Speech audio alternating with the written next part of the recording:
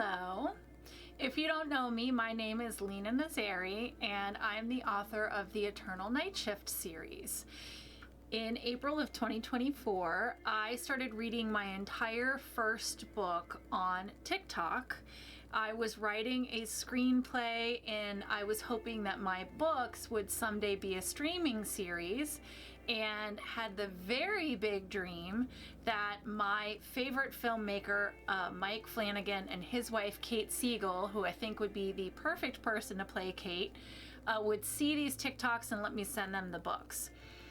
Spoiler, it did not happen. However, I'll tell you what did happen. I started getting messages thanking me for doing this because there were people who were visually impaired, so they weren't able to sit down and read a book. Or they struggled to read a whole book because of neurodivergency, or because they are too busy, or for whatever reason they cannot sit down and read a whole book. Or they can't afford a paperback. When I go to cons with my books, a lot of times I am asked if there is an audiobook, which is very expensive to put together if you're an independent author. So I would like to celebrate my 45th birthday and the release of the 5th book by taking all of those videos, compiling them together into one long video here on YouTube so that you can hear the entire first book for free in its entirety, read by the author. I have to be honest with you, when it comes to one of the spicier chapters, I did have to skip some things. So just know that you can use your imagination and put together what happens in those moments. I apologize, but I don't want this video to get blocked. But you can go get the book and read that chapter if you'd like, or again, just use your imagination. I did my best with the audio. These were TikToks that were recorded on my phone. You're gonna see a couple chapters have been re-recorded in present day, and that's because either the audio was too bad or the chapter got cut off for some reason. But you'll also get to see my comments on these TikTok videos as I tried to bring my dreams into reality and get the attention of people. And yes, I am still trying to get my screenplay into the right hands. At the end of all of this, if you make it all the way to the end of this book, I'm going to be reading the dedication from my latest book, thanking all the people that I really want to thank.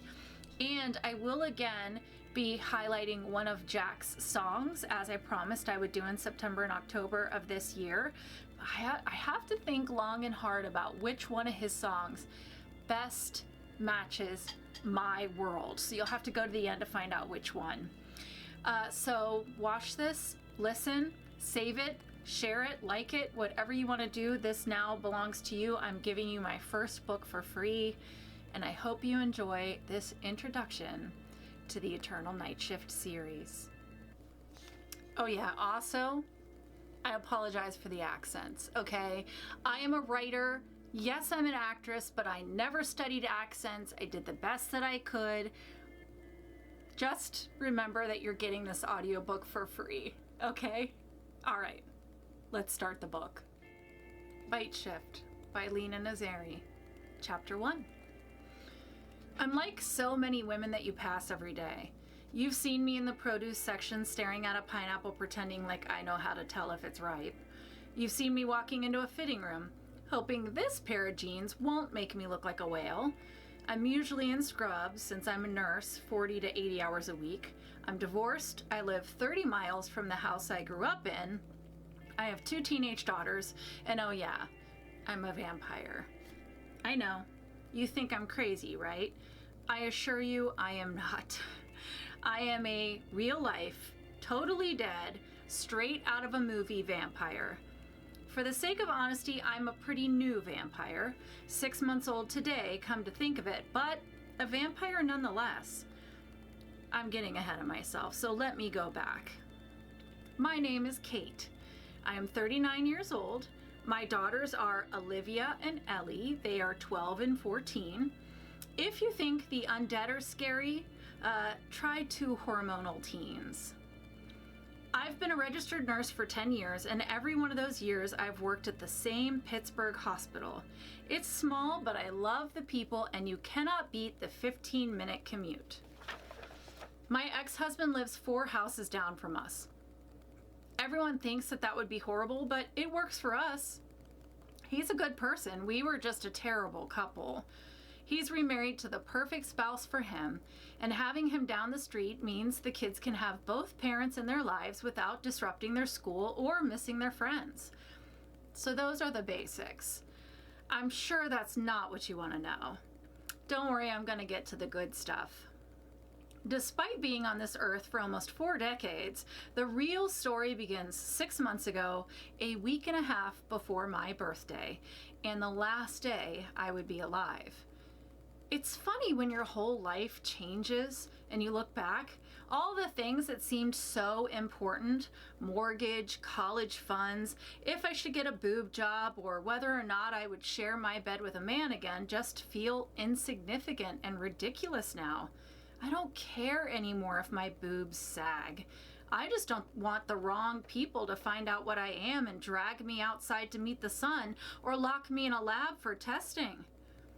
Being a vampire isn't what you think it is. First of all, I do not exude sexual prowess and mesmerize beautiful people with my gaze. I can see my reflection, can eat garlic, and can't turn into a bat. Trust me, I've tried. Crosses and churches don't repel me. I won't burst into flames when sunlight touches me. That takes about 20 minutes of full exposure, and then you can use me to cook your steaks. That being said, the sun being up does make me sicker than the worst hangover and the most debilitating migraine you've ever had, with some kicks to the stomach thrown in. It's hard to even think straight by the time Good Morning America is on, so your best bet is to just give in to the whole dusk till dawn thing. Of course, there are upsides. I'll never age, never get the flu, never have a period, and I have never looked better. All my split ends, gray roots, wrinkles, scars, sunspots have disappeared when I turned. The workout DVDs were thrown away since I'll never gain a pound.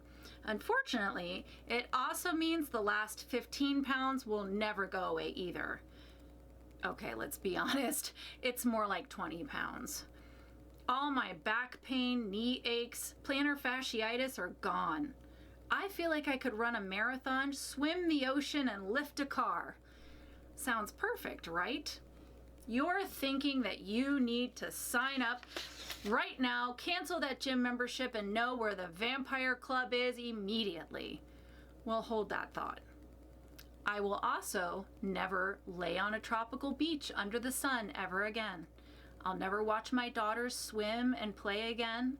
I'll miss their softball games, their matinee plays, their graduations, and the birth of their children. And don't forget, I will also watch them age, fight disease, take their last breaths, and then visit their graves. Still want to join this party? The truth is, though, I didn't have a choice. The person who turned me did it to save me. It was the heat of the moment, and they reacted. Looking back, I still don't know if I would have chosen differently if I had known then what I know now. Who knows how they'll react when it really happens? I mean, everything moves so fast and so slow when your life comes to an end. It doesn't matter now because the choice was made and it can't be taken back. I'm a vampire and I just have to get used to it. As far as my kids and everyone else knows, I've developed a rare condition that makes me allergic to the sun called solar urticaria. It just takes a few reports and test results for anyone to believe it. I'm on permanent night shift and the girls spend daylight hours with their dad. It keeps people from asking questions or giving me a hard time about not going out. Eventually, it's going to get a little suspicious that I'm not getting older, but I have a plan. I'm going back to school online and working on my master's in nursing with a focus on education so I can start teaching classes online. I can leave the hospital, buy myself a few decades of making money without raising any eyebrows. So, I've got the whole life thing figured out. Time to focus on the whole death thing. I still have a lot to learn about being a vampire. The master and my maker have been teaching me some things, and we still have time. Yeesh. Still getting used to words like maker and master. To be honest, I have all the time in the world now. Damn. It is still hard to accept the fact that this is a journal of my life and not some fiction that I made up. All right, I'm sure you want to get to the good stuff. The big moment, right? You want to hear how I died, how I was turned, and what it was like. You want the juicy bits of the story. You guys are sick. Chapter 2. 6 months ago. All I could think about was my birthday. Should I have a party and invite all the girls from work, or should I just go out to eat with my kids like always? I felt like 40 was just around the corner, and celebrating birthdays was just kind of getting morbid. As long as I didn't end up drinking a bottle of wine and crying in the shower, it would be an improvement from the previous birthday. I knew to expect a couple of handwritten cards, a homemade breakfast, and some original paintings from Olivia and Ellie, so I planned to make some room on my bedroom wall when I got home. Kate! The voice pulled me out from my thoughts and back to floor 5B, cardiac step down. I remembered I was working just as Monica's face came into focus. One look in her eyes, and I knew that she was well aware that my mind was halfway gone for a few minutes. "Welcome back," she chuckled. "Dr. Boone wants 502 to get 2 units of O-neg. If you get it, I'll put in the order. The weird one is down there, and I am not in the mood." "You got it. Actually, I could use the walk, and I don't mind Reese. He's quiet, and I like quiet." Monica rolled her eyes. "He's bizarre, and you know it. I bet he lives with his mom and reads comics in a room full of toys that he left in the box so they'll hold their value." "So I shouldn't have given him your number?" "Kate!" She made each letter sound like it was written in all caps and bold. "That is not funny." I laughed and walked towards the door to the stairwell. The month before, I had promised myself I would take the stairs until the last 20 pounds melted off my hips. Stairs and vegetables. That would finally get me to 130 pounds. I just knew it. The basement floor was library quiet at night. You can't imagine the silence that falls over a hospital at 1 a.m. On the units, you can hear the beeps of the monitors and the subdued whispers of the nurses at the station. But places with outpatients like the lab or the blood bank have a stillness that borders on eerie. I often used my breaks to walk around the parts of the hospital that I didn't get to see often. That's how I've met people like Stuart, the night watchman, Camilla, the night operator, and Reese, the blood bank guy. They move around silently, completing their tasks, helping the place run, and rarely getting seen. Reese is the most interesting. I'd put him at no older than 30 and no younger than 26. He's just under 6 feet tall with reddish brown hair that's just a little too long over his ears and often unruly, like he rolled out of bed and went straight to work. I doubt he even owns a comb. It makes me think he doesn't live with a woman. Whether it was a mother or a girlfriend, a woman would have told him to trim his hair and run a brush through it. Sometimes he says a word with a hint of an accent. I can't place it, but it makes me think he's not originally from here. A lot of the nurses think he's weird. I just think he's shy. Camilla is the exact opposite. She is barely 5 feet tall, with blonde hair down to her hips, straight ironed within an inch of its life. Her heavy makeup makes it hard to guess her age. If she sees me, she takes a deep breath, and I know she's about to start a story that will last for hours. Because she's trapped in her little cubby, she's desperate for someone to talk to. I've taken her coffee a few times when I just need to get off my floor and go for a walk. She's the perfect person if you don't want to talk, but you love to listen. You just need a plan for getting away when it's time. And that leaves Stuart. I'd place him at about 60 years old. His gold wedding band is tarnished and looks like it hasn't been off his finger since the dawn of time, so I'm figuring he's been married since high school. I've never asked the details, but I think he has a few kids. I'd be willing to bet they're all in the area and probably in manual labor.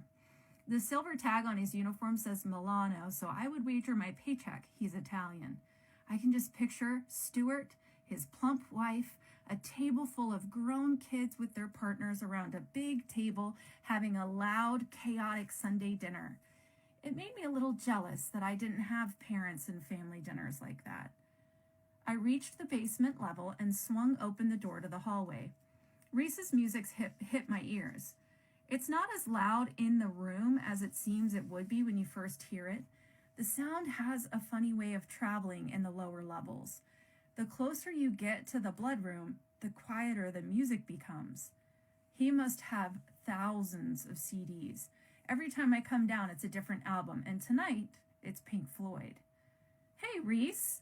For 4 years since Reese started, I have started our conversations the same way. He never has the first word. Hey, Kate! Reese jumps up from his desk in the back, and I can see his face over the computer monitor. His hair is extra messy tonight. He must have been sleeping at the desk when I called out his name. Business or pleasure, he says, and then chuckles, either at his idea of a joke or just the word pleasure. Both, I quipped, and immediately regretted it as I watched the blush move from his neck to his face. Kidding. 2 units of ONEG for 502, please. Dr. Boone is the ordering. Reese's fingers fly over the keys at a pace that still impresses me. He clearly spends a great deal of time on the computer. I use the search and peck style of typing, 1 finger at a time. Thankfully, my ability to type is not a requirement for being a nurse. Got it, he whispered and looked up to meet my eyes. Is that all you need? Do you have anything other than blood? I ask, laughing. I guess not, he responds sheepishly, looking down. I appreciate you asking, but no, the 2 units are enough. I'll take 1 now, and then I'll come back for the other one when it's time. I felt bad. I didn't want him to be embarrassed. Looking again, I guessed he was probably younger than I thought, maybe 25. He looked like a young man, still trying to figure out how to talk to a girl. I wanted to change the subject. How is it tonight? The look left his face, and he became a little more comfortable in his skin. It's been slow. You're the first person I've seen all night. So much for the whole full moon craziness. I thought I'd be running around all night long. Don't say that, I shouted. You're gonna jinx us. His hand shot up to his mouth, trying to bring the words back and trap them into his mouth. Sorry. Dang, Kate. No worries. Just know it's your fault if a 10-car pileup comes into the ED and they all need blood. He handed me a bag of blood out of the warmer, and I signed the paper for our records. Every bag of blood that comes in is kept track of. You would be surprised how many get wasted and are no good. For those of you who don't give blood, you should. Hospitals are always in need. Talk to you later, Reese. I'm on night shift all week. Me too, he said, as he dropped back down into his office chair and became lost behind the screen. As I walked out, a thought popped into my head. I wonder if he's watching porn. I swallowed back laughter and hurried to the stairwell door before giggles fought their way out, and I laughed all the way up to the 5th floor. Chapter 3. Monica was at the nurse's station when I got back. She had an energy drink in one hand and blood tubing in the other. I noted an oddly chipper mood and suspected she started smoking again. As far as I knew, she'd gone 6 weeks without a cigarette, but it wouldn't be the first time she fell off the wagon and tried to hide it from me. Her smile and relaxed body language had the nurse in me thinking she had a recent puff or two. I decided I'd confront her later. She was my best friend, and I knew she needed to quit, but she was struggling. I also knew she would never ask for help, and I loved her enough to offer. Ready, Toots? She chirped. 1 blood bag coming up. The policy in our hospital states that 2 nurses must check the bag and hang it for the patient. So we went through the process of asking name, date of birth, reading off the information on the IV bag before giving it to the patient. Once the tubing was hooked up to the patient and spiked into the bag, we spent the first 15 minutes watching to make sure the pale old man in the bed didn't have a bad reaction to the plasma. Once we were sure he was fine, we slipped out and headed back to the station.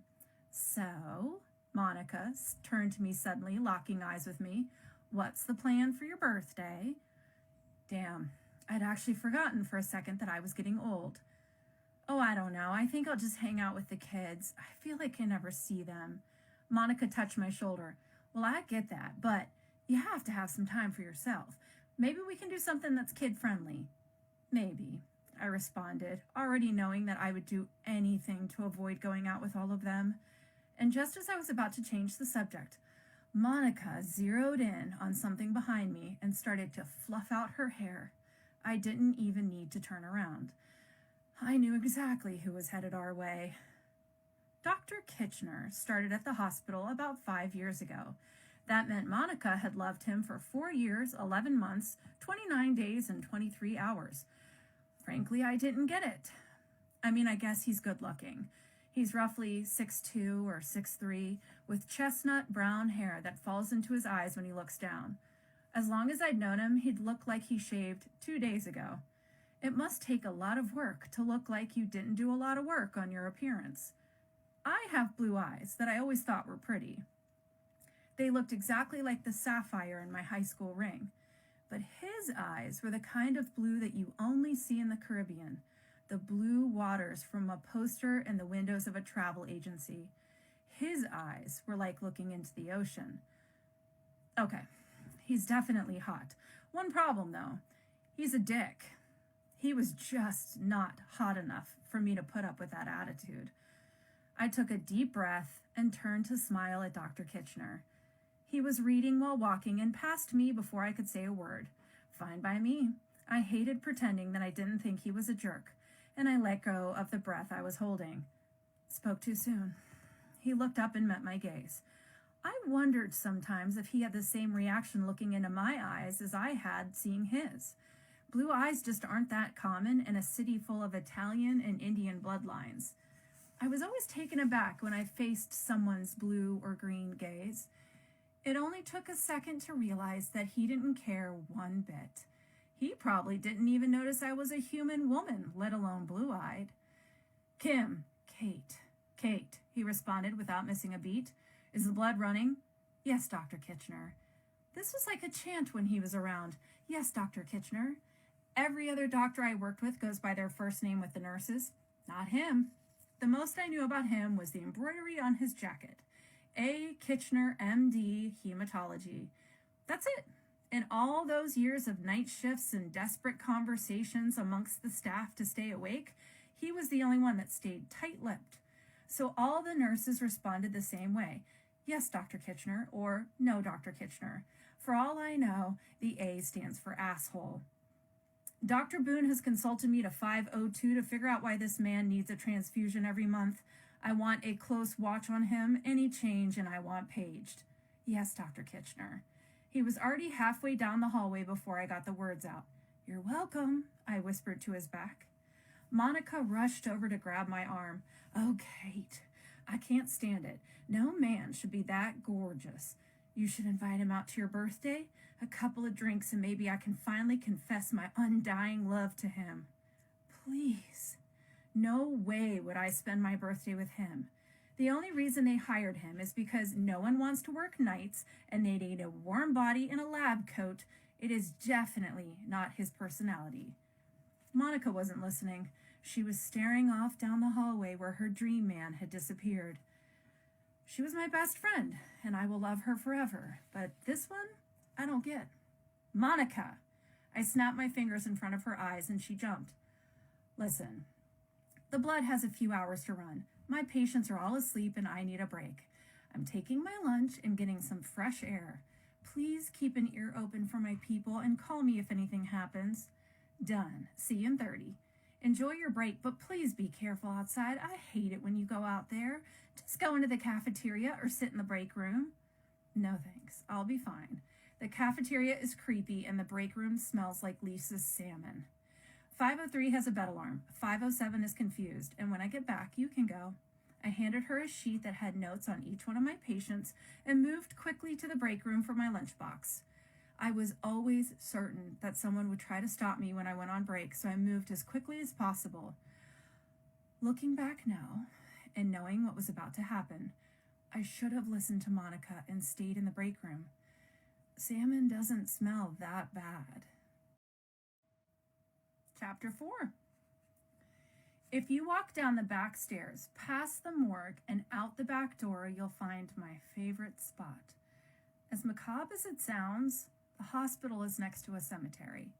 The graveyard's been there for over a century, so that means more than one person looked at the land next to it and said, "Yep, that is the perfect place for a hospital."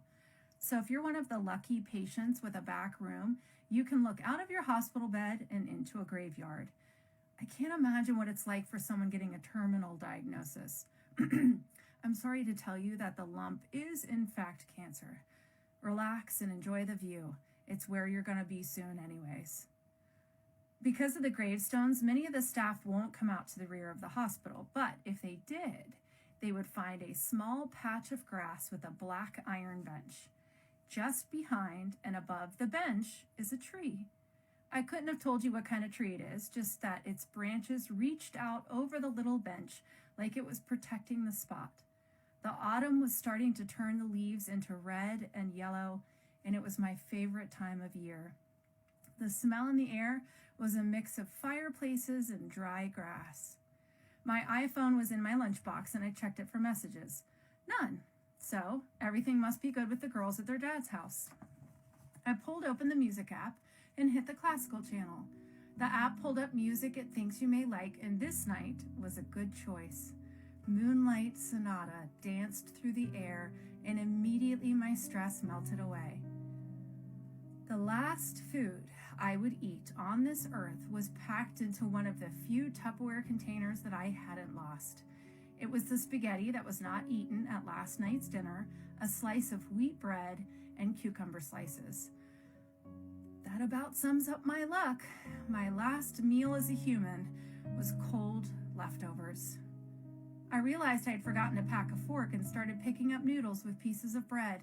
2 bites in, and I was telling myself that I would start my diet tomorrow for sure this time.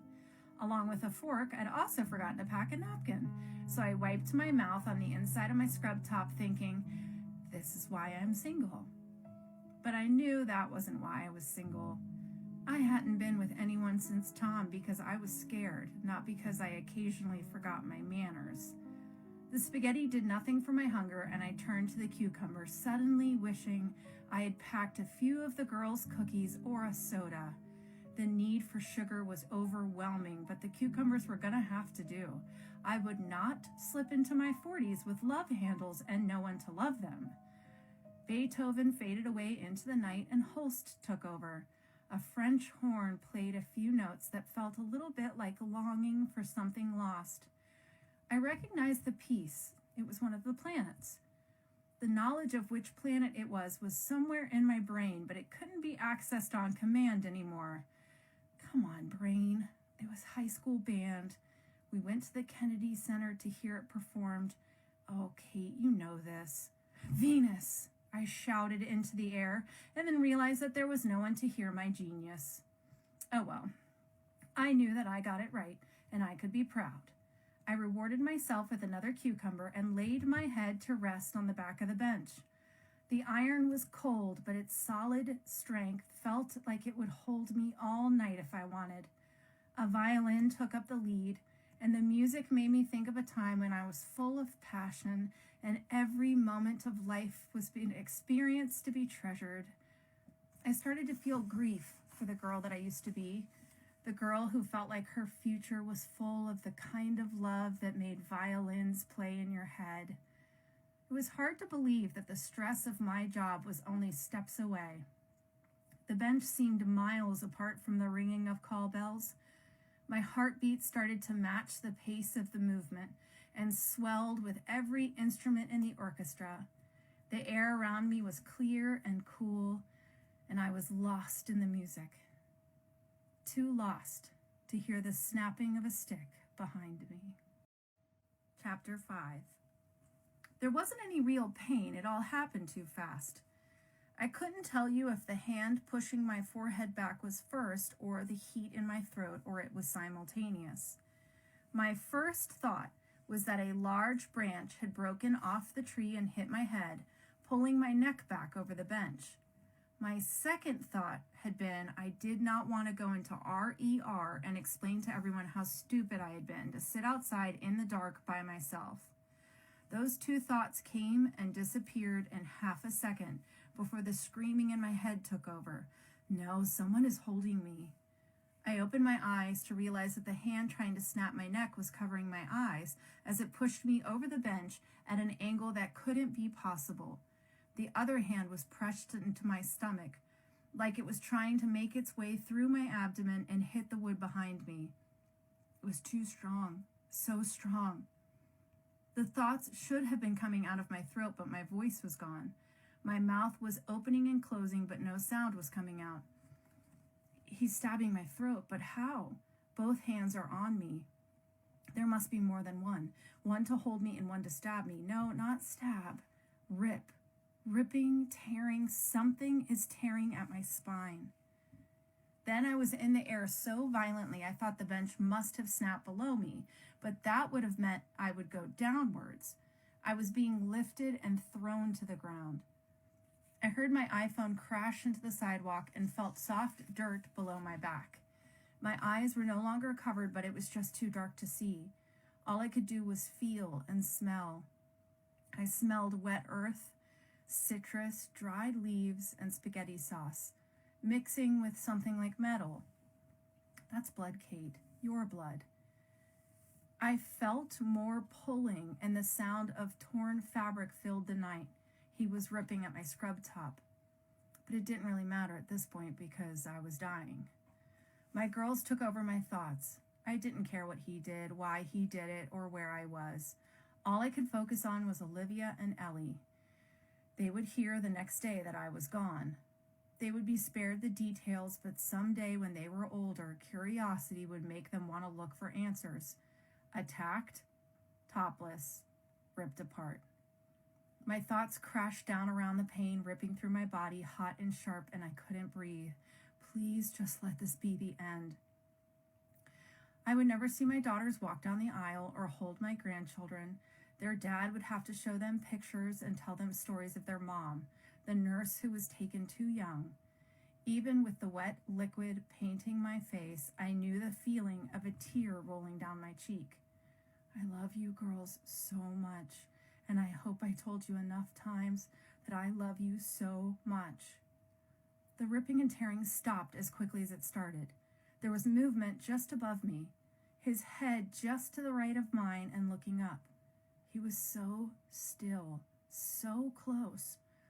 Why couldn't I see who it was? I was losing my sight. Too much blood is gone. I've lost too much, and no one can survive this. Then nothing. The air above me was empty. He was gone, but how? I hadn't seen him stand or leave. No sound of running away. He was just gone. First your sight, Kate. Then next your thinking, and soon you'll just fall asleep, and the tree will be the only thing to watch you go. But then the pain will be gone. I thought of the bag of blood I had just hung, and how much of mine was just useless and wasted on the cold ground. I couldn't make anything move. I could only lay there and listen to the orchestra finish its concert on my phone. But thankfully I had the music to slip away with. Oh God, he's back. He was shoving something into my mouth. It was so big. My mouth was screaming in pain. I clamped my eyes shut. I didn't want to see him. Please, no, no more. Drink, Kate, drink. I knew that voice, but it couldn't be. Why would he hurt me? Why would he do this? Kate, please don't be dead. Please, please drink. Please don't make me be too late. Please. Something slid down my throat and it felt amazing. Was it water? It was cool. It took the pain away from the back of my throat as it rolled down. It must have been a bottle in my mouth. Someone had brought me a bottle of water to soothe me as I died. The absurdity of the idea escaped me because I just wanted more of the water. It was too good to not enjoy while I could. I was shocked that I was still able to swallow. I knew the damage to my neck must have been severe. I mustered every ounce of strength I could to work the muscles of my mouth and pull the fluid from the bottle. The gulping was painful, but at the same time, the pain was starting to fade. I couldn't get enough of the water. I was so thirsty. I didn't think it was water. As clarity returned to my thoughts, I realized that the water was too thick and it was warm, not cool like I first thought. Was it soup? It was the best soup I'd ever had, and it was working. I felt better, almost like my strength was returning. I was afraid to believe that I might survive. The ER. Why isn't he taking me to the ER for help? My eyes were finally open, and the darkness of the night didn't feel so dangerous anymore. It was less like it was helping to hide the bad things and more like it was hiding me from the bad things. It felt like it was protecting me. You have to stop, the voice said. A hand pushed me gently but with unexpected strength away from the bottle in my mouth. The voice was different now. It was soft, softer than I'd ever heard it. I started to cry and my muscles shook with the exhaustion of the trauma. I climbed instinctively into his lap and curled up as tight as I could. The sobs came out of me and I was surprised by my own cries. He started to say something to me, but I couldn't understand it. It was beautiful, but a different language. I heard tones in his voice that were different than usual. He sounded almost like love, comfort, like he was talking to a child. To me, in that moment, he seemed wiser and older than time. Reese, shh, he said, and rocked me like a scared child after a nightmare. That must be what this was. It was a nightmare. I had fallen asleep on the bench and had a nightmare and rolled off into the grass. I know you're scared and you have no idea what's happening, but we have to move. Now. He lifted me up and carried me towards the door. I didn't think of the big questions like, how is he carrying me? Where are we going? Shouldn't I find a shirt? How do we explain the blood? All I cared about was getting away from that spot and never going there again. The light inside was blinding, and he moved faster than I knew could be real, and I knew I had lost more blood than I thought. Everything felt so quick. My brain couldn't keep up with the movements. The buzz of the lights, the squeaking of the shoes, the ticking of the clocks on the wall, everything was so loud. As we ran into the blood bank, he closed the door behind us and set me on the couch in the far corner of the room. Without a word, he moved to a bag under the desk and pulled out a t-shirt. I didn't know how long it had been there, but it smelled like a sock that had been forgotten in a gym bag for a few months. Put this on. He handed it to me and moved into the small bathroom off the main office. I heard the water in the sink turn and shut off. You're going to have to trust me, Kate. I promise I'll explain everything, but for now, just trust me and do as I say. He bent down so his face was level with mine. The washcloth was warm on my face as he started to wipe it down my cheeks and throat. Then he pulled it back and I gasped. The white cloth was now red. He dropped it into the full pink basin at his feet, pulled it out of the water, wrung it, and headed back for the other side of my face, repeating it several times. Reese, your wrist! As he wiped the washcloth across my forehead, his right wrist traveled in front of my gaze and his bloody wrist was in clear view. You got hurt? Did he attack you too? Did you get cut? What's happening, Reese? We have to call the police. No, he said in a way that shut me up instantly. He pulled an iPhone out of his pocket and handed it to me. I thought that possibly I had enough cognition to recognize it was not mine. Mine must have been destroyed. Kate, listen, you're going to call upstairs and tell them you're violently ill and your ex is picking you up and taking you home. They'll understand. Then you call your family and tell them you have the flu and you'll be staying at the hospital for a few days for treatment. Excuse me? I couldn't have heard that right. Why would I do that? I'm not sick. Give me a few hours to explain everything. If you don't understand by then, you can call the police. Deal? I'm freaking out, Reese. Kate, he interrupted, we do not have long. Make the calls. You have to trust me. I'm taking you to my house. Something in his voice told me I needed to listen. I must be insane, but I decided as I shook a little, taking the phone and starting to dial. Okay, Reese. Chapter 6. Reese had left a message with some administrator saying that he had fallen very ill and needed to go home.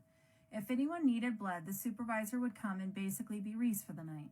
Chances were that no one would even notice he was gone.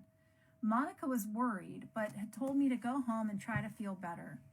Oh, honey, I hope it's not C. diff or something bad like that. I definitely hope you weren't contagious while you were up here working with me. I sent a text message to my ex explaining that I had become ill while working. We thought it was the flu and I was being admitted. Thankfully, he and his wife and our daughters were in Virginia visiting his family. I had a few days before they would try to visit me. I thanked the universe for this twist of fate, but had a second to wonder if the universe had known I would be attacked that night. Ponder that another night, Kate. Reese pulled me out of my thoughts by yanking up a backpack from under his desk, flipping off lights in the blood bank, and casually walking out like it was a normal night. I followed behind him, still trying to wrap my head around what had occurred in the last 30 minutes. I chose to lay out in the backseat of his Honda Civic and struggled to pull all the events into order. Spaghetti, music, attack, Reese. Music, attack, spaghetti, Reese. Spaghetti, attack, Reese.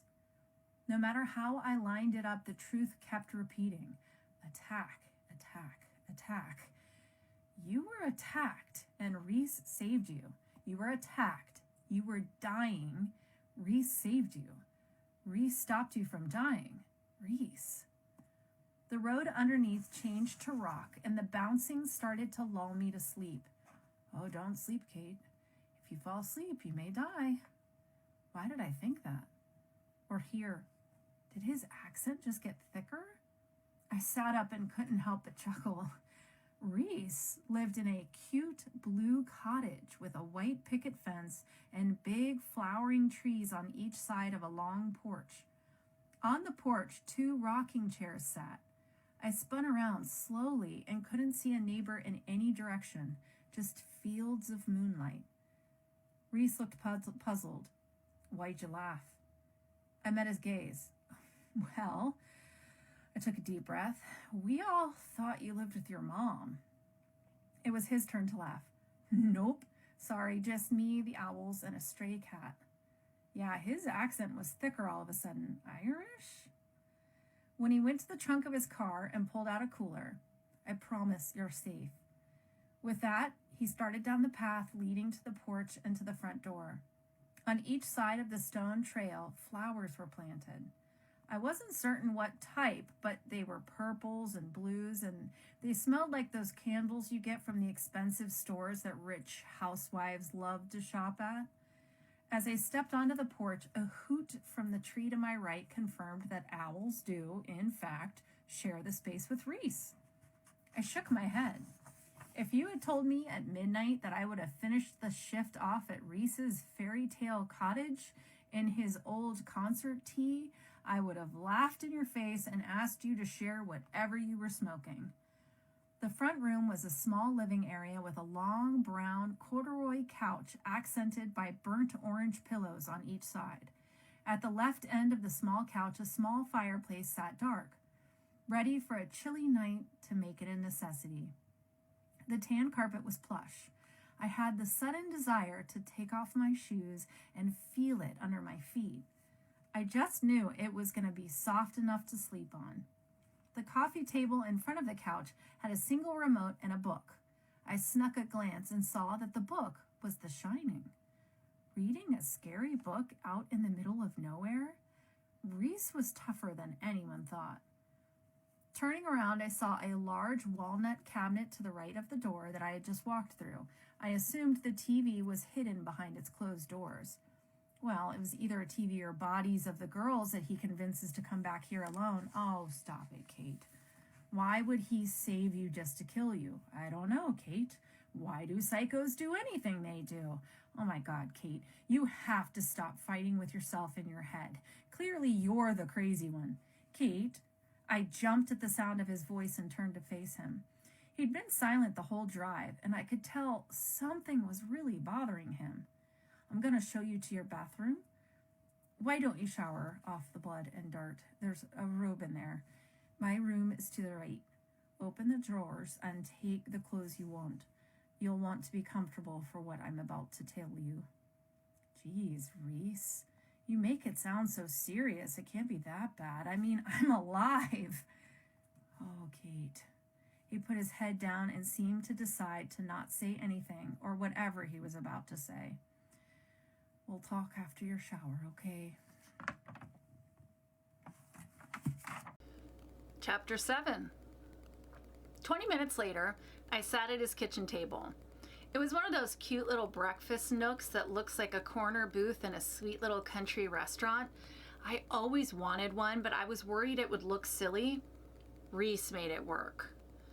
I wore an Aerosmith t-shirt and black men's pajama pants. I had to pull the drawstring pretty tight on the waist to keep them from falling down, but they were actually pretty darn comfortable. I might just accidentally take them home. It made me realize how long it had been since I had put on a man's shirt. Heck, it had been a long time since I'd ever been alone with a man that wasn't laying in a hospital bed.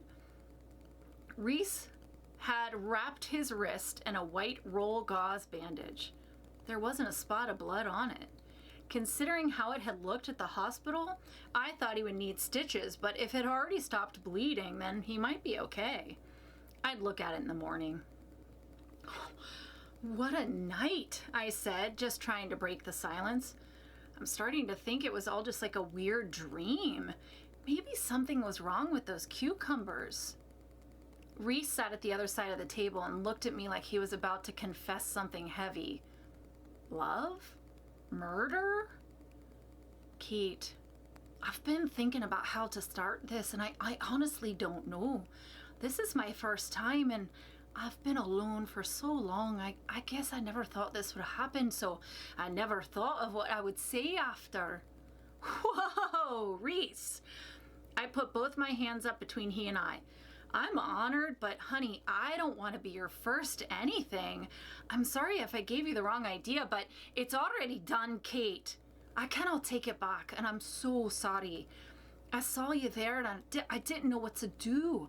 I just couldn't watch you die. You're my only friend, and you have kids, and you're such a good nurse and a good person, and you're so young. He put his head in his hands. It looked like his head was too heavy to hold as he rested his forehead against shaking palms.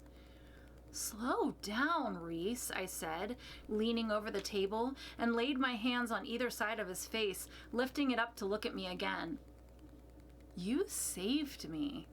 I don't know why you would want to apologize. I don't know what you did, but I know I would have died if you didn't find me. I will forever be grateful for you and what you did. He pulled his head from my hands and looked away to his right. Don't say that until you know everything. You may hate me soon and never want to see me again. I keep thinking about that. What if you never want to see me again? What if you despise me and I have to live with that for eternity? Goodness, Reese, you're being so dramatic. I could never hate you. Stop! That one word was so unlike him. That syllable filled the room and resonated in every part of me. I sat again, powerless against that sound and the power beneath it. He turned to me once more, but his dull eyes were a bright emerald green. A light shone behind them and captured me. In that moment, I would have done anything he said. And then the gaze released me. His pupils faded to the brownish green of river water in the summer sun, and I remained still. Something inside me knew that what I was about to hear would change my life forever. Fear overwhelmed me as my heart slid down into my stomach. I don't think I want to hear this. Oh, just let me go home. You have to hear this, he said without a pause, a direct response to my thought. You can go home once you've heard this and decide. He lowered his sight to the tabletop. I watched him gather his courage and straighten his spine. When he looked up, I knew he was ready. I need you to listen to me and all I have to say. Once I'm done, you can ask questions, laugh, hate me, run away, whatever you need to do, but listen to me first. You promise? I promise, Reese. He laid each hand flat on the table and ensured I was looking at him.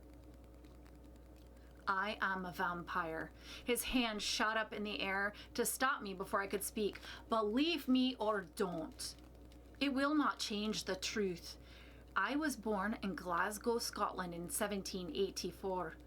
I've been in the United States since World War II, first in California, then Texas, and now here. I have lived in solitude, surviving unnoticed, and remained peaceful. It's a lonely life, but it keeps me out of danger. I swore to never make another like me, never condemn another soul to my existence. I was never even tempted, no matter how close to torture the loneliness felt. But tonight, I smelled the blood spilled outside the building and I followed it. He paused, looking intently at the tabletop in front of him. He was physically in front of me, but he felt so far away. I took a moment to recognize the way he was speaking, how old-fashioned it sounded. And then he started again. I cannot describe the feeling that came over me when I saw you lying there. I heard your heartbeat slow and knew I only had seconds to choose. And as the decision was taken from me, I chose for you. But I beg you for forgiveness. If you do not want this, there is a chance for redemption. Before the night ends on your human life, before the first sunrise brings you death and turns you forever, you can die. You are still mortal. I will end your life without pain and send you to whatever lies beyond this. I will ensure your daughters will grow safely to old age, never wanting for a single penny until they can meet you on the other side. But you only have a handful of hours to choose. If you remain on this earth, in that body, you will die and rise at dawn. You will turn. Only removing your head or destroying your heart will bring you the true death. Now, if you have questions or feel the need to seek revenge against me, I welcome it. What the hell was I supposed to follow that with? Reese, this is a weird joke. Is this like a birthday prank that Monica put you up to? He only stared at me expectantly. The silence was unnerving. Okay, I'm kind of starting to get a little bit freaked out, and I don't think this is funny anymore. I'm actually kind of scared. He continued to stare, open for whatever I sent his way. This cannot be real. Vampires are not real. You are not a vampire. I am not a vampire. I would know. He stood and walked over to me so slowly. His arms were open to show me that he meant me no harm. He reached for my hand and lifted me out of the nook, leading me towards the bedroom. Any other time, I would have run away from a man I barely knew walking straight for his bed, but a calm had come over me. Once in his room, he turned to face a large mirror above his dresser. He lifted his arm to indicate that I should come to his side. My eyes were locked into his, afraid to look in the mirror. He nodded slightly, giving me the courage to turn. The reflection that gazed back at me was someone I hadn't seen in years. It was me before exhaustion and night shifts and age. The gray roots that I intended to color soon were gone. Acne scars, wrinkles, bags under my eyes, and stray eyebrow hairs, gone. My black hair shone under the overhead light. The dull, heavy strands that I had started the day with were now silky and shiny, waves, all the years of damage washed away. You can take out your contacts, he whispered. In half an hour or so, you'll no longer need them to see. The physical attributes change first, repairing themselves. Later, your muscles will grow stronger, your bones will become unbreakable, your senses will be razor sharp. You'll never know the word weak again. I tore my eyes away from the beautiful girl in the mirror to look at Reese. But you don't look like this. And then I felt rude. Sorry. He laughed. It's okay. You're right. I've learned how to add a layer of magic over myself to appear more human. It takes a great deal of practice and time. For you, since you are a woman and young, you can use makeups and other tricks to look less beautiful. I turned back to the vision in the glass and reached out to touch her. But Kate, you must understand. This is more than just a strong, gorgeous body. You will live forever. You will watch those you love fall prey to disease and age. You'll lay them in the earth, never to see them again in the afterlife. You must live off blood. You must avoid the daylight. You must never tell anyone what you are. I need you to understand this before it's too late, and I cannot change what I have done. The cards played for you tonight ended with your death. This date can still be on your tombstone, should you wish. Well, if this is true, which I'm not convinced of, why would I want to die? Reese turned me to shift my focus from the mirror to him. Because it is forever. You have lived, I have lived in secret for over 200 years, Kate. Think about it for a few moments. Contemplate what I've done and what it means for you and your family.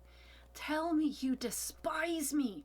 Wail and tear at your clothes. Show me that you comprehend the severity of this. Here's what I know, Reese. I can't leave my daughters yet. I refuse to never see them smile again, to let them put me in the ground and cry over me.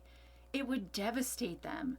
I would do anything for them, even if it means saying goodbye to them forever on the day that they die. Anything to make them happy. Then, Kate, I have much to teach you before the sun comes and steals your human life away. You have no idea what is about to come. Chapter 8. When do you need to be back at work? I'd actually forgotten about work for a little while. All the thoughts in my head were fighting to be the loudest, and I couldn't focus on any single idea. It felt like a party where the music is too loud and everyone's yelling to be heard and no one's having the same conversation. Words like blood, eternity, death, weaved in and out of the images of my children, my friends, the sun, my reflection. Anything else, anything rational, was lost in the jumble. It's funny how the word vampire will make you forget you have a water bill to pay. Tonight, then I have 3 days off. We were back in the kitchen. I resumed my seat at the quaint nook as he retrieved a spiral notebook from the drawer next to the kitchen sink and joined me at the table. Inside the silver spiral, holding the pages together, was a black pen. He slipped it out, opened to a blank page, and started to scratch the pen across the paper before looking up. "What about your children?" he asked. "Can someone care for them for a few days?" "Yeah, their dad. Why?" He didn't answer right away, but scribbled something else below the original writing. His gaze darted around the page, and he looked panicked, like a man balancing his checkbook only to realize he had spent way too much. "We have so much to do, so much to handle. It was easier in my time. You just disappeared, but now," he trailed off and paused for a moment. "Do you live in a house or an apartment? Any animals? Do you have any commitments in the daytime that you cannot get out of?" I was starting to feel interrogated, like I needed a lawyer. "House, no pets, no. I usually sleep and clean my house. Now, you answer my questions." I slammed my hand onto the page he was fixed on, and he jumped at the interruption. "What's going on? Why do you need all of this? When am I getting this teaching you promised? What happens at sunrise, and what is the turning?"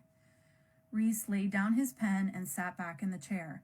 The panic in his face left, and a calm slid over his expression like putting on a glove. "I apologize, Kate. This is a great deal to manage all at once. I want to assure you that you have all you need to start your new way of life. I'm here to help you to get everything into place. There will be time for that, but for now, I will address the most important issues." "Should I make popcorn?" I quipped, trying to lighten the mood and perhaps go a few more seconds without learning what I was about to learn. "Well, that's the first thing," he sighed. "You'll no longer need food. Human food can be eaten by us if you need to decrease suspicion or fit in with a group. However, it'll taste like nothing, like air. and likely cause you gastric distress. You need only blood to survive. So the blood thing is real? Yes. Then he froze and waited for my reaction. Human?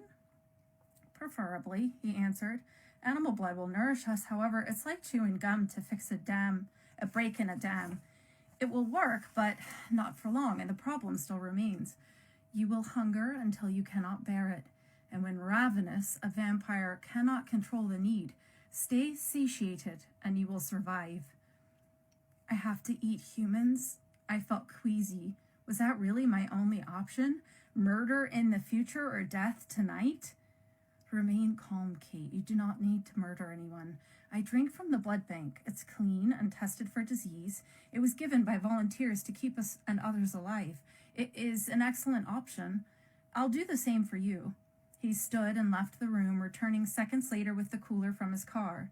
Setting it down next to the table, I already knew what would be inside. The lid slid off to reveal 4 IV bags, red and full. Did you steal those? Suddenly, I felt a little foolish, being shocked.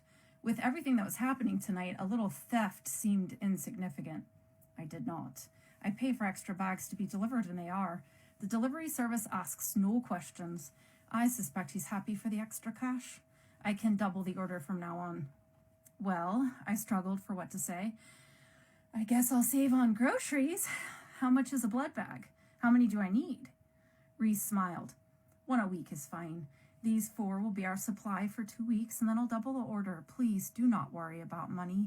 You're my progeny. I'll always care for you. Progeny? Reese wrinkled his brow, searching for words. Think of it like a child. I brought you into this life, and as a parent protects and feeds and guides their child, so will I do for you. Again, I was lost for words. What do you say to that? Thank you? But I'm not calling you Dad.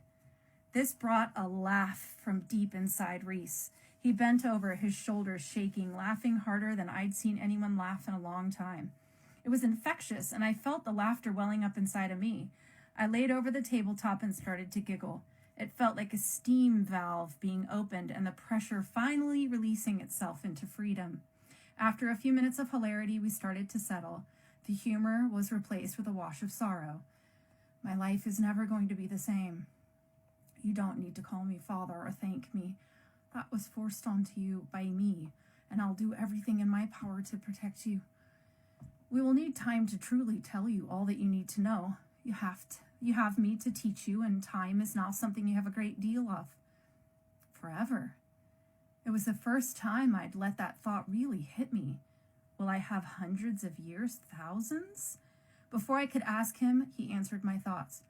You can live as long enough to see the earth change, shape itself, Kate, if you listen to everything I have to teach you.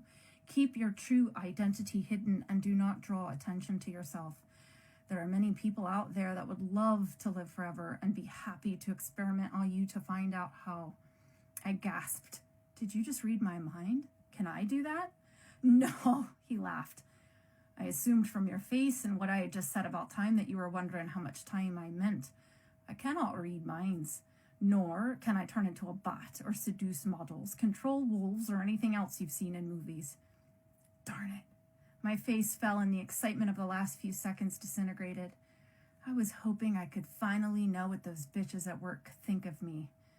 Are there any cool powers I get? I mean, I'm grateful for the whole living forever and being young and beautiful, but I'm just curious. Once you've turned, he answered, like a parent telling a child to be patient for Santa's arrival. I will teach you what I can and see what abilities develop in you. But haven't I already turned? I mean, I can see everything without my contacts. I would get carded buying wine. I feel like I could run a mile. That sadness was back in his eyes, and the heavy weight returned to his shoulders. I knew he was about to say something I wouldn't like. That is not the turning.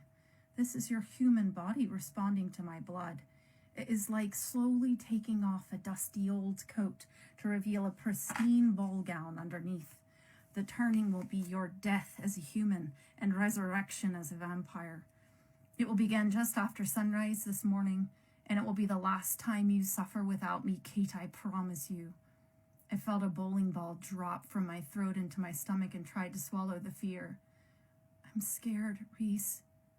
What exactly are you saying? He looked down to the floor and the weight on his shoulders looked like it was pulling him down. When he looked up at me again, I saw a cut on his cheek. It seemed impossible that he could be cut when I was watching him and saw nothing happen. Did he do that to himself? And then it hit me. It wasn't a cut. It was a drop of blood, leaving a bright red streak from the corner of his right eye to his chin. It was a tear. Jesus, he was crying blood. The strength I had once felt in my body left, and my heart joined the bowling ball in my stomach. Reese took a large breath and began. If you want to truly remain in this life for your daughters, you have to be motivated by the desire to save them from the horrible grief of burying you. That's the only thought that you must hold on to survive the turning. I let that statement sit in my stomach for a minute and tried to block the sheer panic that was threatening to overtake me.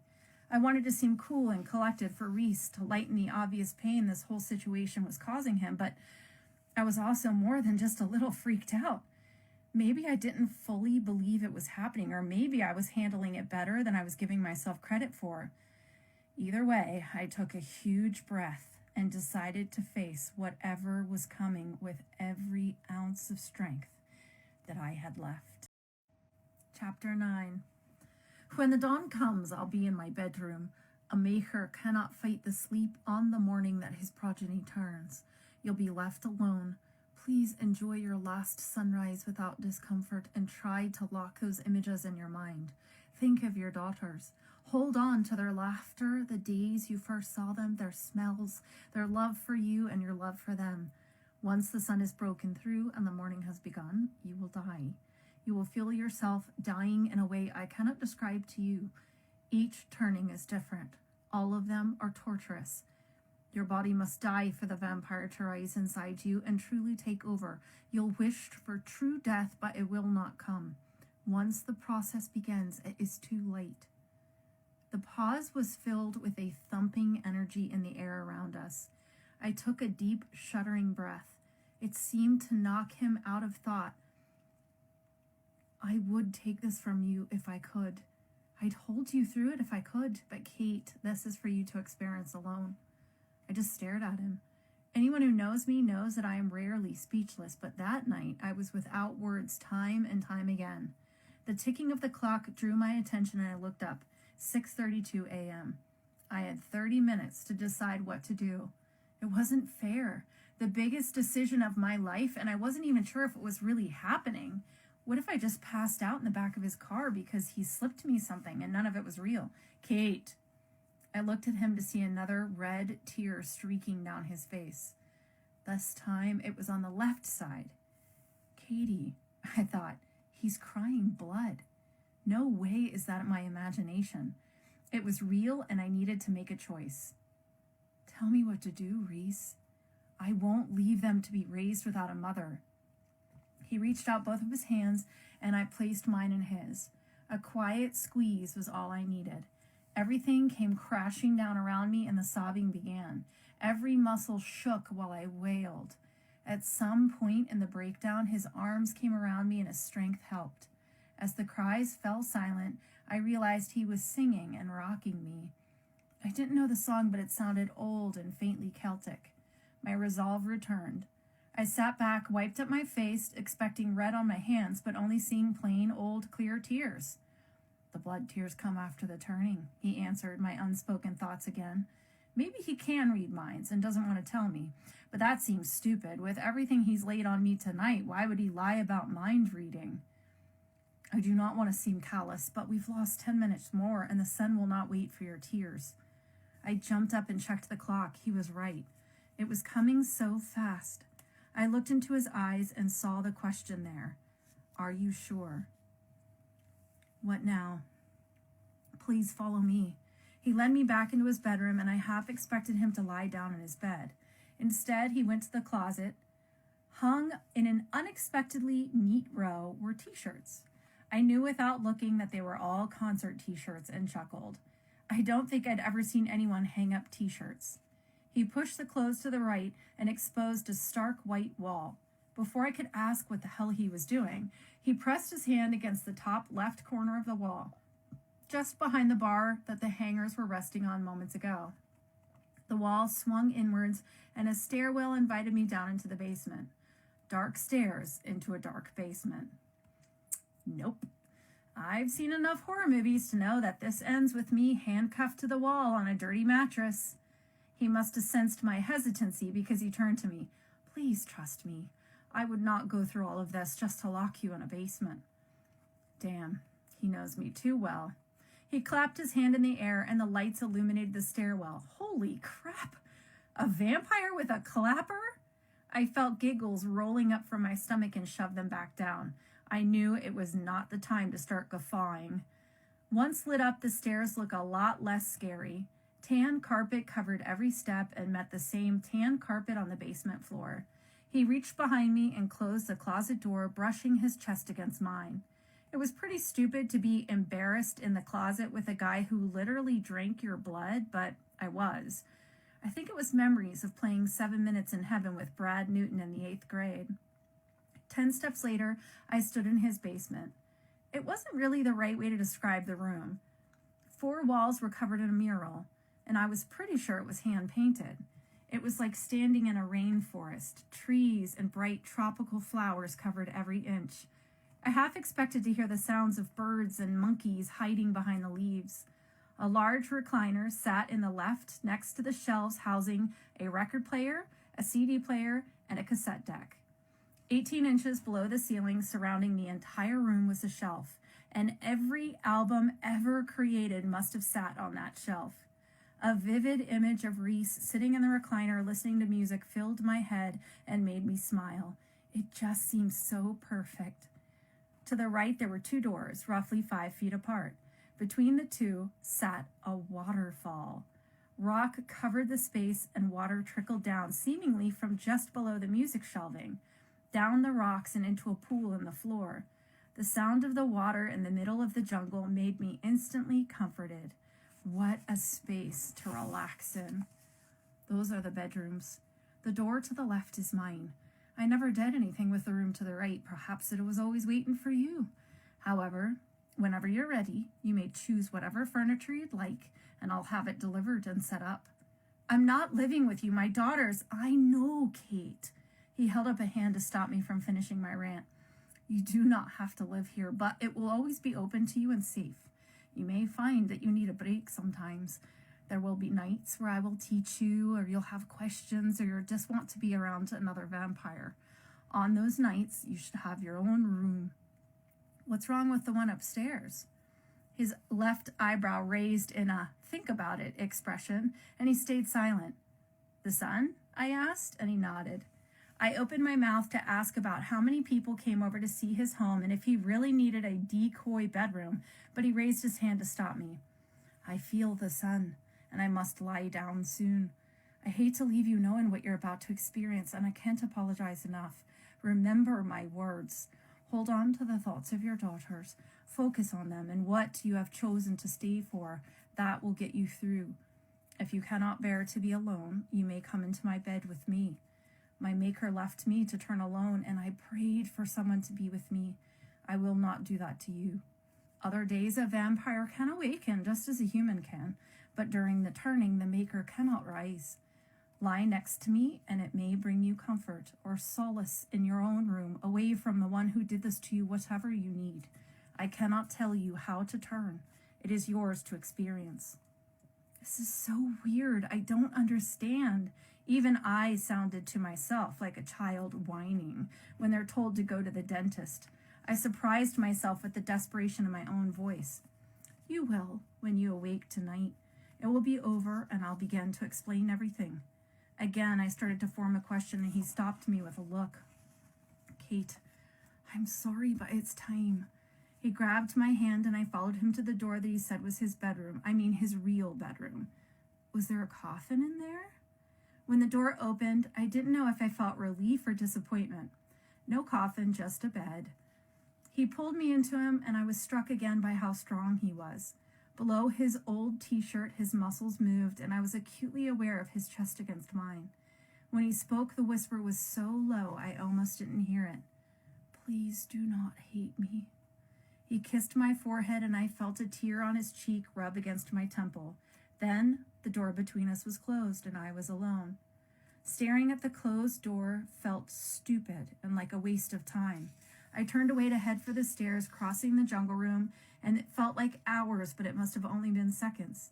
I was in a fog as I climbed the stairs, into the closet, through the fake bedroom, and out to the living room. Pretty soon, I would wake up, and I would be in the emergency room waiting for a CAT scan. The front door weighed more than it had when we arrived, and the white rocking chair invited me to sit on the porch for my supposed last sunrise. I should have been cold. It was mid-September morning, and the reddish leaves reminded me that it was normally the time where my favorite brown sweater would be on me, but this morning I just wasn't cold. A bird sang and sounded so sweet, like he was telling me, "Good morning. Sorry you're about to die. How about a song?" "Thank you, birdie. I owe you one." I was going to make a joke about promising to not eat him in return for his lovely song. The joke was stolen out of my head by the first sight of the sun. Pink streaks covered the sky, and a small orange fingernail peeked out above the largest streak. I rolled Reese's warnings around in my head. What if this is all real? This is it, Katie, your last sunrise. Remember every second.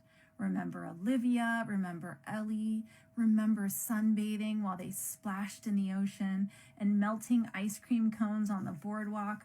Remember 4th of July cookouts. Remember.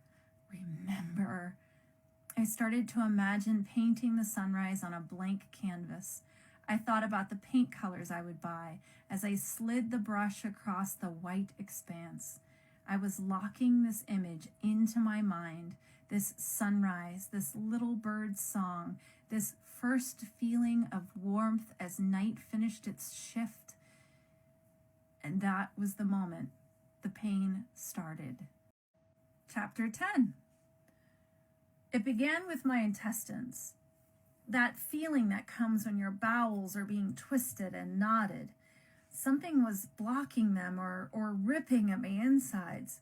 I dropped to my knees and curled around the hand that tried to protect my precious organs in my abdomen. I couldn't take it. It had to stop.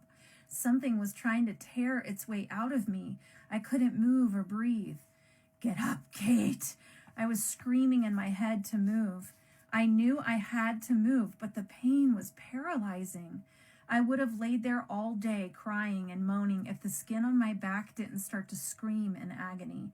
It was on fire. Something was burning my back, branding me with a hot poker. The sharp stabs of pain in my stomach were muted by the fire ants marching across my back. I tried to clear my thoughts with images of my daughters, and the momentary relief of the brain fog brought me the information that I needed. I had to get out of the sun and stop the burning. My back was burning where the sun was hitting it. Every vampire I'd ever seen in a movie slammed into my consciousness instantaneously. I was certain I was going to burst into flames, and all of this would be for nothing. I tested my strength with one hand on the wood of the porch and did a push-up. The second hand repeated the motion. Once on all fours, I started to crawl. Every movement made the man in my small intestine rip at my gut walls harder and harder.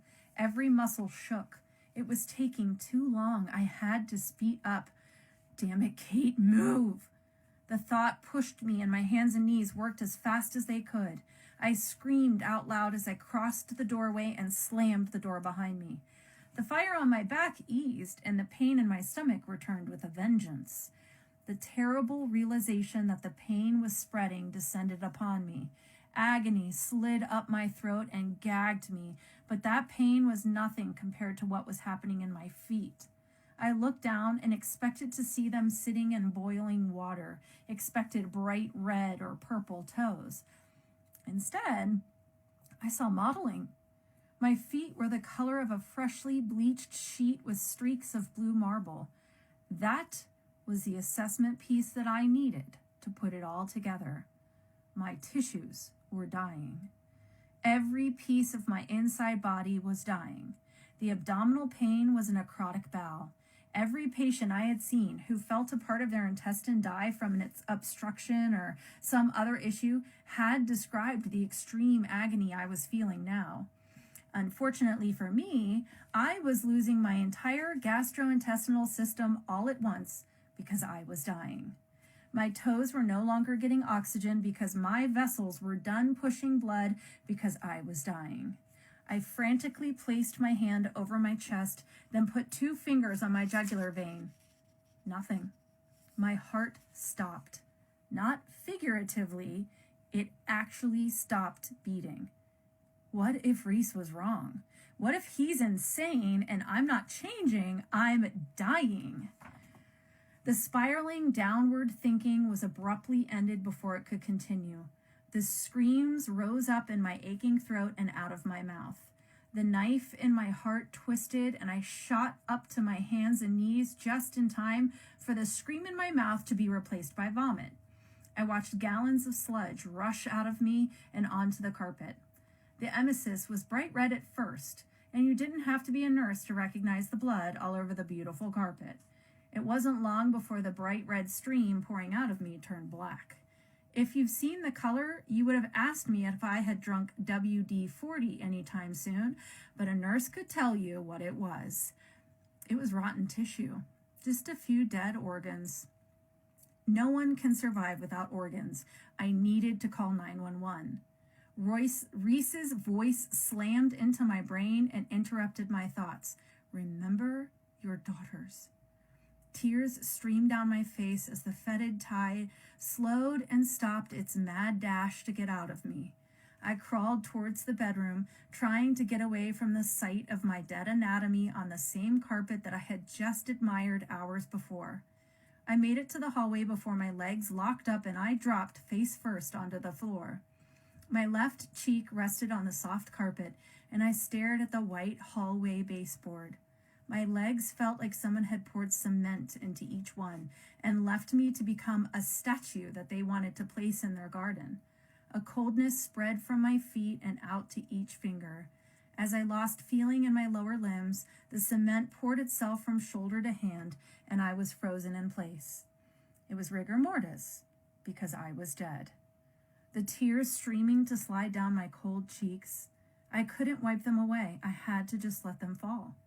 That baseboard was all I could see as death filled my chest cavity and turned it into stone. That baseboard was the last thing I saw as my vision faded and my world turned black. But it wasn't blind. I wasn't dead, exactly. I could see. The images played inside my head like a movie playing on a big projection screen that I couldn't control. I could just sit and watch. And today's movie was a little girl, about kindergarten age, with dark hair and a little hand wrapped around big blue chalk. She sat on a driveway and colored as she hummed. She had been there a while. Rainbows and flowers and squiggles, a picture that may be a dog, filled the driveway. Chalk scattered around her. She looked up into a big window and audio joined the picture. It was a man and woman yelling. I never wanted this. I never wanted kids and a boring job and a minivan, a man screamed. The woman answered at the same volume. Neither did I, but it happened. I'm sorry you're not happy with your life, but you helped make these kids. You can't just quit. Watch me, he snapped, and the front door of the house opened. I knew this man. It was my father. He was so young. He walked up to the little girl and looked down. The child looked back, waiting for him to praise her chalk artwork. He said nothing. He just walked to the car, got in, and left. He left me there in that driveway, and he never came back. The scene changed abruptly, a jump cut to a teenage girl washing dishes. The dark hair was down to her tailbone, and her white skin was peppered with bruises. Behind her, a woman raged with a Bible in her hand. I won't have that evil in my house, Catherine. It's just movie posters, Mom, and I bought them myself. They're not just posters. They're horror posters, and they invite demons into my home. You will take them down, or I will. They will be out of this house in the next hour. The girl whipped around and faced her mother. I can't wait to get out of here. I hate you. In an instant, the woman was on her. She grabbed the girl's arm with her free hand and used the Bible against her face. The Bible was then hoisted in the air, and the woman looked up as she squeezed the trapped arm harder. I cast this spirit of rebellion out of my daughter. I cast the spirit of witchcraft out of my daughter. In Jesus' name, you cannot be here, demons. You cannot have my daughter. You're crazy, the teenaged Kate whispered. The mother looked into her eyes, nothing behind them, and held my gaze as she yelled, "Kids!" My brother and sister came into the room. Their eyes were wide with fear, but they knew that ignoring her would be worse than whatever was in the kitchen. She turned to them. "Because of your sister, I am leaving. I cannot handle her anymore. I cannot be around her evil. I am leaving and I am never coming back." She released my arm and grabbed her purse from the coat rack, walking out the door. The younger children wailed and followed her to the door. She slammed it in their faces as they begged her to please, please not go. The teenager knew that her mother was probably just headed to a movie or her friend's house. She would come home when they were all asleep. She just loved the idea of her children sobbing and waiting for her to come back. But the little ones didn't know. They believed that this time was real, and they believed it every time she did something like this. My brother and sister turned to teenaged me with tears racing down their cheeks. "We hate you. Why are you so mean to her? Why can't you be good?" They rushed from the room to comfort each other and left me alone. I wondered again if I should just run away, but I knew I couldn't leave them with her. With the punching bag gone, she would take her anger out on one of them. Instead, I would finish the dishes and go sit in the little kids' bedroom until they cried themselves to sleep. A rapid jump cut to a dorm room. Movie posters decorated my side. The smell of ramen noodles and Pop-Tarts filled the tiny room. The door burst open and a young woman with dark hair stumbled in. She was drunk, too drunk, and followed by a handsome boy with a Ramones t-shirt. He held her left bicep and led her to the tiny bed with the black comforter. My bed. The girl fell onto the bed, barely getting her torso onto the mattress. She giggled and rolled onto her back. "Everything is spinning. I think I drank way too much." The boy laughed. "You think?" He slipped a black flat off of each foot and slid them under the bed. Then he grabbed her bare calves and hoisted her lower half up to meet the rest of her on the bed. She rolled over facing the wall and got into sleeping position. She had decided that a black skirt and a tank top were suitable pajamas for now. She was dozing off as the room went black and the door clicked shut. She could hear things, but she didn't think she could possibly move any muscles. Her brain was so dizzy. The weight of the boy lying behind her was mixed in with the swaying that the world seemed to be doing at that point. He was her friend, so she knew she was safe with him. He was probably too drunk to get home, or worried that she might get sick in the middle of the night. She felt him moving around to get comfortable.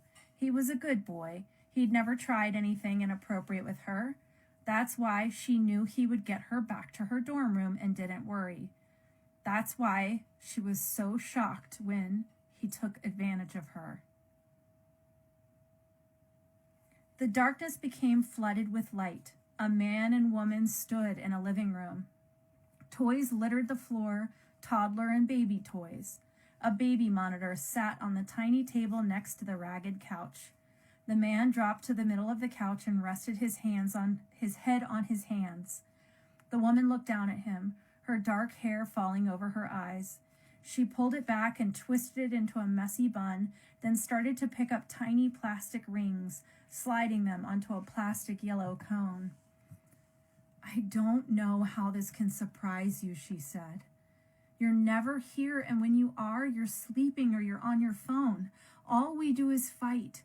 I don't think you're happy either.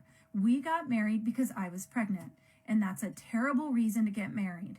Then I was pregnant again before Olivia was even walking. Now we have 2 kids and a stack of bills and a loveless marriage." This made the man look up. "You don't love me." The woman stopped, thinking for a minute, and faced him. "Not like you want. I don't know when it happened, but it happened. You can't be gone 90% of the time and think that everything's going to stay the same. I'm raising these girls alone. The only difference between me and a single mom is the fact that I have to explain my every move and thought to you." The man stood up. "I'm working to support this family. That's why I'm not here. Someone has to make money while you're watching TV and playing games." Now the woman was up and they faced each other. "I'm in school. Someone has to get an actual degree or these kids will never have anything. They'll be poor like we were and grow up hoping their parents can pay off the layaway that their school clothes are on. I will make sure they have what they need, Kate." Words, just words. All you do is make promises you can't keep, and I'm tired of it. I'm tired of waiting for you to become the man that I need, someone I can rely on. I break promises because I'm working. Jesus, what will you do when I finish school and work? What will you hold over my head then? The man was clenching his fists on each side of his hips. His muscles vibrated with rage. The woman went back to cleaning up the toys. "Let's face it, Tom. This isn't going to get any better. Don't you think it's better for the girls to have 2 happy homes instead of one full of yelling? We need to do this before they get old enough to understand." The man turned and drove his fist into the wall behind the couch. He picked his coat up from the floor and walked out the front door. When the door slammed, the woman froze, her eyes on the baby monitor. A minute went by without a sound from either baby. The woman's knees gave way and she sunk to the floor. Her body shook with the effort to keep her sobbing silent. She didn't know how much strength she had left in her, but knew she would need it for what was to come. Her breasts began to throb, and she knew the baby would awake soon for her midnight feeding. She also knew she wouldn't be able to sleep that night, but would lay in the tiny bed next to her toddler. She couldn't bear to lay in that big, empty bed alone for one more night. The monitor crackled and the baby's sniffling could be heard. She had less than a minute to get to that crib before the baby started to scream and woke up her sister. Kate stood up and walked up the stairs. But instead of the dark hallway that was at the top 11 years before Kate would die on a hallway carpet, there was a bright light of a flashlight. The circumference of the light beam increased to the size of a volleyball. It continued to grow, engulfing the darkness as the Kate from 2008 walked into the light and disappeared. As she crossed into it, the light burst and spilled down the stairs towards the viewer, obliterating the scene. As quickly as the light came, it left, leaving only a blazing sun in its place. The view panned down, and a dock stretched for 20 feet, ending in a calm lake. Magnificent trees surrounded the lake. Each one of them was glorious, but not all of them were from the same season. Some were green as the hills of Ireland, filled with bright white flowers or apples. Others were golden, orange, red, or purple. Some were bare, holding a promise of things to come. The seasons mingled with each other, and time meant nothing anymore. The purpose of the lake was clear. It was time to dive in and drown. It was time to embrace death. The lake would bring the end of the pain, the shame, the sorrow, the regret, and all I had to do was dive. Laughter danced on a breeze at my back, and I turned.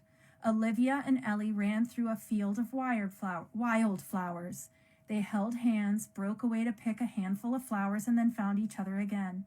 They squealed with joy and started to sing.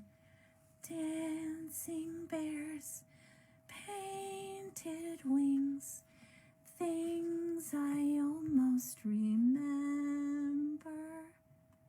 I sang that to them. When they laid in their beds after a long day, I sang that to them. It was from a movie, but I couldn't remember which one. I just remembered the song and how much they loved it. They looked up and right at me. Each one lifted the hand that wasn't holding the other. Come with us, Mommy. You don't have to do this. I want to be with you girls forever, I cried out. I felt a pull at my back. The lake called me. Somehow I knew I had only moments to choose. We can play forever, Mama. You can stay in the sun. If you leave here, you leave forever. I cried harder than I've ever cried. I'd buried loved ones, watched patients die while I pressed on their chests.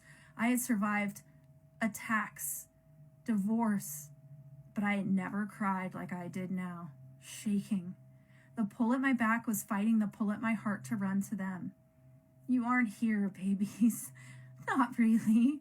You're at the bottom of that lake, and I have to sink now. Please forgive me. Please know this is all for you. They stood for only a second longer, and then their backs were to me. They were walking away from me. What if I wasn't making the right choice? What if I was supposed to follow them? What if I lost them? The pull started to ease. I only had seconds left, and then I would have no way out of here. After a last glimpse at my daughter's backs, I turned to the water and ran. The jump into the crystal blue lake was icy cold.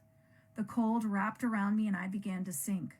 Crystal blue turned into black, and I dropped faster than I had prepared for. I kept falling down, and the pressure built around my cold body. For too many seconds, I sank. My eyes were useless. The water was too dark to see. My lids closed, and I let the lake take me. Had I made the wrong choice? Would I fall until I reached my final destination? Hell? I hit the bottom, and it was gone. The pressure, the cold, the water, gone. I wiggled my fingers. Is there carpet at the bottom of the lake? Does hell have carpeted floors? The blackness in front of me started to clear. There was something down here, a white beam. The beam stretched to either side, and the white span above it rose. It was the baseboard. It was the wall. It was the hallway. It was Reese's house, the hallway from Reese's living room to his bedroom. I was on the floor. My face pressed against the floor and was throbbing. I wiggled my fingers again. I started to mentally scan my body. I felt toes, calves, thighs, hips, belly, chest, arms, hands, neck, head. I had feeling in each one. Slowly and very deliberately, I slid each hand to either side of my chest. I took a big, shaking breath and pressed into the floor. My face came away from the soft fibers and up into the air. I slid my right knee below my right hip, my left knee below my left hip, and pressed all at once. As I rose to my knees, my hands hit the wall on each hallway wall to steady myself and my still confused brain. Next, my right foot came out and hit the floor. Then my left followed, and then I was standing. That was good. I was standing, and I didn't feel like I was going to fall. Could I walk? The first step went better than I could hope for, and it gave me confidence. Getting into the bedroom took only seconds. It was a victory. I was alive, and I was in Reese's house, not hell. I wasn't dead. My hand flew to my chest, resting flat over my left breast. Nothing. No heartbeat. Correction. I was in Reese's house. I was not in hell, but I was dead. There was no time to ponder what that meant. I had to focus on what was important. I was still on the earth, and my daughter still had a mom. The rest could wait. Of course, as my life tends to go, the celebration was short-lived. One glance into the big mirror made me ask myself if my daughters would even want me anymore. Looking back was a movie monster. Dried blood caked my mouth and spread across each cheek. My hair was starting to stick out to each side as the blood dried, turning it into the history's grossest hair gel. My blue eyes looked almost electric in the midst of the gore. I looked down to see the blood was drying pretty much everywhere. It seemed like I was wearing leggings made of rotten bowel and intestinal blood. I should get a shower immediately, wash away everything that had just happened, and use more conditioner than had ever been used by anyone since conditioner was invented. But it would have to wait. Somehow I knew that I didn't have a lot of consciousness left. The fatigue was setting in and ready to take over. Even though the curtains in the bedroom were thick and closed, I didn't want to be there. I could feel the sun on the other side, and I wanted away from it. It was like a weird smell or a rocking boat that kind of made your stomach flip-flop. The sun was making me want to start puking again. My hands reached for the closet before my brain knew what the plan was. The door shut behind me and I found the spot on the wall that revealed the stairs. Walking down the stairs seemed so hard. Each step made me more and more tired. The fatigue was mingling with something new, something I didn't expect. Sadness. I wasn't sure why, but it felt like I was grieving. A rock in my stomach told me that I was grieving for someone who was never coming back. The sadness threatened to become despair, but I pushed it back. I crossed the jungle room and followed the sound of the waterfall. 2 doors welcomed me, and I already knew what I would choose. The knob on the left turned in my hand, and relief washed over me when the light in the jungle room created a sliver into the bedroom and revealed Reese. His bed sat in the middle of a large room with him in the middle. It took me only a second to understand what was different about him than every other sleeping person I'd ever seen. He was perfectly still. No deep breaths, no snoring, no twitching hand, no sniffle. He looked like a corpse. The feelings that swirled around in my body were mixed up and confused. Sadness and exhaustion had been there before, but were now joined by a kind of fondness. Surprisingly, it was for Reese. This man that had saved my life and exposed a great secret to me without knowing what I would do. I wanted to lie next to him until he woke up and then tell him how grateful I was. The space to the right and left of him were big enough to fit myself and possibly another person. It was more than I needed, and I just wanted to sleep. I crawled in to the right of him. Some silly part of me wanted Reese between me and the door. I felt safer knowing that anything bad would have to go through him first to get to me. His flesh was cold and hard, but I didn't care. I just needed to be next to someone. The images I had seen while I laid on the hallway floor started to flood my mind, bringing the terrible sadness with them. I laid my hand over his and closed my eyes. I wasn't alone. I could rest and be safe, and no one was ever going to hurt me again. But the sadness did overcome me before I could let sleep in. The grieving was powerful. It would not leave without being recognized. "It's me, Reese," I whispered aloud, knowing he couldn't hear me, but I said it nonetheless. "I'm grieving for me. I'm sad for what happened to me, for what could have been, for what will never be. I'm having this tiny little funeral for Kate, and the goodbyes have been said because I am dead." And with that, the sadness slunk away and the fatigue won, and darkness took me into its arms for the last time that day. Chapter 11. Vampires don't wake slowly like humans do. Instead, awareness comes back like a snap in your head. The lights are off, then the lights are on. Dead, then alive. I closed my eyes, and a second later I opened them. But it wasn't a second. It was the entire day. I knew instantly that the sun was down. Reese and I looked at each other simultaneously. "I'm glad you came to me. No one should be alone after that." Reese took the hand on top of his and squeezed it. "I cannot imagine what you went through or what you saw. I'll never forget the terrible experience of my turning. I will assure you that the time takes away the pain." I smiled. "Thank you for saying that, and for giving me this. I almost didn't make it through, but now that I have, I don't regret it. Tell me that in 100 years and I'll believe you. How about I make you a very hot bath and then we'll eat? I have a great deal to teach you." He left me lying there, thoughts feverishly dancing around. 100 years? He said 100 years like he was saying tomorrow. How long would I live? Would I see 3000 AD? Flying cars? Where will I go? "Enough, Kate," I said into the empty room. "You've been a vampire for a day. Calm down."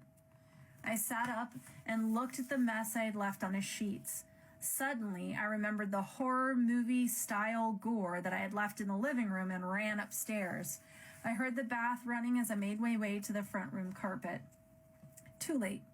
Reese was looking down at the bloody mess that trailed into the hallway and marked my travels from the morning. But instead of looking angry, he faced me with nothing but empathy and trails of blood tears on his face. "I'm so sorry, Kate. I should have warned you." I was next to him and hugging him before he knew what was happening. It only took a second for him to soften and return the hug. After a few seconds, I looked up. "No more apologizing. Got it? You have nothing to apologize for. Stop saying you're sorry. Promise?" His smile lit up. "I promise." The smile was replaced with bewilderment when I lifted up my pinky in the air. "It's a pinky promise. You link your pinky around mine, and it's like a contract that you can't break. You've never pinky promised?" "I assure you, it's very serious." "I have a feeling," he said as he wrapped his little finger around mine, "that you're going to teach me as much as I teach you. I've been alone a long time." We ended our little promise and dropped hands. "Now go wash yourself. I recommend that you not look into the mirror."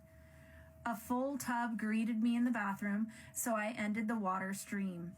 A bar of soap and a loofah sat on the side of the biggest bathtub I'd ever seen outside of a luxury hotel. My clothes were glued to my skin with dried blood and were thrown into the corner as I rustled them off piece by piece. The soft white robe on the wall hook was calling my name, but my skin needed a thorough scrub first. I was surprised at how fragrant the soap was. I knew it was lilac and bergamot as soon as I walked into the hallway. I'd never seen a bar of soap that had smelled so strongly. But come to think of it, I could smell everything.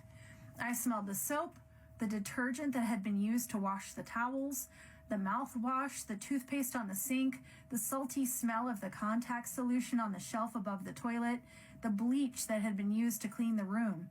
Everything was so clear. I even knew that the robe had been bought recently and had not been washed yet because I could smell the store on it. And I could hear everything. I heard crickets outside, Reese moving around in the kitchen, drops falling from the faucet into the full tub. Faintly, I heard a dog barking and a man yelling, telling it to stop. It had to have been 2 or 3 miles away because that's how far Reese's closest neighbor was. I slid into the hot water and watched brown flakes pull off my skin and float away in the tub.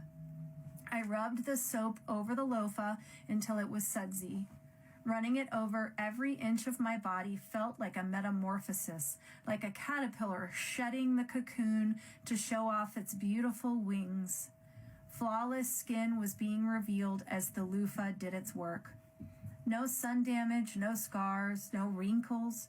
My nails were strong for the first time in 39 years. I rubbed shampoo through my hair and examined the ends. As I suspected, the split ends were gone. I am going to save so much money on moisturizers alone. 30 minutes later, I wiped steam off the mirror and stared at my reflection. The white robe was as comfortable as I had imagined, and the skin that I could see peeking out was not much darker. It was an ivory tone, the shade of my Irish grandmother had her entire life. It made my black hair and bright blue eyes even more shocking.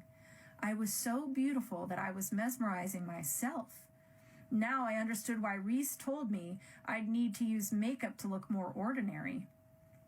And I don't think the Rite Aid brand makeup is going to cut it anymore. The robe was just as soft as I expected it to be, and I was ready to face my, maker? Sire? Dad? I mean, what do I even call him? I had a growing list of questions. I turned on the bathwater to rinse out the last of my dried blood from the bottom of the tub. The sound of the water was like Niagara Falls in my ears. I am never going to get used to this hearing. The bathtub was finally white again and the water was shut off, and it was time to get some answers. I stood up and forced myself to open the door. I wanted answers to all these questions in my head, and I couldn't stay locked in the bathroom forever. Plus, I was hungry. Chapter 12. A smell filled the hallway, and I followed it into the kitchen. It was like pennies in the sunlight, like hot copper. I loved the smell, and my mouth was watering. Whatever it was, I needed it. Turns out, that wonderful smell was blood in a crock pot. Yep, vampires use slow cookers. Reese had dumped a bag of O-Neg into the slow cooker while I scrubbed myself. I couldn't smell it over the soap, but I smelled it now. I didn't have enough energy to deal with the fact that I was salivating over hemoglobin. I was too hungry to think hard. I thought about buying a warmer for the blood like we have at the hospital, but these crock pots are so convenient, and it's always the perfect temperature when it's done. Usually I put it on low for an hour or so, but I did it on high tonight. I know you must be starving. You will have to be a little more discreet in your home with your children around. He pulled out 2 large glasses and used a ladle to scoop blood from the slow cooker into the drinking glass. It looks like he's serving punch, I thought, and giggled. He seemed confused for a second and started to laugh himself. I guess it does look silly, he said. You can figure out your own way to feed, and it's really up to you. Just as he was reaching the kitchen table with the glasses of blood, pain seared through my face. It shot through my entire jaw and into my cheekbones. I thought I'd been punched in the teeth. The pain forced me to open my mouth and let out a huge breath. Then the pain was gone. Shit. Reese looked upset. I know I've never heard him use a curse word before now. Another thing I should have warned you about, Kate. I'm truly terrible at this. Your fangs have come in. They're triggered by your first feed-in, and if I recall correctly, very painful. It will not hurt every time, just a few. I will teach you to control them, but for now, you're at the mercy of your instincts. Think of it like hormones during puberty. The right hand slowly raised to my upper lip and my tongue slid over my teeth, and sure enough, 2 sharp fangs were the result of my exploration. I dropped to the kitchen chair and attempted to close my mouth with my new extended canines. To my relief, they settled in front of my bottom teeth and rested comfortably. I looked up at Reese and tried a sentence. How long until they go away? There was a slight lisp, but it didn't sound as bad as I thought it would. It was not as hard to speak around the fangs as I expected. I can handle this, I told myself. He sat next to me, glasses still in hand. They'll leave when you have fed, and the lisp will disappear before you know it. He held the glass in his right hand, offering it up to me. I took it and instinctually smelled. How do I describe what blood smells and tastes like when you're a vampire? It smelled like baking bread and warm chocolate chips, and the best pizza you've ever eaten would smell to someone who has not had food in a few days. I did not hesitate, and the first swallow resulted in a full-body shudder. Remember the first time that you've tasted your favorite dessert? You thought to yourself, my life has changed. Why wasn't I introduced to this dish sooner? For me, it was tiramisu at 18. But after that moment, it was blood. Warm, thick, red human blood. It took somewhere around a minute for me to drink the entire glass. I looked sheepishly at Reese. His eyes were wide as he gestured to the crock pot. The ladle was filling up with my second glass when he started to sip on his and talk. What have you noticed so far? You mean beside the fangs? I asked and returned to my seat. This time I did sip instead of gulp. Yes, beside the fangs and obvious hunger. Well, I smell and hear everything. I know there's a deer or something walking around through the yard and gnawing on bushes. I smell the blood, the flowers outside, the Tide laundry detergent in your laundry room, the dish soap that you use to clean the dishes, the store this robe was bought at, the gasoline in your car. I mean, everything, Reese. And underneath it, there's something rotten, like there's a dead animal nearby. Maybe in the woods. I can even hear the buzzing of insects. Honestly, I think it's going to make me go crazy after a while. You can learn to control things like that, he said. Sort of turn down the volume or dull the sounds, but not others. This is what makes us good hunters. Over time, We have learned to feed without hunting, but the instincts and abilities are ingrained. What else? Like what? What else can I do? Well, we may not know for several days. I remembered the list of questions I had been compiling and shifted the conversation. Why do you have contact solution? I asked. My ability to dull my appearance depends on my energy. If I've not fed or I'm tired, I may not choose to waste my energy on such things. I have colored contacts for those days. You keep saying that word, abilities. What kind of abilities are there? Reese set down his empty glass and looked up like he was going through some kind of mental inventory. Well, I've seen many things. Telepathy, telekinesis. Some can control animals, some can control humans, some can fly. I spit my mouthful of blood into the glass. Wait, what? Yeah, he said matter-of-factly. Some can fly, mostly the older ones. I've seen vampires conjure things from thin air. Some are able to heal others. Some are skilled at masking. That's what it's called when I make myself appear differently. You will learn the terms over time. Your abilities will come over time as well. The first week as a vampire will require some patience, I'm afraid. This seems unreal. These abilities, I'm going to get one? Or two, he answered. These are a great responsibility. They must be kept hidden around anyone but vampire. Few humans know we exist. We have learned the dangers of revealing ourselves. Remember the so-called witch hunts? Most of those persecuted as witches were truly vampires. Much of the witch folklore is based on vampire abilities. Oh, shit. Anything else my history teachers lied to me about? Well, that would take 1.5 years to answer. We have time for history lessons later. He looked at his watch. Any more questions for now? Because we have much to do before sunrise. I finished the last gulp of the blood and felt the sharp tug of my fangs as they retracted into my gums.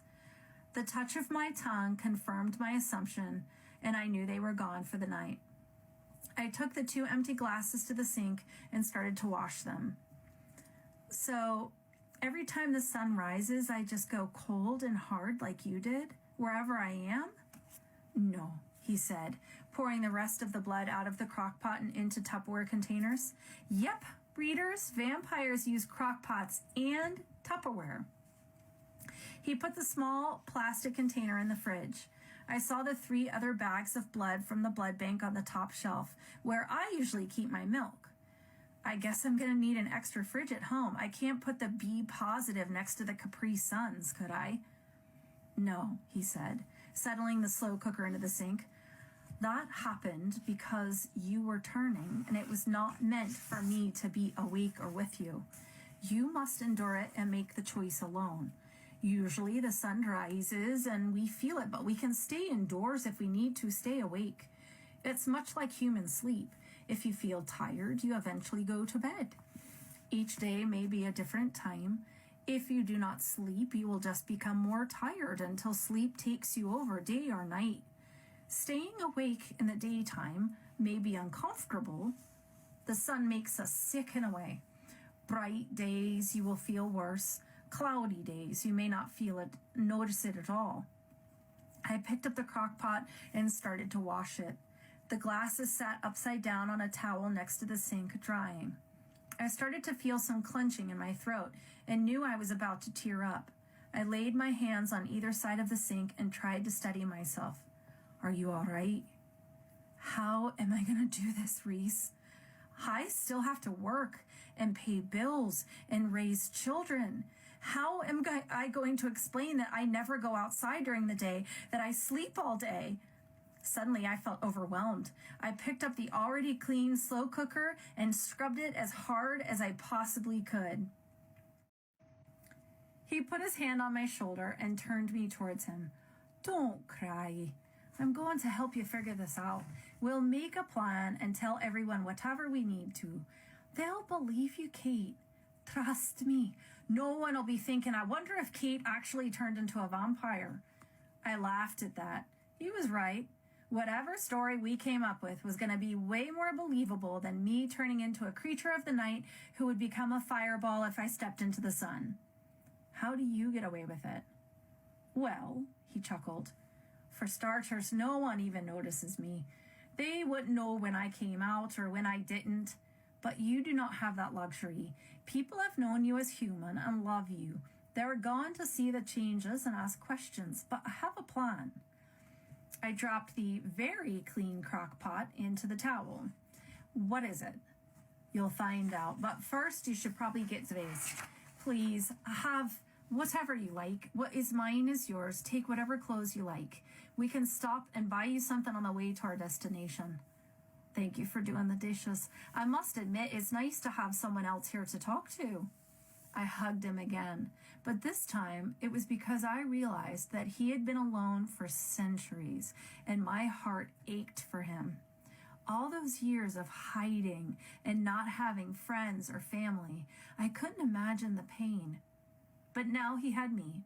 It would be me and him for the rest of time. After my divorce, thinking of a new relationship brought on a wash of fear. Didn't matter if it was a friendship, date, parent-teacher meeting, my brain would fill up with thoughts like, don't depend on anyone, you're going to be let down, or they're probably going to want something from you and then they'll move on. But that thought of Reese and I forever didn't scare me. I don't know how to describe it.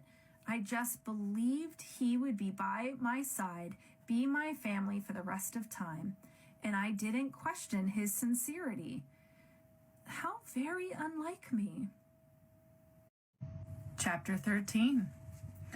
Turns out that Reese and I are very similar sizes. I guess 300 years ago men were smaller. Sad for him to always be kind of the size of a woman, but good for me because I had something to wear. I went with a plain white t-shirt and some gray sweatpants. I looked like a college kid on his way to the gym or to class. When I walked out to the living room, he was on the phone.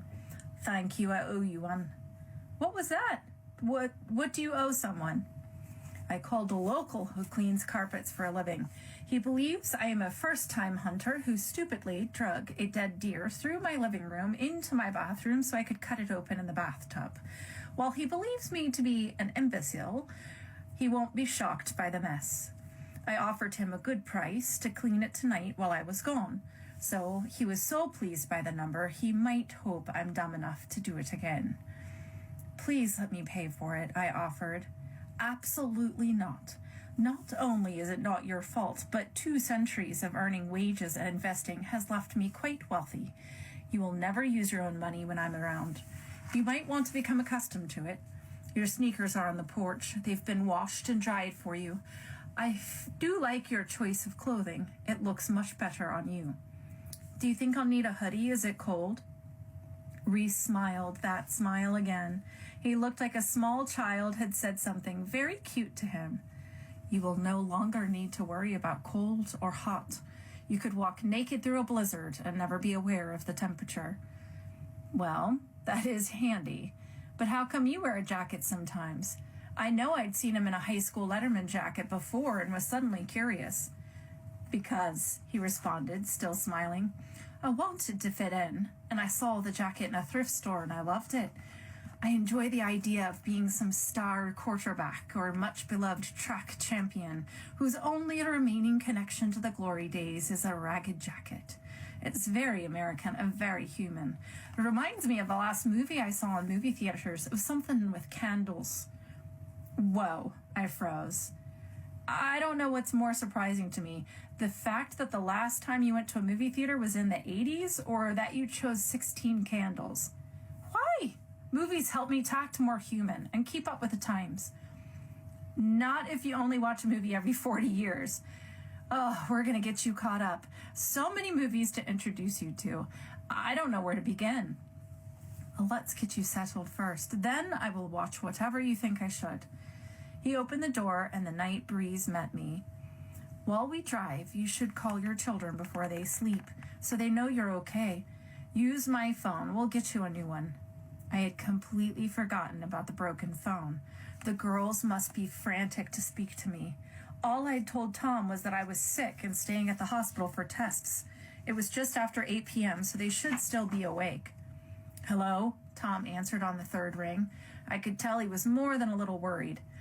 "Oh, Tom, I'm so sorry I haven't called. I broke my phone and I've been sleeping most of the day." It wasn't a lie. "I just wanted to tell you I'm okay. They want to keep me for a few days." "Why? What's wrong? Whose number are you calling from?" In the background, I heard Olivia asking if it was me, and he shushed her. It's a friend from work. He's visiting and I asked to use his phone." I looked up at Reese and he nodded. "You can call this number if you need me. He'll find me." "What's going on, Kate? Should we be worried?" "No," I assured him. "As soon as we know what's making me sick, I'll let you know. But I can tell you I'm not worried. I'll be home before you know it." "Can I talk to the girls?" "Sure, but Kate, please tell me if you want us there." "No way. You're just going to end up getting the flu or something and putting you through all of this stress for no reason. Honestly, I'm catching up on a ton of sleep and I'm enjoying the quiet." "You got it. Everyone's good here. We brought the dog. He's been chasing bunnies all morning. Sarah and I can keep them as long as you need. She's offered to go clean your house if you want. She just wants to help." Most women hate their ex-husband's new wives, but I got lucky in that department. Sarah is sweet, she's good to my kids, and she's great for Tom. I may take her up on that. "Mom!" It was Ellie, the baby. Well, I guess 12 is not really a baby, but she's my baby. "Did you puke at work?" I laughed. Of course, that was her first thought when she'd heard I was sick. "Sorry, kiddo, but no, I just felt kind of funny and they decided it was best to just take a look. All my friends are here taking care of me and I'm being treated like a queen." "Good. We were so scared. So you're okay?" "I have never felt better." Also not a lie. "Can I talk to Olivia?" "Yep, I love you." "Love you too, Bug." "What?" "Oh, my teenager." I reminded myself that her attitude was likely because I scared her with my radio silence. "I just wanted to make sure you're okay," I said, trying to keep the peace. "I'm fine. Are you okay?" Her defenses fell just a little and I could hear her concern. 100%, I promise. I'll be home in 3 or 4 days, well rested and feeling like $1,000,000. "Good. My band concert Saturday at 8. Remember, it's important. I wouldn't miss it for anything. Love you, Liv. Love you too. I gotta do homework. Will you call tomorrow?" "I have a day full of doctors and tests, but I'll call after dinner, okay?" "All right. Bye." If I had had any doubt deep down about the choice that I had made on the hallway carpet, it disappeared with that phone call. I never could have left them crying over my gravestone. They were too young to be in this world without a mother, and to learn how permanent death was. I would do anything for them. I was 100% in. Turning to Reese, I said, "All right, tell me what to do next." Reese smiled and grabbed my hand. "Let's go for a drive. We need to meet someone." Chapter 14. To say the drive was full of silence would be wrong. We didn't speak, but there were so many sounds to hear. The crunch of the tires on the gravel turned into a hum as we hit paved road. The wind outside the windows was more like the crashing of waves on a beach after a thunderstorm. The buzzing of traffic lights hit my ears half a mile before you could see them. I heard the mix of different music being played in all the cars around me. Someone nearby was listening to a podcast about the Golden State Killer. One of the hosts questioned out loud what someone must see in the last moments before they die. I know. They see the worst things that have ever happened to them, and then a dark, glassy lake. Maybe I should start a podcast. I could call it "Don't Eat Lunch by the Graveyard." 30 minutes into the drive, I started to recognize buildings and streets. We were driving towards work. "Are we going to the hospital?"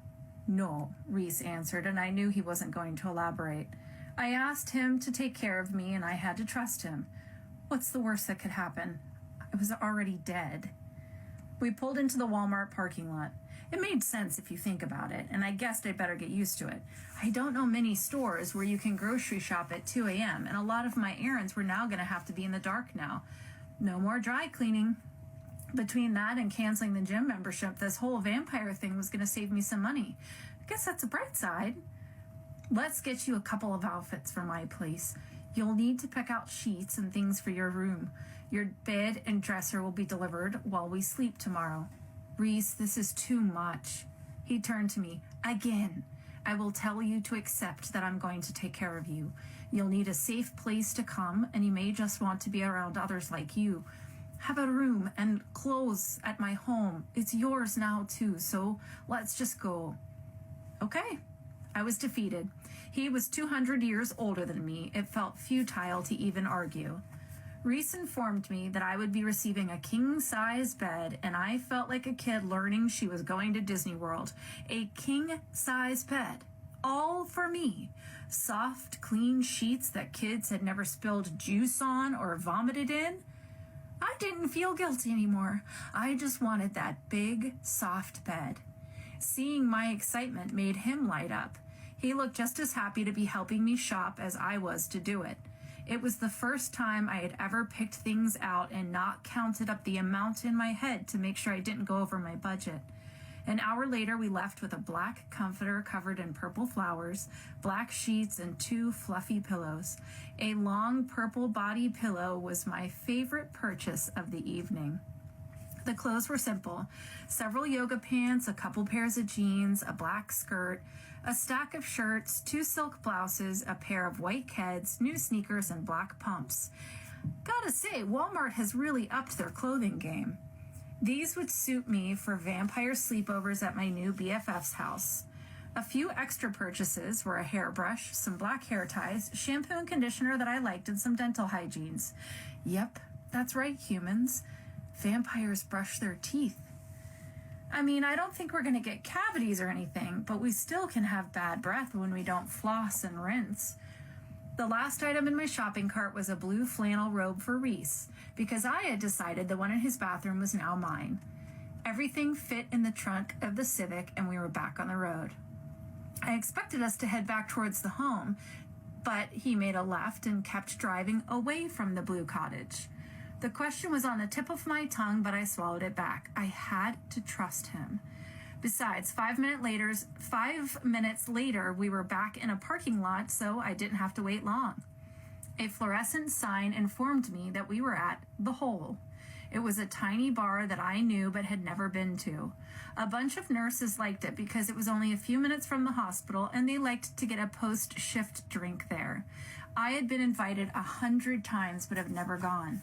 Now the whole life is short thing being glaringly obvious after my little incident, I felt like such an asshole for never going.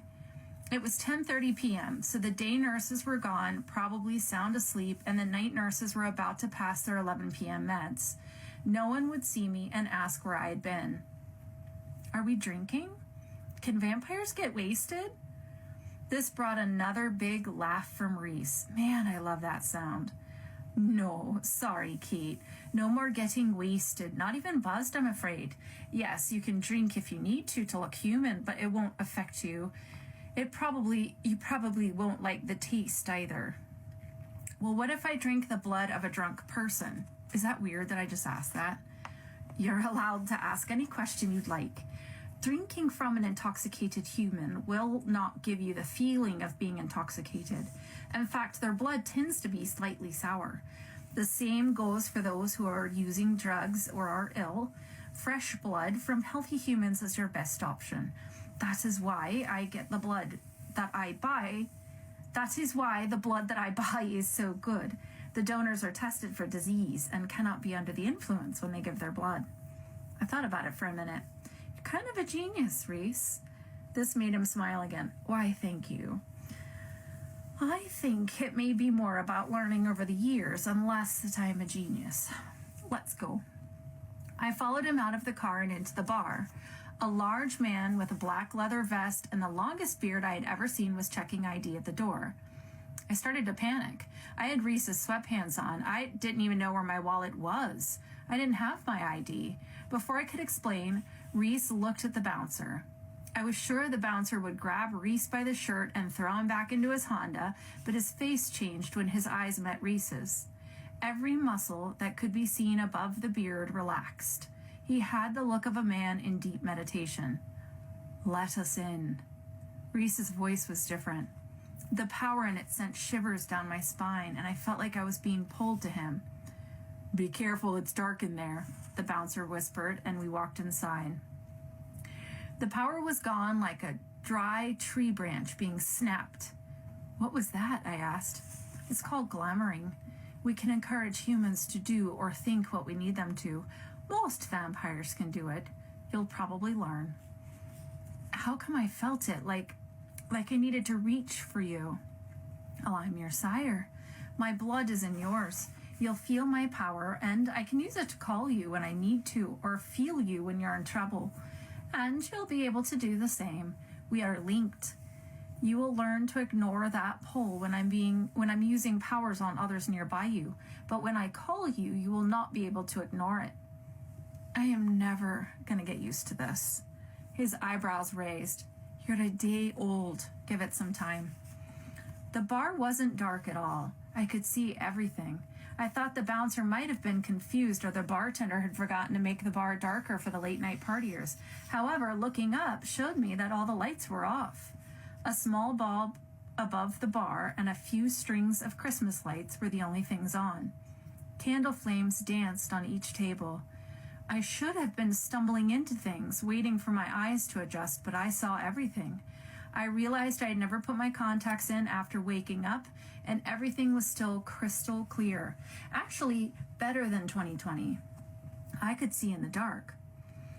Okay, so I have to answer whenever Reese calls me, but I can see in the dark. I think it's a pretty fair trade. I scanned the bar and saw a couple in the far right corner of the bar. She was straddling him, and they looked like they wanted to eat each other's faces. I left them to it and slid my eyes to a group dancing on the dance floor, a mix of boys and girls. I would bet they were all students at one of the local colleges. They had no idea how much life would suck after graduation. A couple people sat at the bar, and a few were scattered at some tables around the dancing undergrads. A waitress came out from the back with a tray. Chicken wings and a beer, mozzarella cheese sticks. The scent was overpowering, and although I recognized the smell, I had no desire to eat it. It wasn't that it was gross or anything, I just didn't care about food. All those years of wishing I wasn't weak around pizza, and it turns out I just needed to be undead. My gaze stopped at the bartender, her thick brown hair falling around her shoulders and down her back. Something hit the light and sparkled. It was a small crystal rhinestone in her right nostril. Her jeans rode on her hips, and the whole t-shirt had been cut to expose her tan, flat stomach. The amethyst in her belly ring matched the one in her nose. She moved up and down the bar like a dancer who had practiced this dance 1,000 times, preparing for the big audition. What is happening? I've never looked at a woman like this. Even in college, when the other girls were experimenting, I only wanted a man in my bed. Why do I want to know what it feels like to have this girl's stomach pressed against mine? She noticed me looking at her. I stopped being humiliated when she smiled at me. Is she flirting? I pulled my eyes away from her to look anywhere else and tried to figure out how to ask Reese if being a vampire made me a lesbian. But the words stopped in my throat and my heart fell into my stomach. Dr. A. Kitchener, M.D., sat at a booth in the far back of the room. He was hunched over a journal and scribbling like a madman. He hadn't seen us. We still had time to get the hell out of there before I had to explain to him why I wasn't at work. The last 24 hours had handed me more than enough craziness for a lifetime. I didn't need to add douchebag doctors to my list of things to handle right now, just below being dead and possibly a lesbian. I grabbed Reese's shoulder and he laid his hand over mine. Unfortunately, he started to walk towards Dr. Kitchener instead of away and was pulling me with him. What am I going to say? I thought I had the flu, but I don't. I need a day off. My kid is sick and needs greasy bar food, and I just happened to run into you. None of your damn business, Kitchener. No, you need your job, idiot. You can't say that. Too late. He's looking at me. Reese sat down in the booth across from him and scooted into the wall so I could sit next to him. I was speechless. I waited for him to ask the deadly question, "Why weren't you at work?" On the contrary, he said nothing. He stared at me. Those brilliant blue eyes were as wide as dinner plates. How long can someone go without blinking? What the hell is he staring at? His eyes traveled down my shirt, my arms, and back to my confused gaze. Oh, shit. I'm wearing Reese's t-shirt. He probably thinks we called off to have a wild night full of sex and God knows what else. I felt heat rise in my cheeks. Oh, fun. Vampires can still blush. Then the doctor spoke. Vampirism looks good on you, Kate. Chapter 15. What the did you just say? It was out of my mouth before I could stop it. My hand flew up to my mouth and covered it. My head dropped to look hard at my lap. You moron. You just used the F word to the one guy that can get you canned.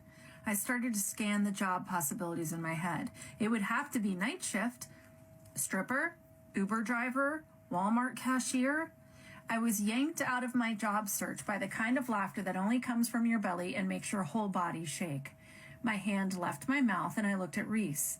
He was wiping away a blood tear from his cheek with a napkin. He looked like a man and had been watching a montage of roller skating mishaps on America's Funniest Home Videos. I turned my attention to Dr. Kitchener, who was still looking at me like I was a stranger. Kate, Reese managed to say through his guffaws, Alex knows about us. He's the only human I've ever told my secret to. You can trust him. He's going to help you. Alex. So I guess the A stood for Alex, not asshole. Can we start again, Kate? Dr. Kitchener held his hand out to me. I puzzled over it for a second and then took it into mine, expecting a firm handshake. Just when I thought nothing could surprise me anymore, he lifted my hand to his mouth, lightly touched the back of it to his lips, and brought it to the table. He left his hand on mine while it rested on the linoleum. Reese told me about what happened to you outside the hospital and what he had to do. I don't know what to say. I'm so sorry I didn't stop it. I was only 5 floors up and had no idea that you were dying violently. I'll never forgive myself. With that, he pulled his hand away from mine and laid it on his closed leather journal, continuing to stare. What do I say to that? My head was spinning. I had just gotten used to the idea that I needed to live a double life, hiding in the shadows and only having the man next to me to talk to about this alter ego of mine. Now I find out the only other person who knows is my arch enemy, Dr. Dick. Thank you, I answered. It was more like a question than a statement. I'm sorry, I need to wrap my head around all of this. How exactly are you going to help me? That question ended the staring. He slid his reading glasses off his face and took a deep breath. I knew something big was coming. But what could be a bigger revelation than, "You're dead, Kate"? Well, it turns out he had a mighty big story to unload. My sister is a vampire. And there it was. Out of all the things I had to hear and digest in the last day, Dr. Kitchener won the WTF prize. I'm not sure what to say, Dr. Kitchener. Please. His head tilted slightly to the right, softening his expression. Call me Alex. After everything you've gone through and survived, you don't need to be formal with me. Alex. It was going to take some time for it to feel right on my tongue. Is that bad news?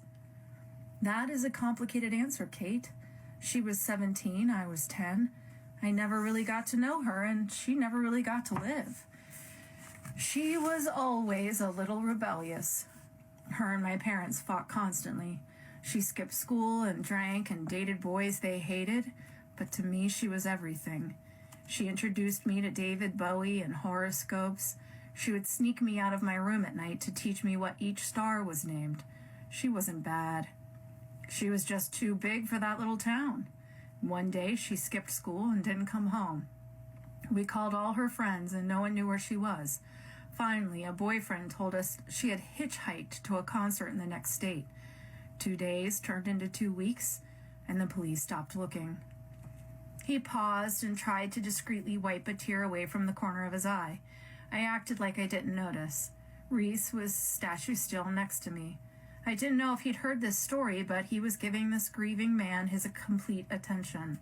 You could see that Alex's mind was in his childhood home. A month later, I heard a tap at my window. It was Sheena. I ran and opened the window. She was so beautiful. I threw my arms around her and noticed how cold she was, so I grabbed a blanket off my bed and gave it to her. She just laughed and said, "I'll never be cold again, buddy." I begged her to come inside so we could tell Mom and Dad she was home. "I shouldn't have even come here. I had to say goodbye to you. I'm going to see the world and never grow old or be sad again. And when you're older, I'll find you and make you just like me. Then we can do all the things we talked about and be free." I didn't understand what she was saying to me. I grabbed for her and she moved. My forearm shot over this bent nail and ripped at my skin. I didn't notice. I cared more about reaching her than the pain. The blood was what made her change. I saw her bright eyes and fangs and screamed. She looked horrified. When my bedroom light flipped on, she was gone. My mom asked me what happened, but I just screamed and cried, begging Sheena to take me with her. My mom scooped me up and tried to leave the room, but I held on to the window frame, crying out into the darkness and pleading for her not to leave me, but she was gone. Dad came in and pried my fingers off the frame. They rushed me to the bathroom and wrapped up my arm. I ended up with 30 stitches. I told them over and over that Sheena had visited me, but they wouldn't believe me. Finally, I stopped telling anyone what I had seen that night.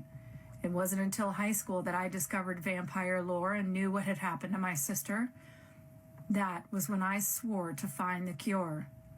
When she finds me, I want to end her suffering and make her human again. I went to med school and I've been studying blood diseases ever since. As he finished his story, his eyes came back into focus and his consciousness returned to a crappy little bar in Pittsburgh. He pulled a napkin from its dented silver holder and handed it to me. The confusion wore off when the hot tear rolling down my cheek let me know that I was crying. I wiped it away with my hand and saw the red blood on my palm. I used the napkin to wipe at my palm, folded it in half, and rubbed it over the spot where the tear had rolled.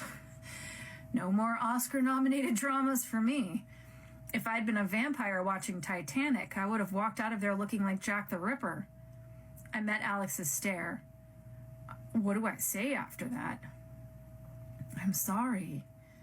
Have you ever seen her again?"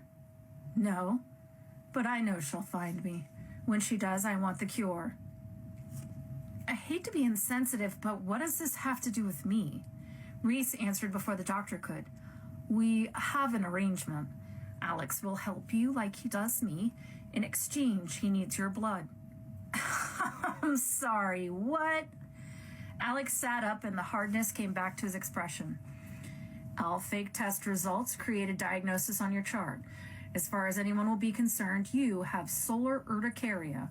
I'll write the necessary documentation to keep you on the night shift without question. When summer hits and the night hours are shorter, then the hospital will have to adjust your shifts due to your condition. You will have follow-up appointments with me to update your chart and come to your defense should anyone insist you come out during the day. No one will question a doctor's note.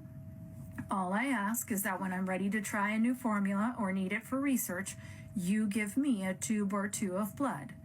I will draw it, and I will be the only one who sees it." "Why should I trust you?" I turned to Reese. "Do you do this?" "I do," he answered. "As far as the staff knows, I also have solar urticaria. I've had it for the 5 years that the doctor has been here.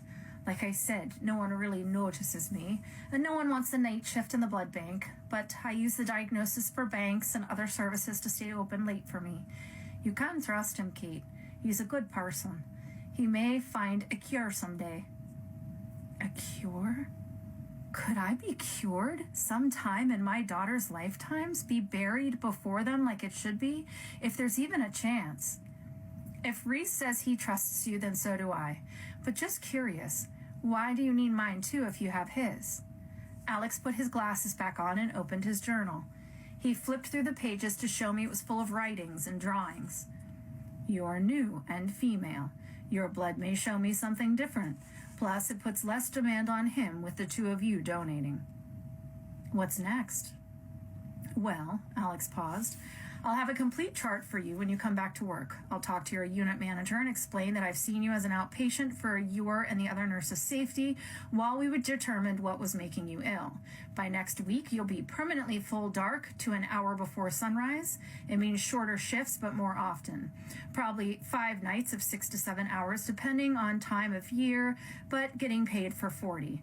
They'll work with you or risk being sued for discrimination.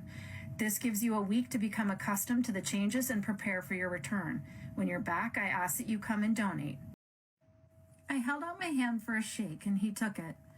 You got a deal. To complete my night of shocks, the doctor smiled. The asshole might not be that bad. Reese pushed me lightly on my side to signal me to slide out of the booth and stand. He stood and reached his own hand out for a handshake. They broke their grip and Reese spoke. We must run. She needs to pledge before the night is through. Soren has been told of her making and he is waiting.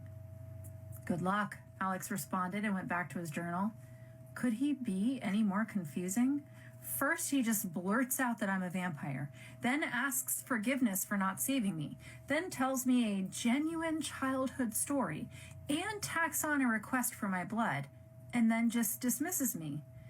I just stared at him for a second, trying to decide if I should ask him what his problem was or bow reverentially.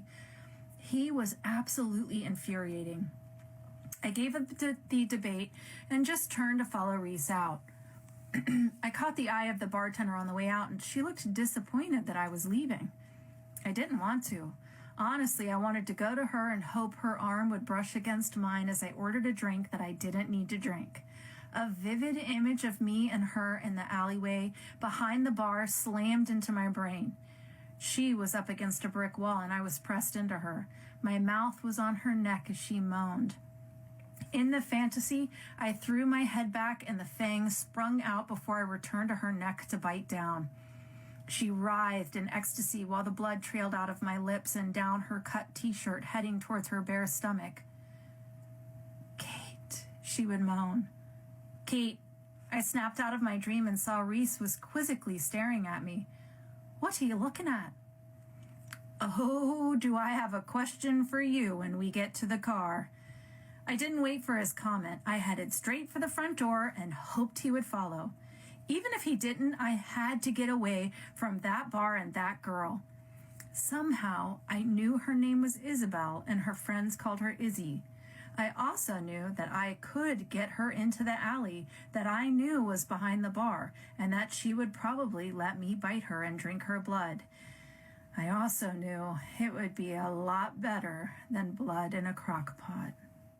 Chapter 16. Am I gay now? It was out the second Reese's driver's side door was shut. What?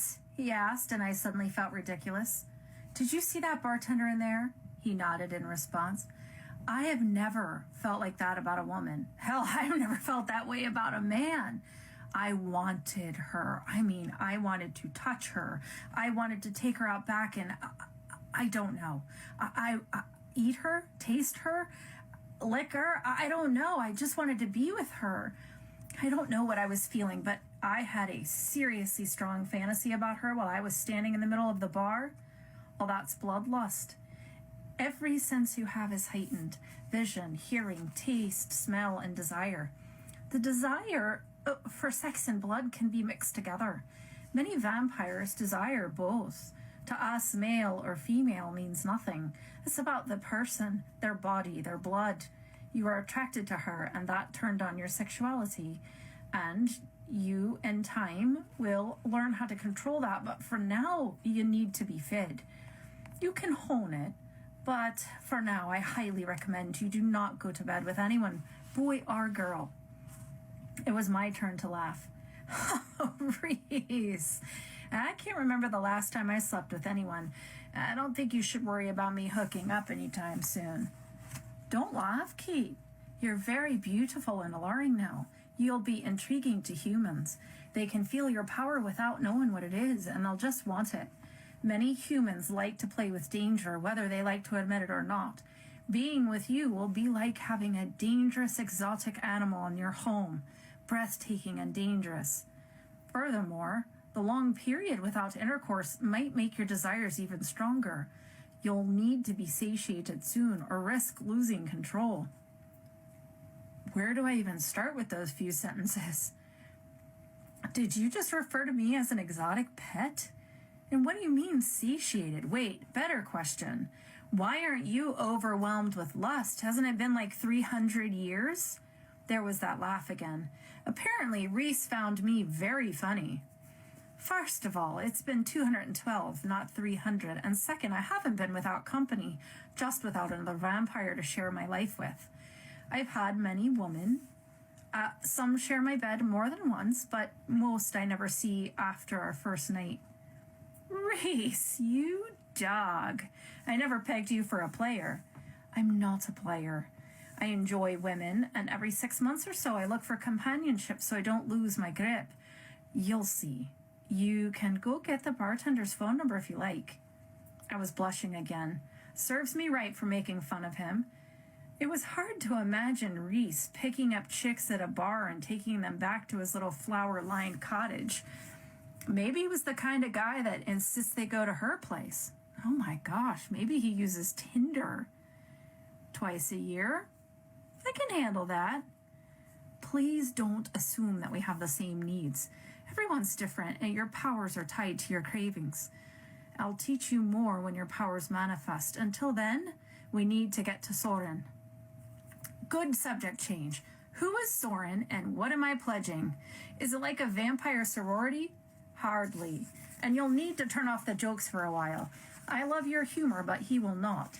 Soren is Lord of Pittsburgh. You can't be serious, I blurted out. Man, I had to work on my internal filter. Dead serious. He is the head of all the vampires in our region. When a new vampire is made, they have to pledge within 24 hours and present themselves to him for registration. It's up to him if you stay in the city or are cast out. Wait, he can send me away from Pittsburgh? Why? If you listen to what I tell you and you follow my directions, you'll not be exiled. You will only see him if called, and do not worry.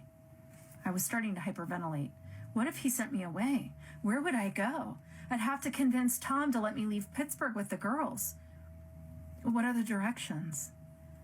Soren is old. He has a great deal of power. Be respectful to him. He's earned it. He comes from a time that my parents would call the dark times. He's old-fashioned and likes his women demure and submissive. Be a lady. He must have known I was about to say something because he held up his hand to silence me. I know it's 2019, Kate. I merely ask that in front of Soren, you only speak when he speaks to you and you curtsy when he walks in. He will respond well to that. You have one chance to make a first impression. Do it for your girls, I thought. Got it. I should have had you change. I didn't think about it. He'll not mind the clothes if you act as I say. He only needs to see you as someone who will follow the rules and not cause any problems in his city. It's a good time. It's actually probably good that you are dressed down. You do not want him to desire you. You want him to think of you as rarely as possible. Reese, I'm kind of starting to panic.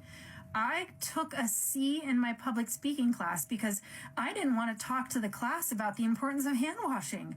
I can't talk to an ancient lord who has the power to exile me. Yes, you can, and you have to. Every newly created or visiting vampire must pledge to Soren. I'll be right next to you. Only your sire can inflict physical punishment, so he cannot hurt you. But he must be pleased with you if you want your time in the city to be easy. If I can survive nursing school, I can survive anything. What do you mean that only you can hurt me? It's an old law among us. If a vampire breaks a law, only his or her maker can inflict the punishment. It's to protect us and ensure a correct amount of punishment is handed down. Please don't fret. Even if you ever broke a law that requires you to have this, you will heal it. Did you not notice that you don't have a single scratch from last night's attack? Actually, I did. While I was washing all that junk off, not a single mark, and I see your wrist is healed. Can we heal everything? Almost everything, he said. You cannot regrow a limb once it's severed, and the removal of your head will kill you. What about a stake to the heart? I asked. A stake to the heart would kill anyone. But once the stake was pulled out, the heart would repair itself and you'd be back up the next night. You'd be starved, but you'd be alive. Just get through one quick meeting with Lord Soren and we can go home. We might even have time to watch one of those movies you were talking about. We can Netflix and chill, like I saw on a shirt the other day. That does not mean what you think it means, my friend. How about Netflix and slow cook some blood? That is, if I survive meeting an ancient vampire who is in charge of a whole city and asks for his females to be demure and pledge. I mean, Reese wouldn't let anything happen to me, right? Chapter 17. It was nearing midnight when Reese turned into a long driveway. After the revelations of Alex Kitchener and my sudden lust for young female bartenders, I wasn't sure how much more I could handle. The thick trees lining the driveway reminded me of movies set in the South, and I half expected a plantation to emerge at any moment. Instead, I saw a red brick house that resembled something closer to an English manor than a Georgian plantation. It seemed impossibly long and tall, with sharp gray rooftops and 3 floors worth of windows. The right side of the castle-like home had a round extension lined with glass. The black drive ended in a semicircle. Reese passed the front door and parked to the right of the entrance. I could see the rounded extension better now, and the lights in the room revealed a large group of people drinking and talking and laughing as they lounged on long white furniture. White Christmas lights twinkled in the trees to the side of the house, with more people just standing outside. Everyone was unbearably glamorous. I glanced down at my sweatpants and groaned. There is no way I'm walking into a fancy party like this. Reese cut off the engine and turned to me. His expression showed me instantly that he was very serious. Kate, you have to meet him tonight. There's no time for changing, and he'll care less about you arriving in that outfit than he would care about you not introducing yourself on the night of your turning. It's his law. I felt the color drain from my face. Guess vampires get scared, I thought, but wasn't even in the mood for my own jokes. Let's just get this over with, please. I felt Reese open the door and stepped out. A man was suddenly next to the passenger side of the car, opening my door for me. I climbed out and watched Reese hand the keys to the second man. They came out of nowhere. The second man got into the car and pulled it away from the house. This guy has valets for his driveway? Ugh, to be rich. The first man gestured towards the front door, and I took a deep breath. I couldn't back out now, and the car was gone. Reese offered his elbow, and I accepted. Walking up to the door, I could sense that he was nervous too. I turned around to see that the man who had opened my car door was gone again. I didn't have time to look for him because in front of me, I heard the door to the home swing open. The woman who stood in the doorway must have been 6.5 feet tall. Her skin was the color of coffee after you've added just the smallest amount of cream. The size of the chignon on the back of her head told me that her dark hair was extremely long. Black leather pants ended in black boots with 4-inch heels. A white satin blouse billowed as a night breeze caught it. She looked like she should be carrying a whip or fighting along Zorro, not in a Pennsylvanian suburb. He's been waiting for you, she said. Her voice was rich and deep, but the tone was all business. Reese and I reached the doorway. The tall woman moved aside so we could step into the front room. We came as soon as we could, Reese responded. Is he busy or can he see us? He has asked that I bring you to the office first. The young one can wait in the solarium or outside. You will find her when he is done with you. I looked around the room that we stood in. It was all dark, polished wood with the highest ceilings I'd ever seen. Directly in front of the door that we came through was a set of wide stairs leading up to the second floor where I assumed the bedrooms would be. My thoughts were interrupted by the feeling of being stared at. I looked up to see the pirate lady looking at me. I asked her name. "Oh, sorry, Kate. My name is Kate." I extended my hand but dropped it when I saw a look of confusion cross the woman's face. The confusion turned to amusement. "She thinks I'm an idiot," I thought. "Great first impression, Kate." "I am Tamila," she responded. "I'll lead you to the garden to wait while the men speak. I promise you are safe here." I turned my attention to Reese, and the worry must have shown. "She's right. You are safe in this home. I'll find you when he's ready for you." He adjusted his gaze to Tamila. "Should I head up?" She nodded, and Reese dropped his arm from my grasp and headed for the stairs before I could utter another word. I was alone with Tamila. A moment passed, and the woman turned to walk away. I wasn't sure what to do, so I just followed.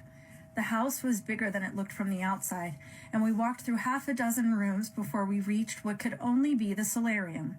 My new ears picked up every word that every person in the room was saying, but it was so much that it was hard to pick out a single conversation. At least 20 people stood in the room, glass room, laughing and engrossed in discussion. Some swayed to music that came out of the small speakers mounted along the wall in multiple spots. It was jazz in surround sound. The marble floor helped create the illusion that the sound was coming from a place just out of reach. Every person took a turn glancing at the new girl in the sweatpants and then went back to whatever they were doing. I felt like a kid that moves to a new school well into the school year. Tamila continued to glide through the room, and everyone just sort of slid out of her way as we came. "Is this a party?" I asked as we reached the other side of the room and Tamila opened the door to the backyard. "It is not really," she answered and gestured for me to step through the door. "Soren has visitors almost every night. This is a haven for us, a place where you don't have to hide or worry. There is always blood and someone to talk to." I stepped into a vast expanse of lawn.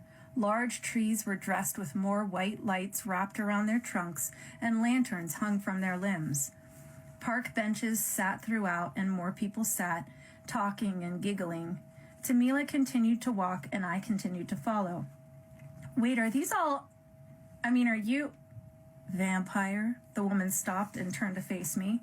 I halted just as abruptly to stop from colliding face first into the woman's breasts. I didn't answer. I was shocked. She just blurted it out. "Kate, you are a vampire. I am a vampire. So is Reese and Soren, and are all the people around you. Did you think you two were the only ones?"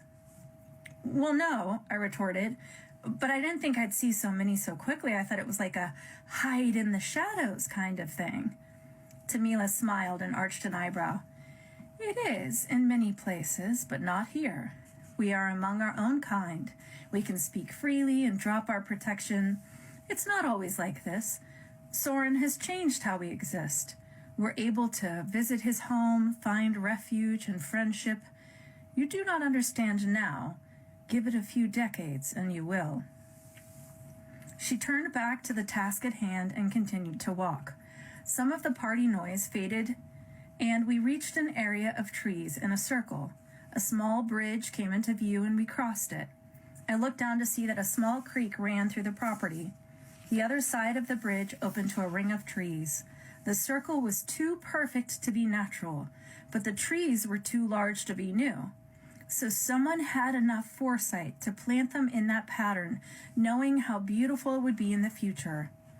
Inside the ring of twinkling trees was another park bench. Tamila stopped next to it. "This is my favorite spot on the property.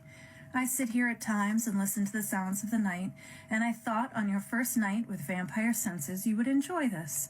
Reese will find you." I sat and watched as Tamila reversed her journey. "Tamila," the woman turned. "What is he like, Soren? Should I be worried?" I couldn't believe I had just blurted it out like that, but I was really scared. Tamila took several steps back to me.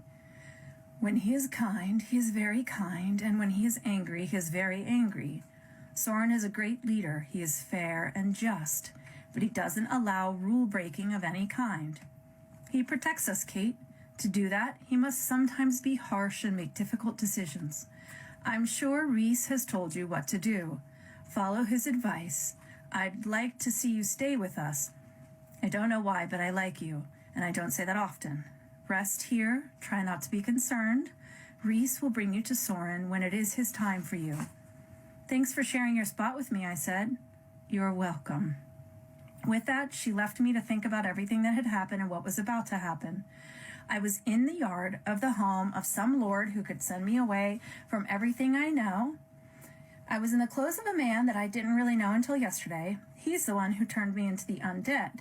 I can heal myself. My ex-husband thinks I'm in the hospital, and if I survive this meeting, I plan to drink more blood tonight. That's when I heard shuffling and looked up to see a man crossing the bridge. Perfect. Let's add to this mess by having some guy hit on me. Chapter 18. Sorry, he started as soon as he was over the bridge and entering the tree circle. I didn't know if you wanted to be alone, but I saw you walking with Tamila and I had to come meet you.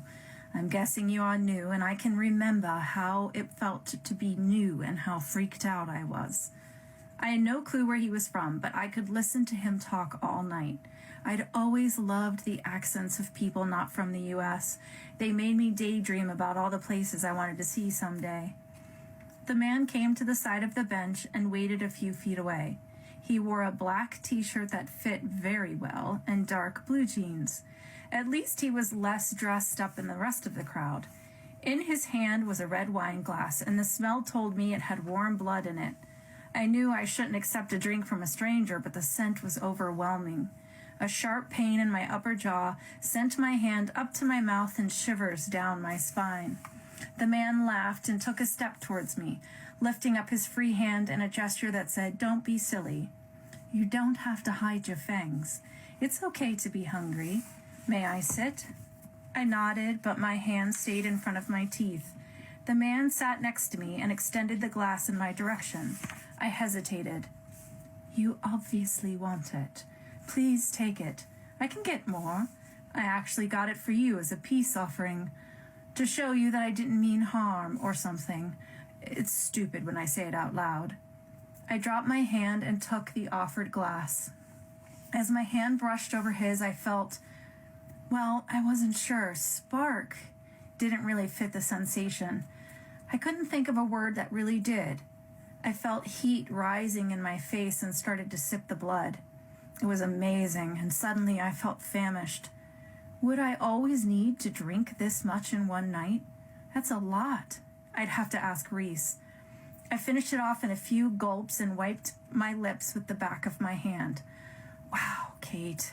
Sweatpants and you gulp down your food? Very sexy. Thankfully, the man laughed. You must be really new. I still remember how hungry I was, like I would never be full. That will change too. Do you mind if I ask you when you returned? You don't have to answer. I took a moment to really look at the guy next to me. His hair fell just past his shoulders in soft waves and was dark like mine, but different. It looked almost like there was blue in the Christmas lights above him. I'd seen a color like that on one of the box dyes at the store when I had started my monthly coloring of my gray roots. It was called midnight black or blue black, something similar. The hair color name didn't matter, because in that moment, what I cared about was his eyes. When I was in college, I'd once gone shopping with some wealthy friends of mine. They'd pulled me into a jewelry store, forcing me to look at things I could never afford. While there, my eyes had landed on a ring. The square gem in the center was surrounded by small white diamonds and was the only gray diamond I had ever seen. The jeweler had boasted about the rarity of the gray diamond, while I slipped the ring on my finger, knowing that I would have to give it back. Later that night, I'd remembered the ring and cried myself to sleep in my dorm room. Tonight, the eyes looking back at me were the exact color of that long-lost gray diamond. The pale white of his skin made those eyes even more remarkable. They seemed to dance in the light, and I thought I may never be able to look away. It's too personal, right? What? I asked. He laughed again, and the sound danced down my spine. Something deep inside me started to stretch itself awake. It felt like a piece of me had been waiting for this man my whole life, and now that he was here, it was coming out of its coma to reach for him. I had an overwhelming desire to straddle his lap and feel that hair in my fingers. Whew, Reese was right. I'm going to get myself into some serious trouble if I can't control this. But, another voice deep inside me spoke up, he also said you need to get it out of your system or that you will lose control. Why not use this scrumptious male to get over what you need? Now I was definitely blushing and very uncomfortable. I felt a long, unused part of me start to throb. I asked when you'd been turned, he said. Oh, I looked away from him so I could think. Last night or this morning, I don't know what time it happened or what time it is now. The man let out a whistle. Geez, I didn't realize you were that fresh. I'm sorry, it was very rude of me. You must be beyond scared. Where's your maker? He's here somewhere, and he's going to get me soon. I have to do a pledge to something or something like that to a king. I don't know. I'm having trouble thinking. I know everyone is probably saying this, but you will not always be like this. You will learn how to control your power, your hunger, the effect that others have on you and the others of your kind have. I didn't come here to seduce you or sway you. It might feel like that, but that's because I am old. On young ones like you, I can feel very strong. I apologize. Should I go? I grabbed his arm without thinking. No, please stay. I feel better with someone else around me while I wait. Can we keep talking? Sure. He laid his hand over the one holding his forearm. What would you like to talk about? Where are you from? I can't figure out your accent. Good question, he answered. Promise not to laugh? Why would I laugh? I asked. Because, he continued, I'm from Romania. Ironic, right? A vampire from Romania? It's like every movie you've ever seen. And how about you? Where are you from? Oh, here, I sighed. Born and raised, I am utterly boring. Do you work? I do not. I've been around long enough to have all the money I need. I dabble in the stock market, get involved in local politics and charities. I stay busy. And you? A nurse. He looked impressed, and I was excited to have that kind of reaction from him. I have great respect for those on the front lines, nurses and police officers, firefighters. It is amazing what you do. Oh, thank you. Tell that to my kids. The look of respect turned to one of shock. You have children. I do. Suddenly feeling very foolish for letting that little piece of information slip out. Yes, that's right, super hot foreign vampire. I am a middle-aged mom. Then you are married. Divorced. They're with him and his new wife now. They don't know anything. They think I'm sick in the hospital. Figured the less they know, the better. Oh my God, Kate, shut up, I thought. It's very true. They will need to know someday when they are ready, but for now, let them have lives full of light and happiness. His words were so much like my own thoughts that I wasn't sure what to say. May I ask another personal question? I chuckled. Why not? I've already spilled my guts. Doesn't feel like I have too many secrets from you. If you have daughters to raise, why did you turn? Why do this now? I felt a hot tear roll down my cheek. The man reached out and caught it just before it reached my chin. He pulled out a handkerchief from his back pocket and wiped my face. He put the blood-stained finger to his lips and closed his eyes. You taste of loss. I am sorry. It's horrible of me to ask you. You can taste what I feel in my blood? I can. It's one of my powers, empathy. I don't need blood, but it does help. I can feel if you're scared, angry. I can tell if you're lying or you're sincere. Not the coolest of powers, but it does help me know that I'm being an ass and have pushed too far. It's okay, really. I thought I might be falling in love with this man. It's ridiculous. There's no such thing as love at first sight. Oh, you're just horny, girl. I shook my head in an attempt to silence my thoughts. I didn't choose it. I mean, I did. Someone attacked me outside the hospital and left me to die, and Reese saved me. He gave me his blood and took me to his home to choose.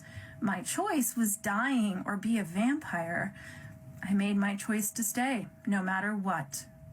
He looked at me for what felt like minutes, then put his arms around me and pulled me in. I didn't know how to react. Do I hug him back, freeze, or push him away? In the end, I melted and let him hug me.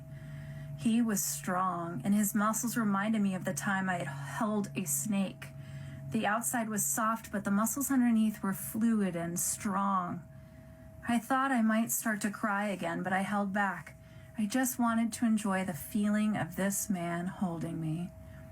I imagined pulling back, lifting my face to his, and letting his lips rest on mine. The sensation of his tongue sliding over mine, his hands on my back, my thigh, and sliding down. Feeling him lift my weight and rest me in his lap. A fire started inside me, low in my abdomen, and threatened to consume my sanity.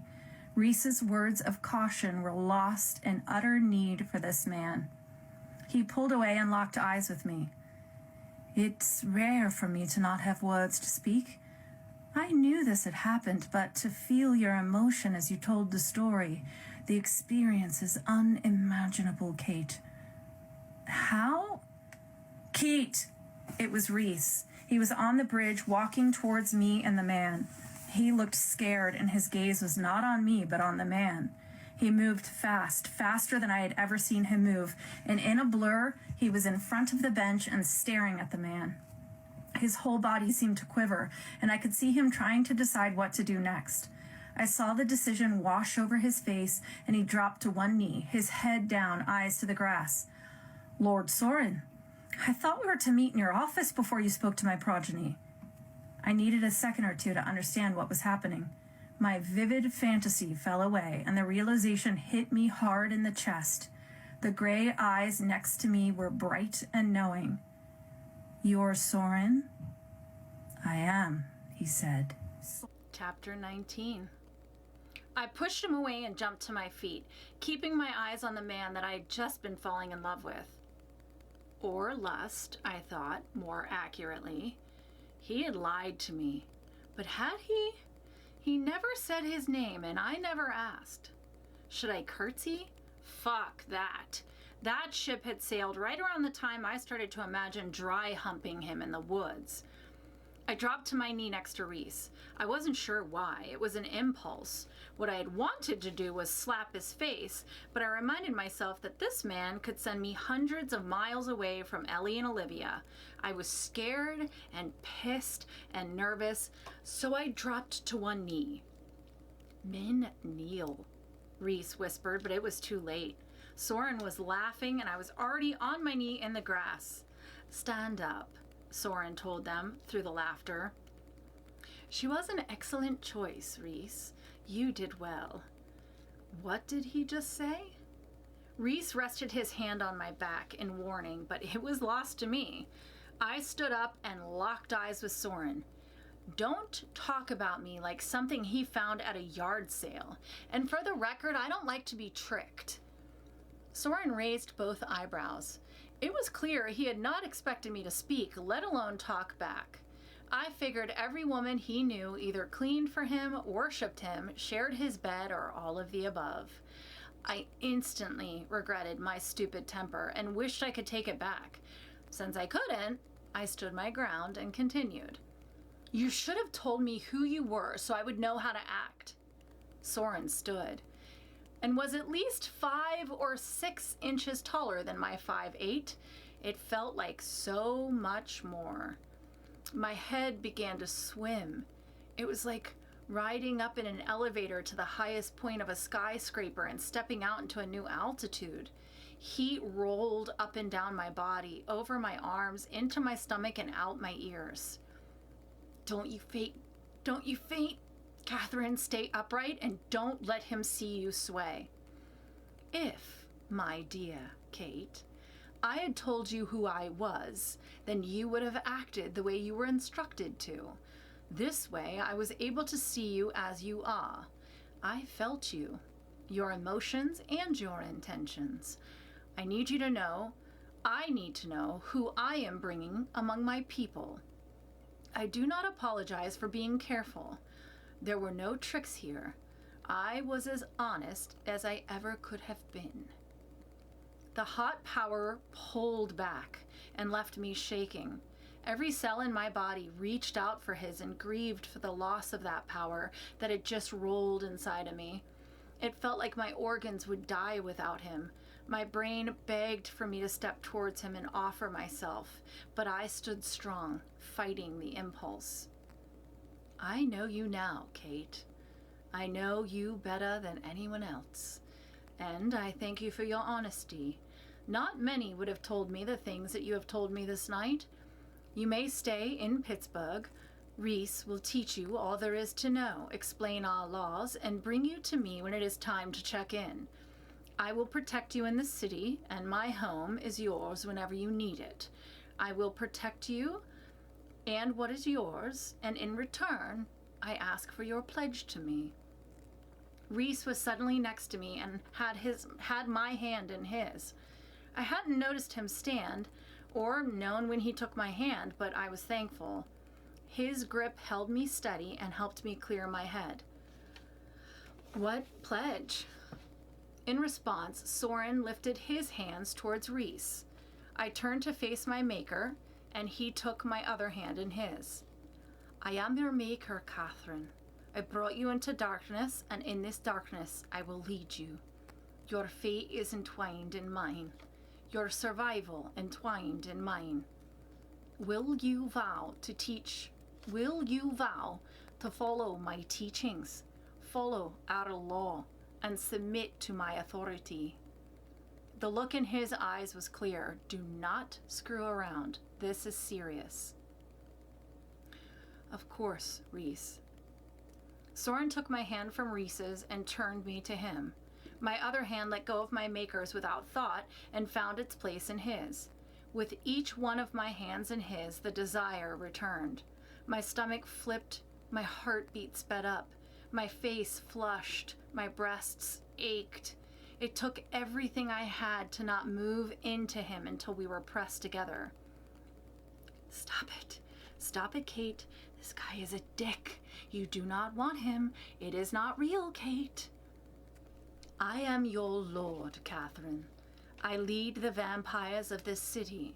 I offer you protection. Your survival and safety are my sworn duty. Should you feel wronged, it is my responsibility to hear your complaint and find you justice. Our laws are simple. Do not feed on a human who is not willing. Do not kill another vampire. Do not tell humans about our existence unless I approve first. Should you break a law, your punishment will be mine to choose.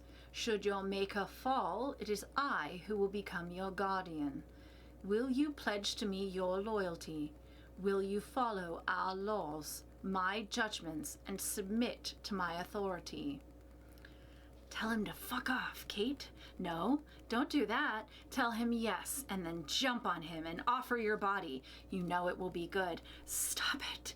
Just say yes and go. Then do whatever you can to never see him again. I do. Soren squeezed my hands and let them go. Welcome to your new life, Kate. Reese, I apologize for my charade. Now, I ask that you do, in fact, come to my office. I need to discuss something with both of you. Before I could think better of it, I opened my mouth. I thought all we had to do was pledge to you and then we got to go. Oh, shit. 2 seconds of being welcomed to the city and I have already fucked it up. Normally, yes, but this is a much different situation, and I ask that you come speak in private. I am sure many vampires have started to listen to our exchange by now, and I do not want them to be privy to what you are about to hear. Soren gestured to the area past the little bridge, and Tamila stepped out of the darkness. This time, she was joined by 2 very large men. The one to her right was white, without a single hair on his head or his shirtless chest. He had to be around 7 feet tall. The man to her left looked Middle Eastern. He was only about an inch or two shorter than the bald one, but just as wide. These are my trusted companions. They are never far from me, even if you don't see them. They will ensure that we return to the manor and are uninterrupted. Please follow me.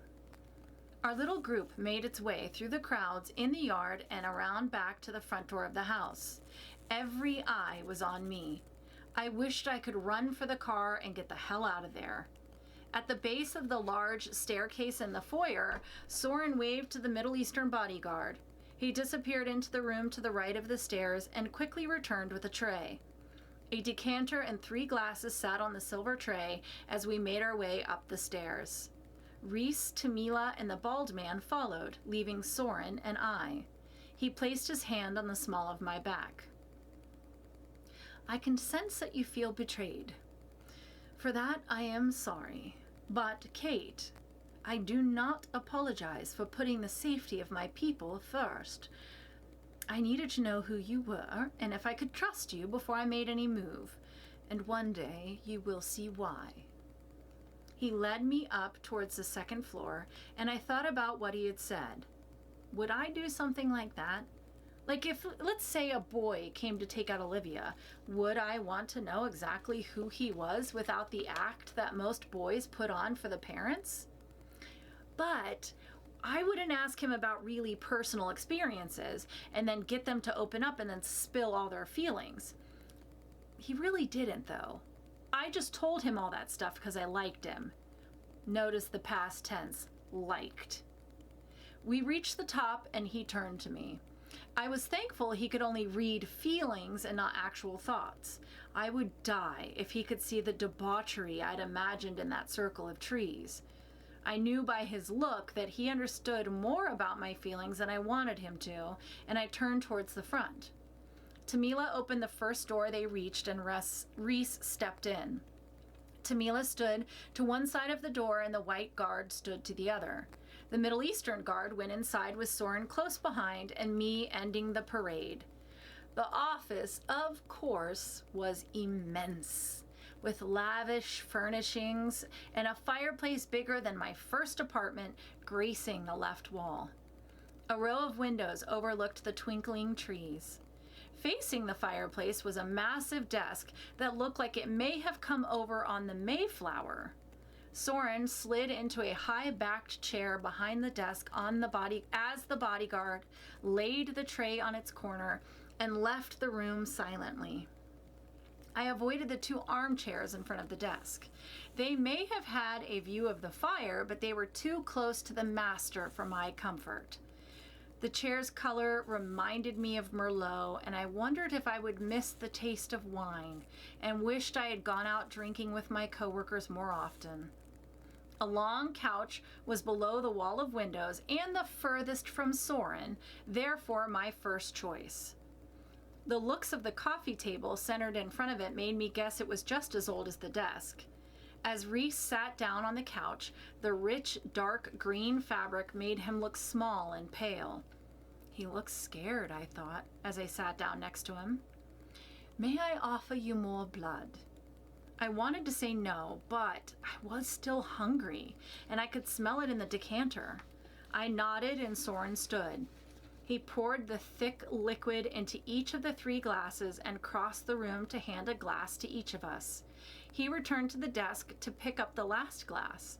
Instead of sitting back at the desk, he surprised me and drug one of the Merlot chairs to the stop in front of us. He felt less authoritative just sitting in a chair by us. Maybe that's why he did it, so he would seem like one of the people. We sat in silence and sipped our blood. Reese was the first to speak. Lord Soren, I do not want to be disrespectful, but why have you brought us up here? Soren waited a beat and looked up at us. You could almost hear him trying to figure out how to start the conversation. God, this really looks serious, I thought, and tried not to panic. Soren took a breath and began. I want you to track down the thing that attacked Kate. Find it, and I will help you kill it. Have you ever seen one of those movies where someone says something funny or shocking and the other person spits out what they're drinking? I always thought that was absurd. Until that night. That was exactly what I did when the Lord of Pittsburgh told me that I needed to hunt down the monster that tried to rip me apart 24 hours prior. Are you nuts? I mean, what other response is there for a request like that? Soren did not look like he was nuts or amused. He handed me some handkerchief and I wiped the blood off my mouth. I can assure you I am not,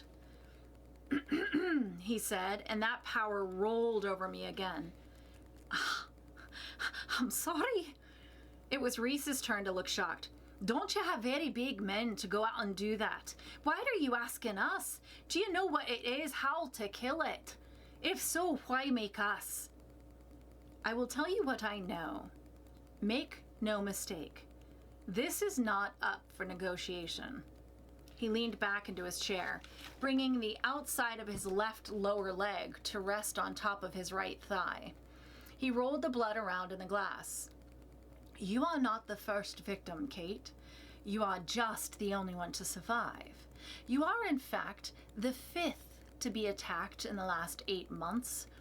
Their bodies were found in different surrounding cities, having been quite damaged and unrecognizable. The police have not been able to identify the victims, but I have many eyes in the city and know each one of them. The victims are all from Pittsburgh, all women, and all between 25 and 40 years of age. I do not know what is killing them, but I do have a few suspicions. There are some whispers that it is a werewolf, but I have not seen or heard of anyone in many years.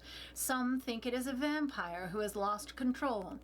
Still others suspect it is a human with the affinity for killing. All I know is that the humans will begin to catch on to the slayings and start looking for answers. Their hunt for a monster to blame brings every vampire in this city at risk.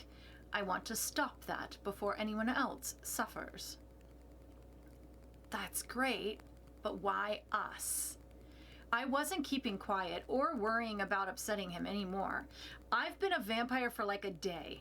I don't think I'm the person for this job, and last time I checked, Reese wasn't a monster hunter or a detective either. 2 reasons.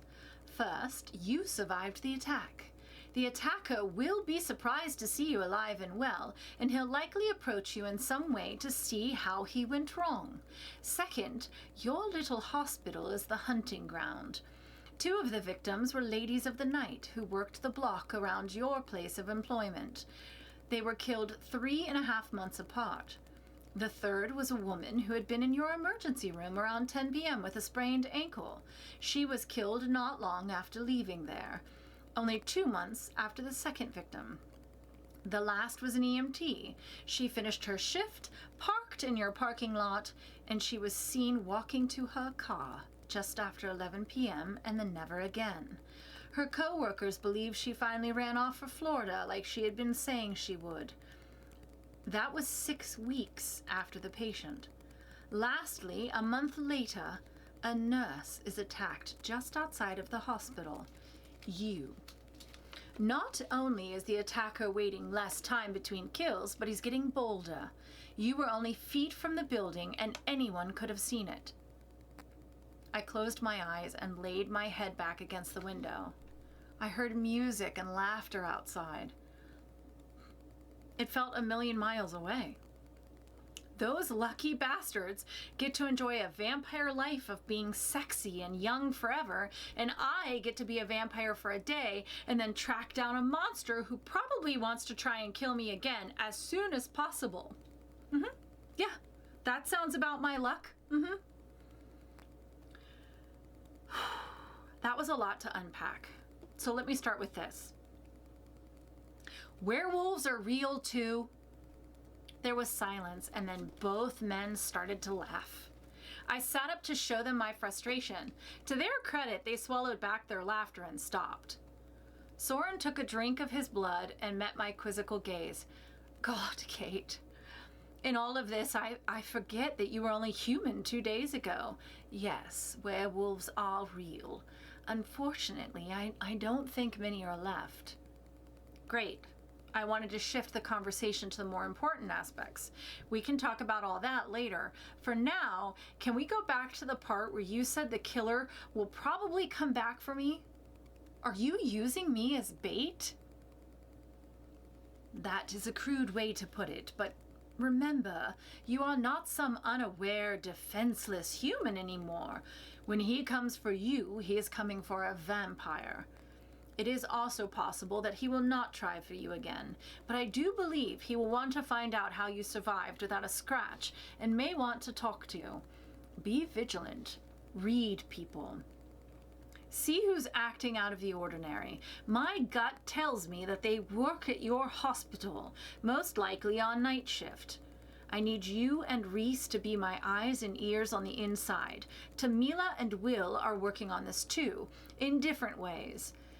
We are the only 5 who know about these attacks. Tamila and Will know that you are helping, but none of us know what the others are doing or what the connections are. No one but we 3 know that you were meant to be the 5th, Kate. I ask that you keep this in this way. Report only to me. Whatever you learn, bring it to me. Please do not email or text or write it down. It must be in person, and it must be in this room where I know we cannot be heard. Your paranoia is seriously freaking me out. Can we remember just for a second that I have 2 kids at home? They're the whole reason that I chose to turn instead of dying, and now you're asking to put myself at risk again. That doesn't seem very fair. I like to think of it as caution, not paranoia, and I never said it was going to be fair. I do not want this monster to claim anyone else. Find out who it is, but do not attempt to stop them. I will handle that. My head was going to explode.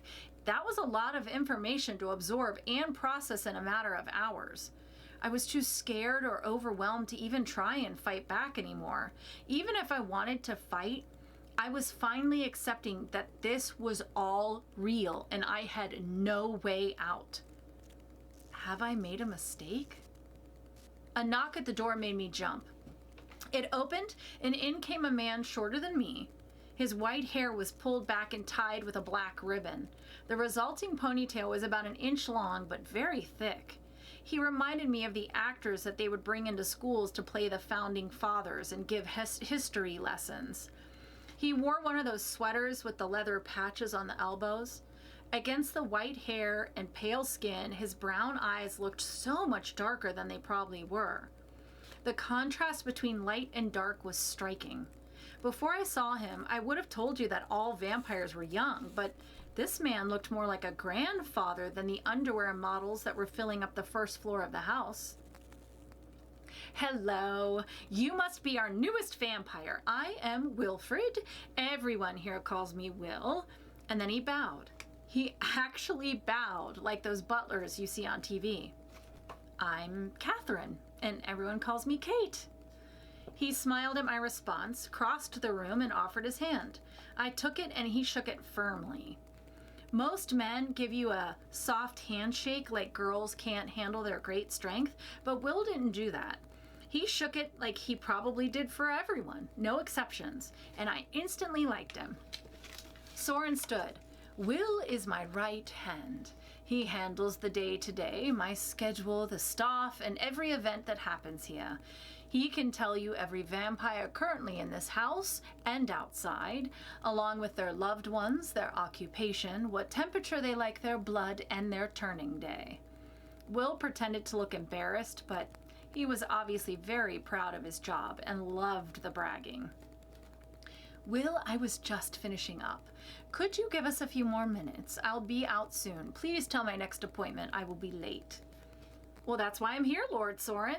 They've decided not to separate. They worked everything out, and they won't need you after all. They're actually in the solarium, dancing and smiling.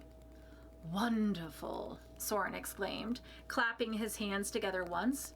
Then we do not need to rush. Will backed out of the room the way that he came.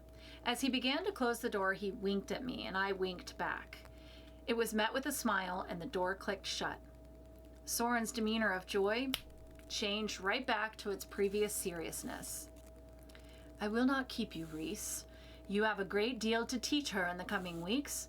I've been formulating this plan since you called and told me everything that happened. Kate, I understand what I am asking you. You have children. You are young. However, I will not change my mind. You are the answer to catching this animal. Every girl that has been killed was someone's daughter. What he did to you, he will do again and again until he is stopped.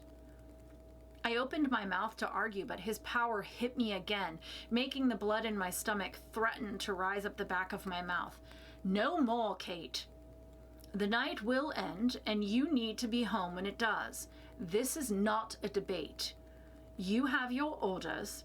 You can take them, or you can leave the city.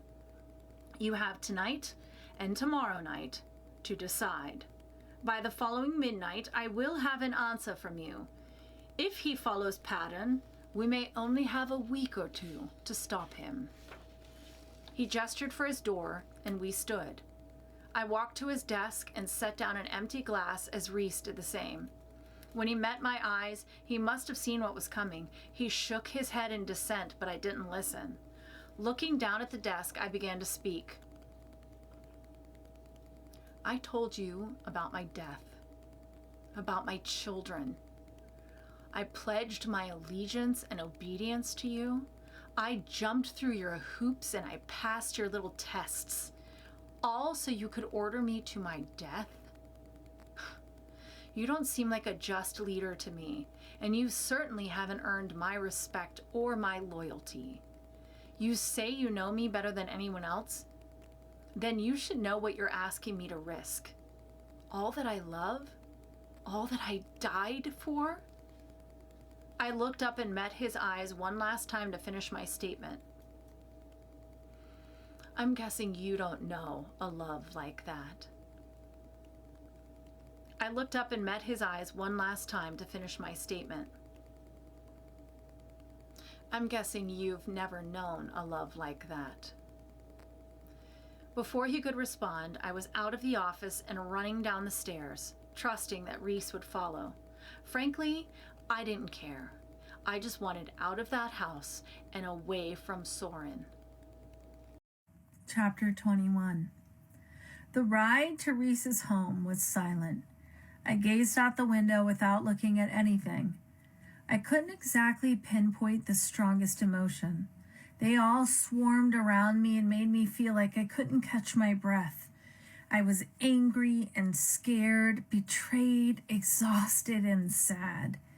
I wanted to cry and punch something simultaneously, but I was too tired to even imagine it. The task ahead of me was impossible. Best case scenario, I was chasing a serial killer.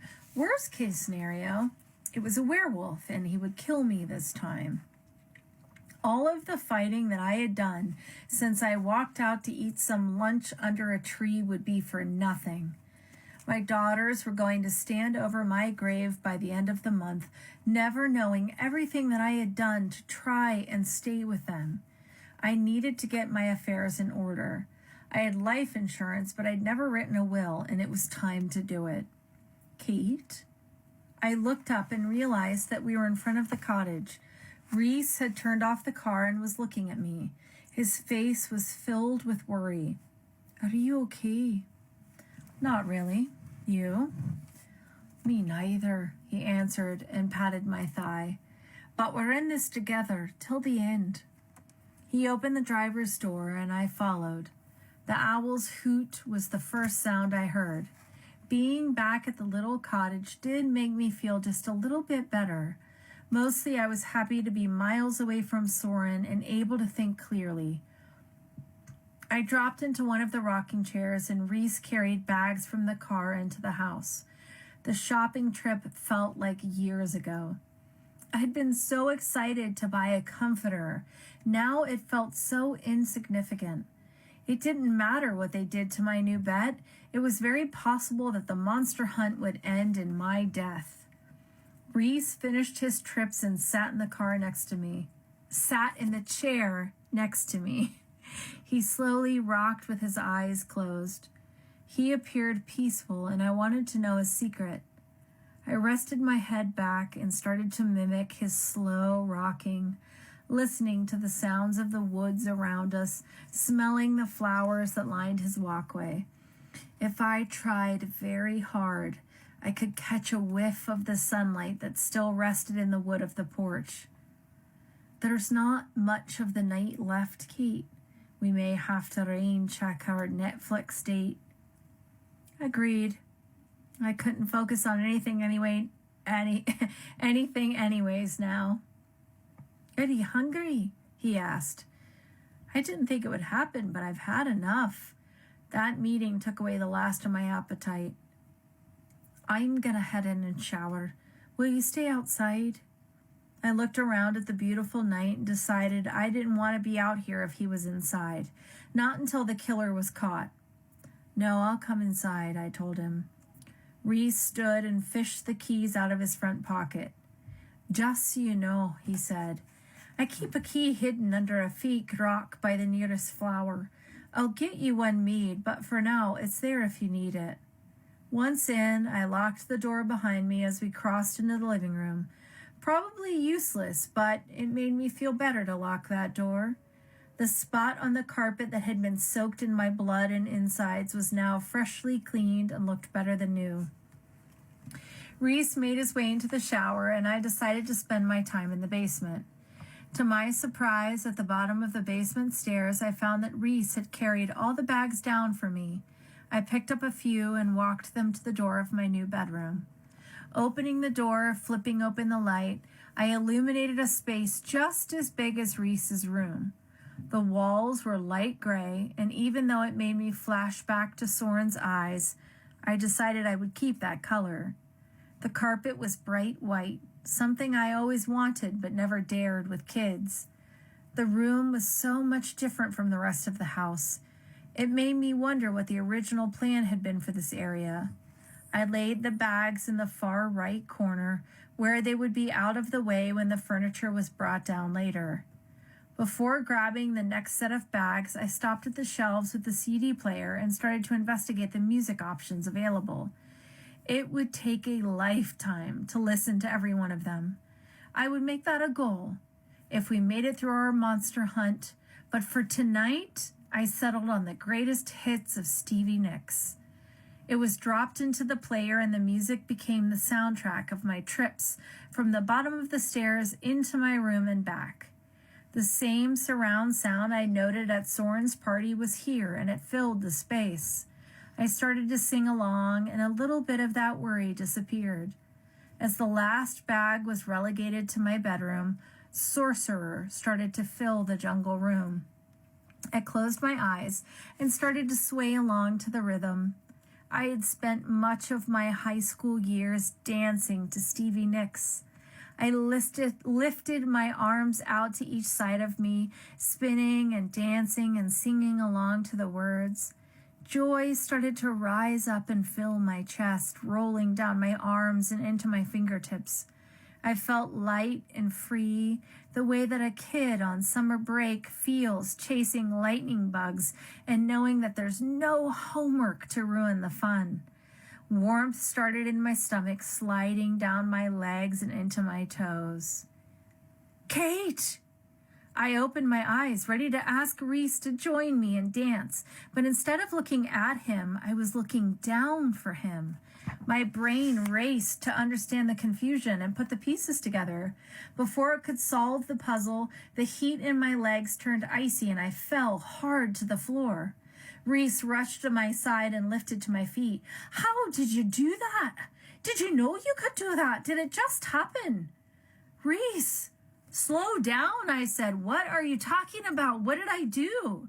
He blinked a few times and visibly slowed his thoughts. Kate, you were just flying. Chapter 22. Say that again? You were flying, Kate. Well, not flying, but levitating. You were a foot off the ground, swaying side to side and twirling. I mean, I'm thrilled that your first power is manifested, but I'm a little taken aback. Until 3 minutes ago, I thought only very old vampires could fly. Well, what the hell do I even say to that? How did you do it? He asked. I started to feel a little faint and decided to sit on the recliner before I lost consciousness. It was all just a tad bit too much for one night. I should have been doing a victory dance. I mean, I could fly, but all I wanted to do was go back to the way it was before and just worry about clipping coupons and making it to spin class. Reese dropped to his knees in front of the chair and laid his hands on my thighs. I looked down at him. It was clear he couldn't tell if he should congratulate me or console me. Frankly, I didn't know what I wanted. So he chose to drop it altogether. Let's go lie down. You must be exhausted. I nodded, too fatigued to say anything. I let him lead me to the room, and we laid in the same spot that I had come to after I was saying goodbye to the last of my humanity. I was relieved to see he had found a moment to change the sheets. In any other time, I would have asked him his secret to time management, but now I just silently thanked him and slid under the clean comforter. He made his way back to the main room to turn off the music, and I heard Stevie's tale of leather and lace abruptly end. The lights in the room went dark with a snap. In his room, a small lamp by the bed was the only source of illumination. With my new vision, the dim light bulb was unnecessary for me to see him return to the bedroom and lie next to me. I couldn't think of a single moment in my life when I had been as scared as I was now. What's going on with me? What are we going to do? Tell me you have some idea. These are difficult questions for so late in the night, but I'll try to answer them the best I can. In the next few days or weeks, you'll become the vampire you're meant to be. I don't know if it's fate or the abilities were always in you or something that's created by the vampire blood. All I know is that each of us are different and the powers come to us as they will. For the second question, I don't know what we're going to do, but I wish I did. I've spent so long avoiding danger and not drawing attention to myself. I've forgotten how to do anything else. I don't think either of us will figure it out tonight. We need rest. But when we wake, we will begin to plan. It's not like there's a reference manual for this. We're going to have to do some research. Screw research, I thought. Reese, I asked and rolled to my side facing him. Am I going to die? I mean, for real this time? It was his turn to roll to his side and face me. Not if I can help it. I'll stand between you, and if I need to, I'll not put you through all of this just to see your life end and your girls be motherless. And that was the best thing he could have said. Promising me would have been a lie. Avoiding it and changing the subject would have scared me. Thank you, I said. No need. When we wake, we'll get your bed and dresser carried in, and then I'll teach you what's necessary for the immediate future. If you like, we can explore your new ability or wait until the hunt. Most importantly, we will order you a new phone, and then last, we'll find out anything we can about the murders. It seems like the best place to start. How do we even do that? You don't have a computer. Oh, I do, he said. It's in my home office upstairs. It's nothing to worry about. Try to rest. Reese leaned in and laid his lips on my forehead. I didn't know if I would ever get used to the kindness or the understanding or the feelings. I didn't know if I could ever adjust to everything that I felt for him. This must be what it's like to have a father or a big brother, I thought. And that was the last thought in my head as the awareness melted away and sleep carried me away for a few hours of peace. Chapter 23. You know those movies where the main character goes through something traumatic and wakes up the next morning telling himself it was all a dream? He smiles and lays back, but something jumps into the scene to show him it was, in fact, real? Well, that is not the way it went for me. As soon as my eyes were open, I was fully aware of the shitstorm I was in the middle of. I guess vampires don't dream, I thought. Just fall asleep and wake back up. The clock in Reese's room let me know that I had slept until 8 p.m. Clearly, I had been exhausted. I rolled over to see if Reese was awake too, but the bed next to me was empty. I sat up, stretched, and started my trek to the kitchen, noticing how weird it felt to wake up and not crave coffee. Reese was in the kitchen, music playing from a small radio mounted below a counter with the blood in the crock pot as I'd hoped. A small cardboard box sat on the table in a little nook with a red bow on it. I felt like a kid seeing a Christmas gift before I was supposed to. I sat at the table and tried to pretend I didn't notice it. "Good evening," Reese sang. Wonder what's got him in such a good mood. "Good evening," I responded. "Can I use your phone to call the girls, please?" His face broke into a smile. "No need. Open the package that I know you've already noticed." I made quick work of the cardboard box and revealed a new iPhone. And before I could say anything, he was next to me with a SIM card in his hand. "Shit, Reese! Can I move that fast someday?" He arched his eyebrows. "You can now, Katie. You just haven't tried." He kissed the top of my head and dropped the small card into the table. In an instant, he was back at the kitchen sink, wiping water stains off 2 glasses with a towel. "Katie? Well, do you mind?" he asked. "You always felt like a Katie to me." "Well, my mom was the only one that called me Katie." His expression showed he was unsure if that was good or bad. "I would love if you were the second." Pleased, he went back to buffing the drinking glasses. "I can't believe you saved my SIM card, Reese." "Thank you for this, and thank you for the phone." "Oh, you got it, kiddo." Once the tiny card was loaded into the new phone and my contacts were uploaded, I wasn't surprised to see the number of text messages and calls. I had missed into the double digits. I could get back to Monica and the others later. My priority right now was the girls. They answered on the second ring. "Mom!" "Hi there, sweetie. How was your day?" "It's good. How was yours?" "It was also good." I looked up at Reese and he gave a small nod. "They've figured out what's wrong with me." Silence. "It's okay, Ellie. It's not a big deal." I heard her sigh with relief and then felt an overwhelming guilt for the lie that I was about to tell. "Wait, Mom, can I put you on speaker? Everyone's here and they want to hear too." "Of course," I said. "Hi, hey, hi, Kate, it's Sarah. Are you okay?" All the voices rang out all at once and overlapped each other, and I waited for it to all die down. "Hi, everyone. Yeah, I'm okay. Everyone's taking really good care of me." And then there was silence again. Tom spoke up next. "So, what's going on, Kate?"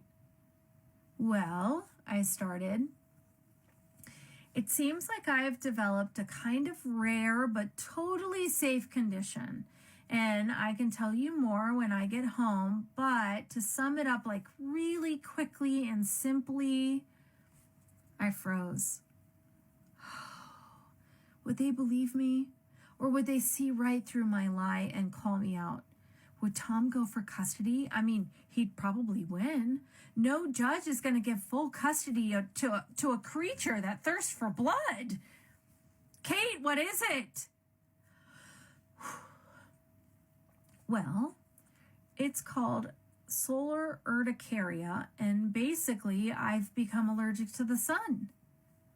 Silence. Then everyone at once. "Stop. Mom, be serious. That's fake. Do you have cancer?" "Guys," I yelled, trying to stop them. I'm being very serious, and no, I don't have cancer. Please feel free to go look it up. It is real, and I have it. And please, let's not make a big deal out of it. I just need to avoid the sun. I can still work and I can shop at night. I can sleep during the day. We can cover the windows in the house. And in the grand scheme of things, it's really not the worst thing that could happen to me.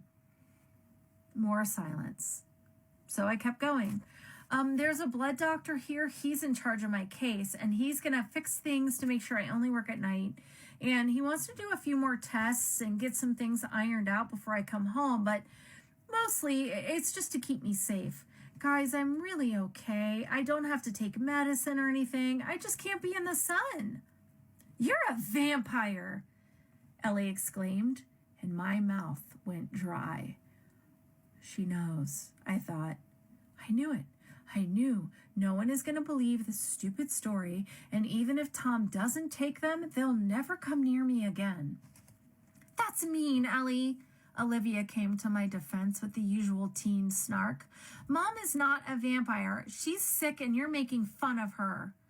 I'm sorry, Mom. Ellie was obviously on the edge of tears. It was just a joke. Oh, honey. I know it's just a joke, and you didn't hurt my feelings, and I know it's going to take some getting used to, but Daddy can do all the daytime stuff, and I'll do all the nighttime stuff, and I'm still the same mom. Tom spoke up now. What can we do to help? Sarah was next. Tell us what you need. I thanked whatever higher power looked over me for my ex-husband and his new wife. I knew how lucky I was that we were all supporting each other. Please, just take care of the girls until I can sort everything out. I need the next 2 or 3 days to figure this all out, and then it'll be like nothing ever happened, okay? You got it.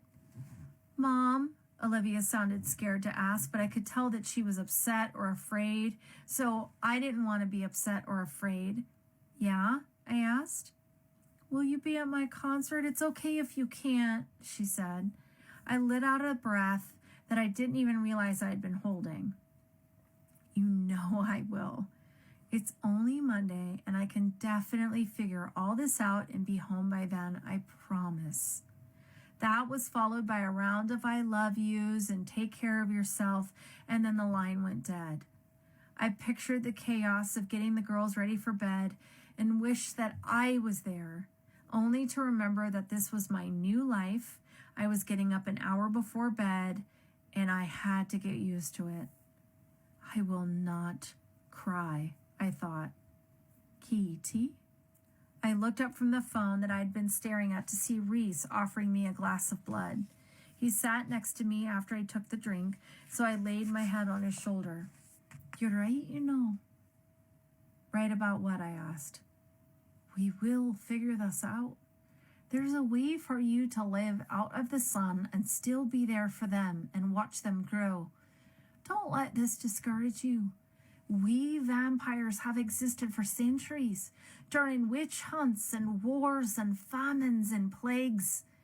This won't stop you from doing all that you want to. His confidence was contagious. The desire to feel bad for myself was replaced with a sense of pride. He raised his glass and I raised my head to clink my drink against his. A couple gulps of blood was all it took to get me ready for the night. It couldn't possibly be worse than the night before. Right? Chapter 24. Let's get your furniture inside before we do anything else. It's on the porch and I smell a storm coming in. Reese stood and motioned for me to join. We're going to need help. It's a king-size bed, and it's awfully big. Reese laughed. My child, you do not realize your strength yet. Either of us could carry it in alone, but I don't want the walls damaged while you're maneuvering it through the house. We still need to open doors, and 2 vampires are more than enough. We carried the frame, box spring, and mattress without a single drop of sweat rolling down our faces. The massive mattress felt like a box of tissues. I was in awe as I lifted one side of the long, solid dresser and steered it down the stairs. The last item on the porch, the armoire, was 6 feet tall. Reese tipped it onto its side so I could grab the top. As we moved down the stairs through the jungle room and into my bedroom, I started to question the weight of the piece. It was just too light. There's no way that we were carrying a solid armoire this easily. It had to be cheap. It had to be made of plywood. But I was wrong. We tipped it up, and Reese asked which side of the room I'd like it. I chose the wall to the right and slid it alone to the spot.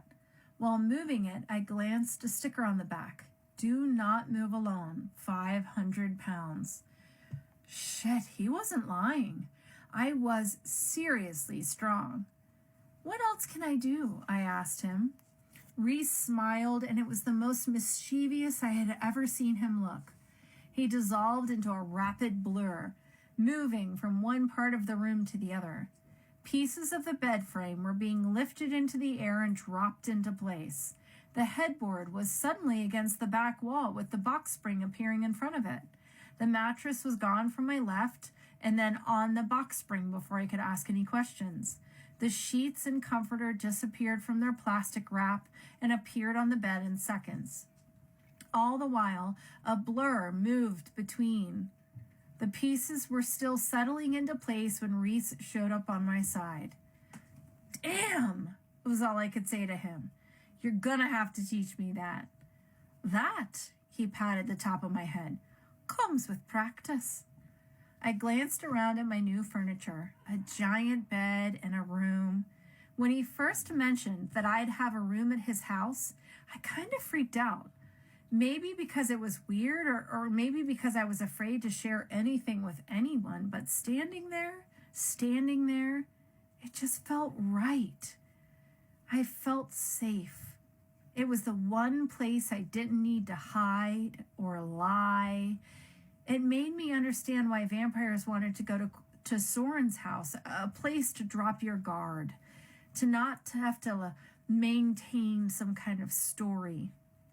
Like a tidal wave, I felt all the loneliness that I had been hiding from myself over the 9 years since my divorce.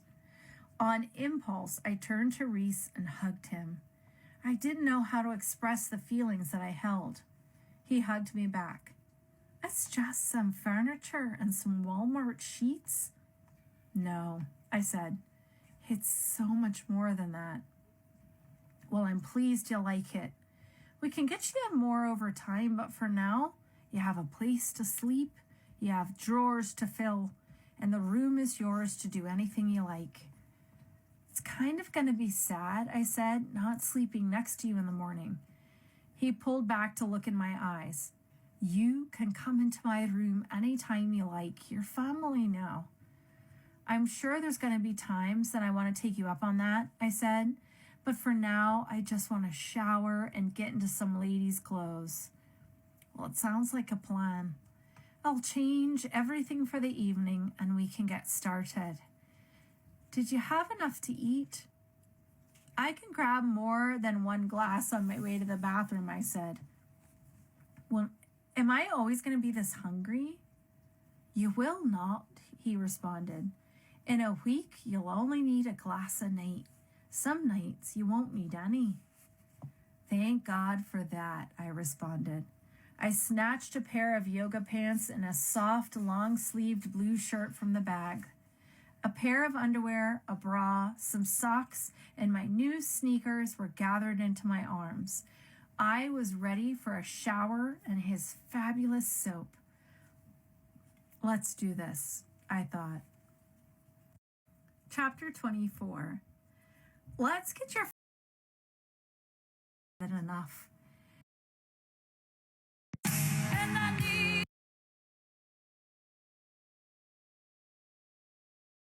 Fuck this.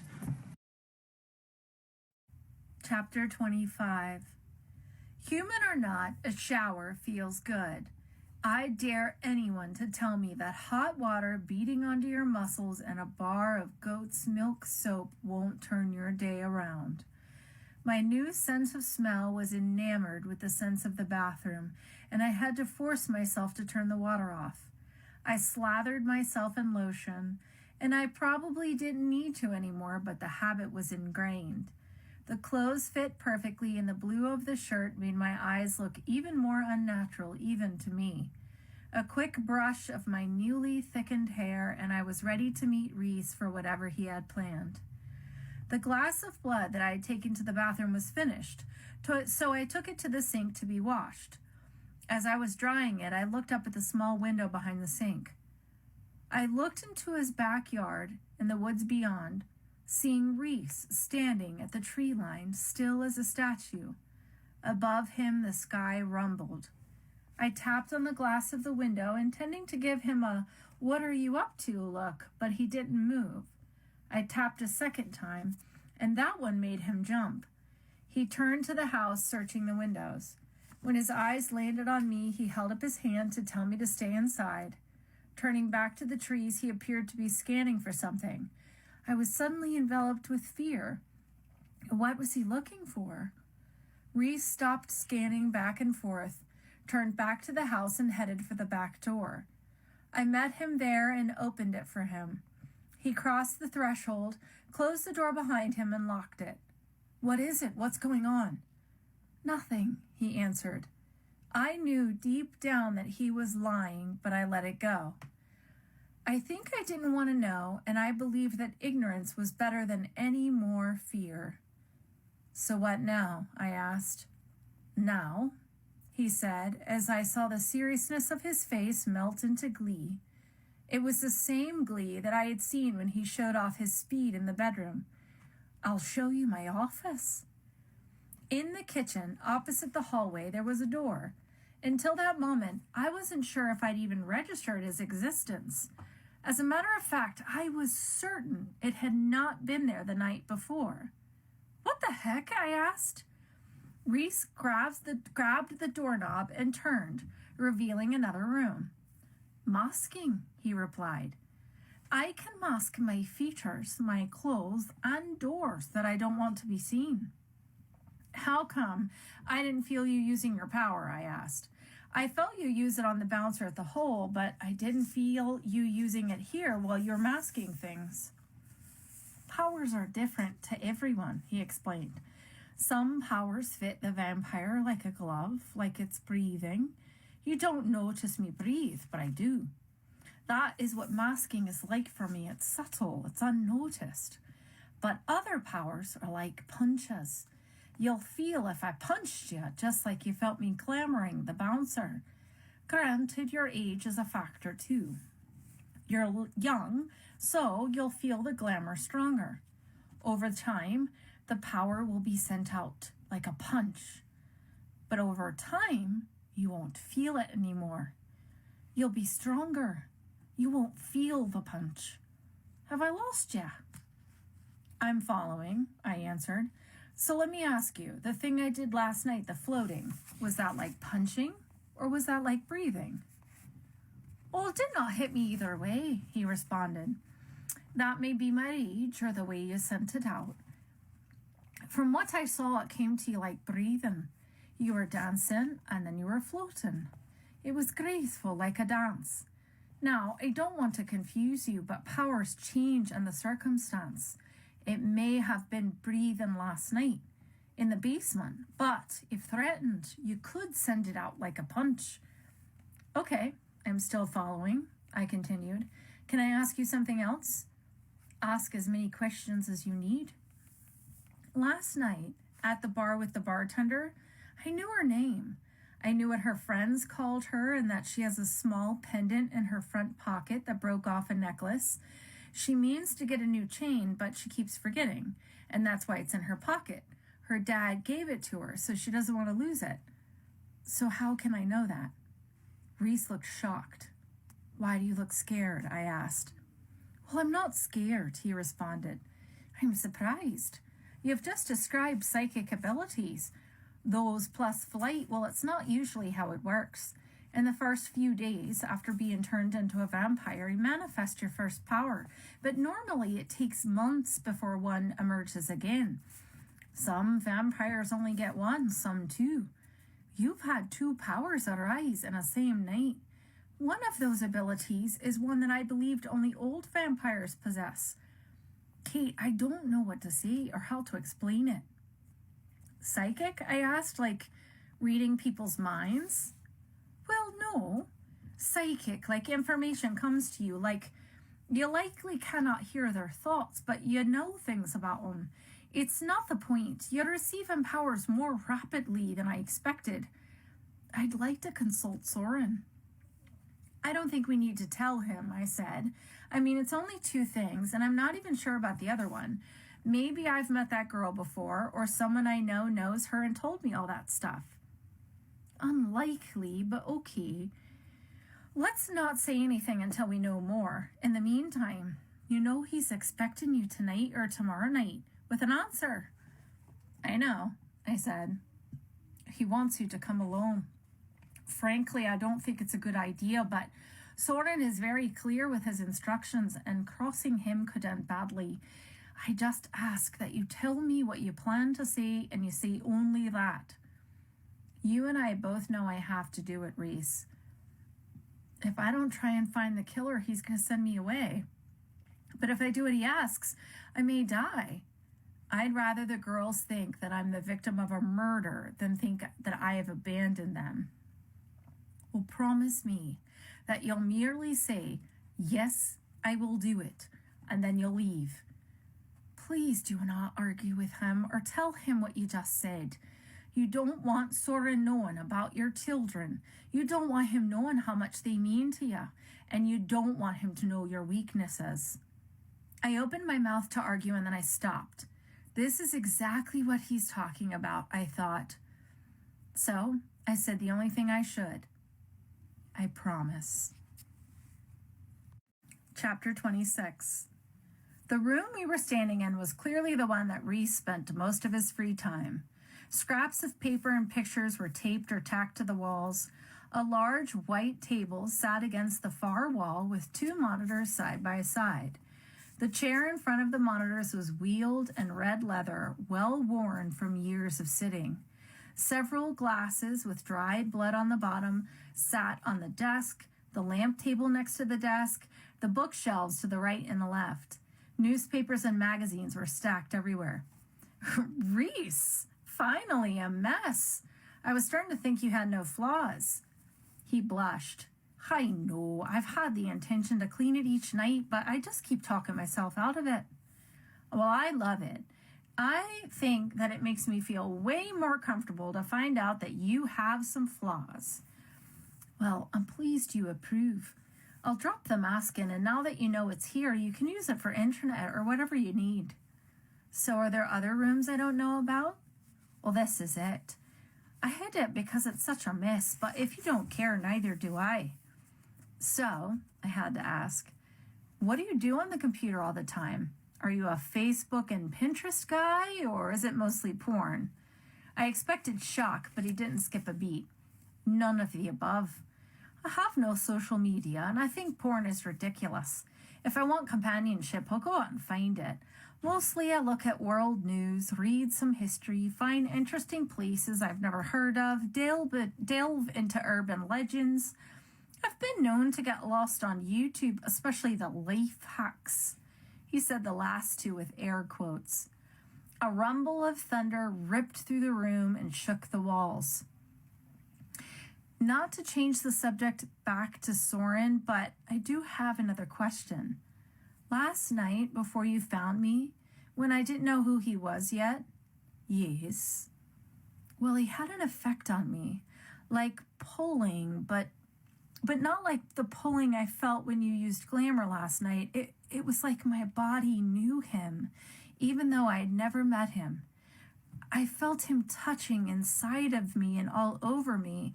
It took everything I had not to give in. Does that make sense, or does that sound weird or slutty?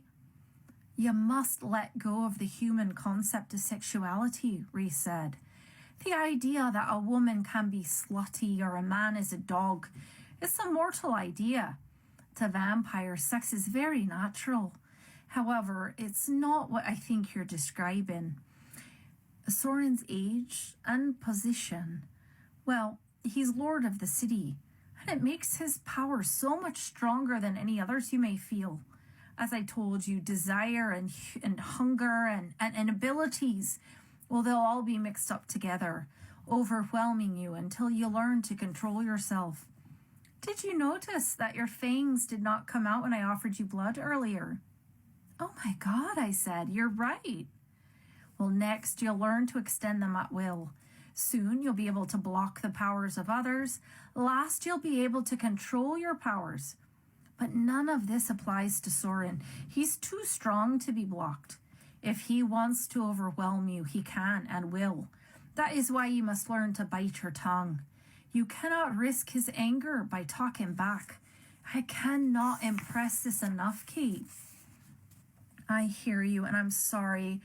I just want it to happen now, and I just want to be strong enough to protect myself, and I hate feeling out of control. I don't want to be vulnerable. Well, that is completely normal. Try to remember, though, that you have nothing but time.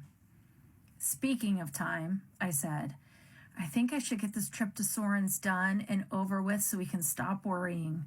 The last thing I need is to add monster bait to having an ancient vampire lord pissed at me on the list of things to worry about. Maybe you can start looking up the details of the previous murders so we have some idea of what we're looking for. Thunder rumbled around us. I want to tell you to stay, but knowing that postponing it is pointless, the dread will only get worse. At the risk of offending you, though, I will recommend you change. Plunging to him in sweatpants is acceptable because you were just turned. Time was of the essence, but visiting him tonight in tennis shoes, that will be seen as disrespect. I bit my tongue for the second time in a matter of minutes, getting the hang of the whole knowing when to shut up thing. That is a good idea, and I thank you for bringing it up. Give me a few minutes to change. I will go see Soren while you research, and then we'll reconvene in 2 hours for blood and comparing notes. And we might even have time for a movie. Easy. Chapter 27. It turns out it's really simple to get ready when you don't need Spanx, primer, makeup, pantyhose, or fake lashes. My black skirt and red satin blouse and black heels were the best I had and were going to have to do. A quick glance in the mirror was followed by a longing look at my big, soft, new bed, but I forced myself out the door and into the night. 15 minutes later, I was in Reese's car, following the GPS directions to the manor. The sky continued its threats to rain with thunder and lightning, but no drops had shown themselves yet. Maybe I would have just enough luck to get out there and back before the actual storming began. The plan was simple. I would walk in, I would tell Soren, I'll do it, and then I'd walk out. I used the drive to catch up on phone calls. Monica answered on the first ring and was at work, so I quickly caught her up, telling her the same things I told the kids. The only difference was that Monica thought I was receiving treatment outpatient instead of in the hospital like my family thought. She lost her mind when I told her that Dr. Kitchener was the one treating me. Once she heard that, the question was less about how I felt and more about how he smelled and how he liked his coffee. To wrap up the conversation, I told her I was exhausted, and she assured me that she would tell everyone at the hospital how I was and that she had passed on all their well wishes. The next voicemail was from the good doctor himself. He asked me to come to his office the next night for my paperwork and the first blood donation to him. He informed me he'd already spoken to the nursing supervisor and he would fill me in when I came in. Last, he promised that no one would see me coming or going from the hospital and to just call or text him if I couldn't make it. Either the distraction of the phone calls or knowing where I was going made me arrive at the manor much quicker than I thought. I couldn't procrastinate any longer. I was here and he was inside, and this was happening. I pulled up to that same door, but no men came out of the shadows to take the keys. The car rolled to a stop just past the entrance, and I cut off the engine just in time for a streak of lightning to rip across the sky in front of me. Stepping out of the car and closing the door, I looked around to see a lot less music and people than had been there the night before. The lack of noise had an eerie effect on the home. Suddenly, my skirt felt too short, and I felt very alone. This is a bad idea, I thought. I'll just come tomorrow after I see Alex. As if on cue, the front door of the home opened and Tamila stood in the frame. Tonight, she had swapped out the pirate look for what looked like a long red gown, but I realized was a pantsuit. The legs of the outfit billowed out like a skirt and was breathtaking. Her presence had a small, calming effect on me. She looked like she had been waiting for me. Good evening. We've been expecting you.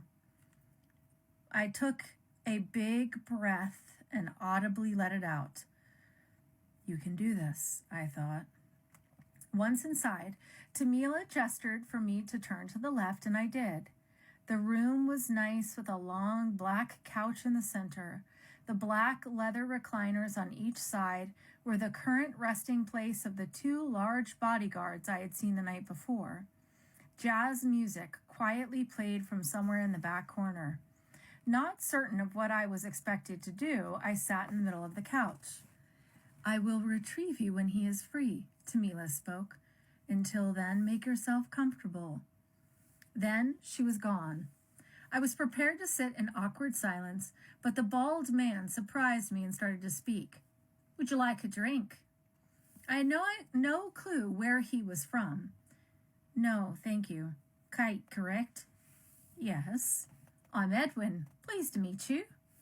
He leaned towards me and put his hand out. I hesitated, but wanted to make this night as easy as possible, so I accepted the handshake. He gripped my hand and pumped twice. I am Nasim. The voice came from behind me, and I turned to see the Middle Eastern bodyguard in the other chair. Nice to meet you, Nasim. I raised my hand but dropped it. He didn't accept it, but instead nodded his head in my direction. I made a mental note to not offer my hand in the future. If you need anything, you only need to ask. Thank you, I said.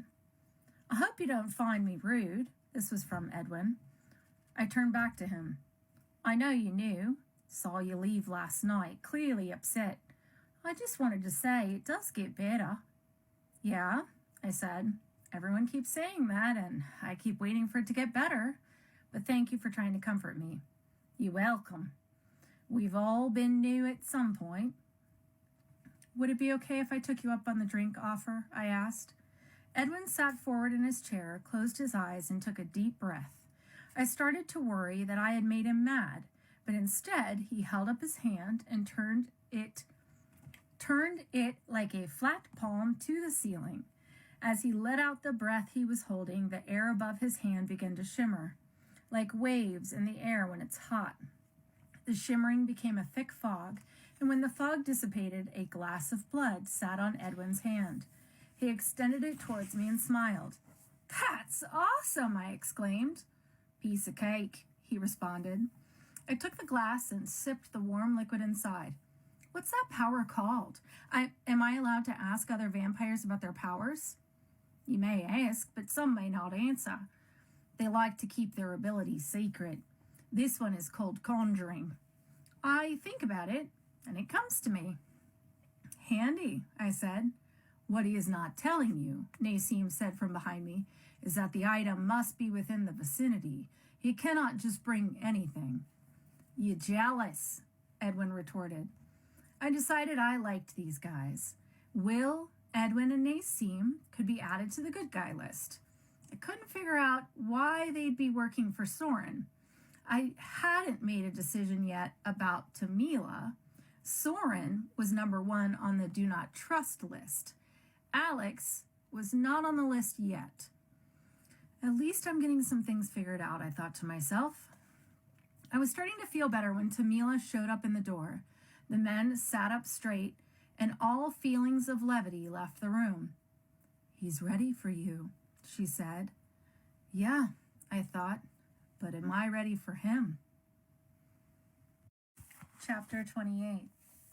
Walking up that staircase felt like walking into the principal's office when you're in trouble and you're praying he'll buy your excuse. Each step up was like... Chapter 27. Chapter 28. Walking up that staircase felt like walking into the principal's office when you're in trouble and you're praying he'll buy your excuse. Each step up was like walking through wet cement. I repeated the sentence over and over in my head.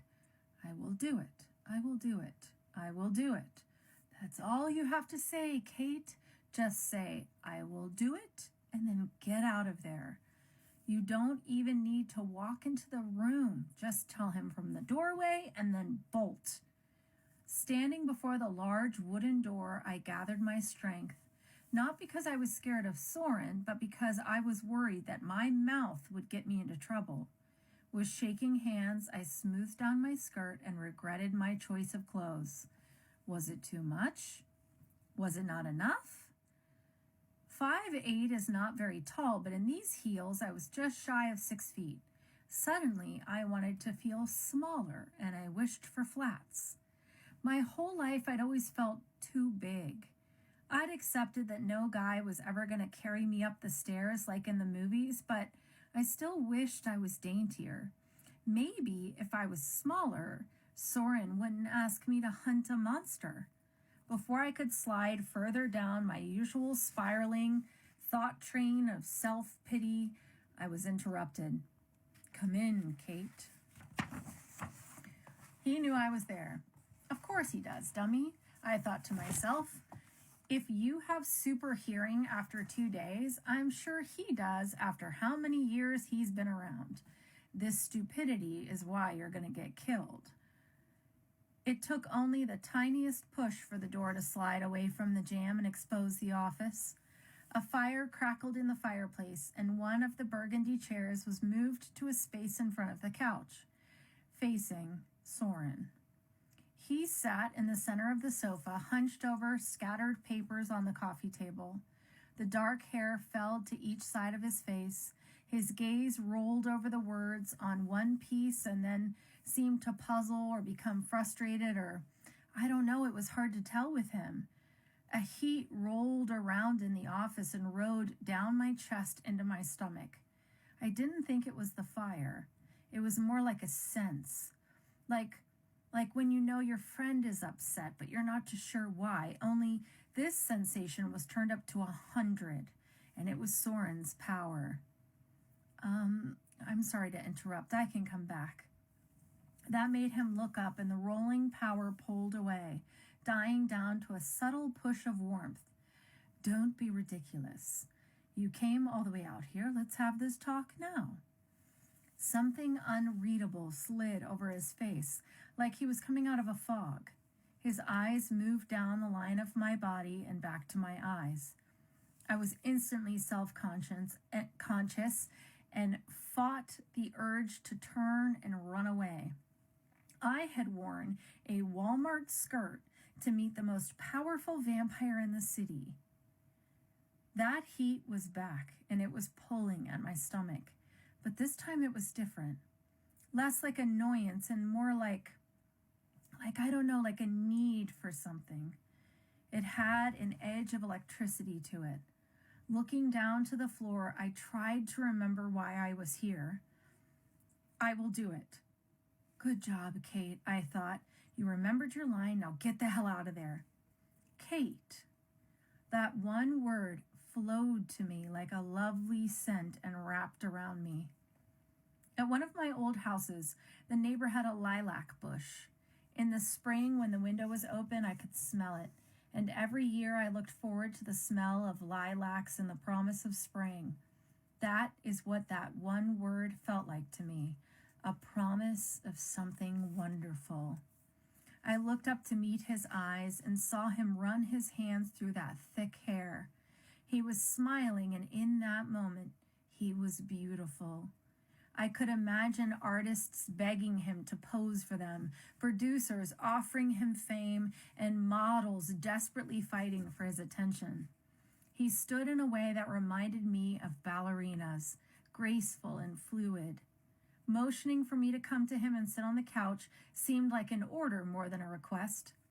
Please join me. You didn't come all this way for one sentence. I would be a terrible host to not offer you some of my time. The electric heat rolled around me, moving further up my body with every word. It seemed to softly caress places that hadn't been caressed in a long time. I knew it was a bad idea to come to him, but I also knew I didn't have a choice. I was walking towards the couch without having consciously even made the decision to do so.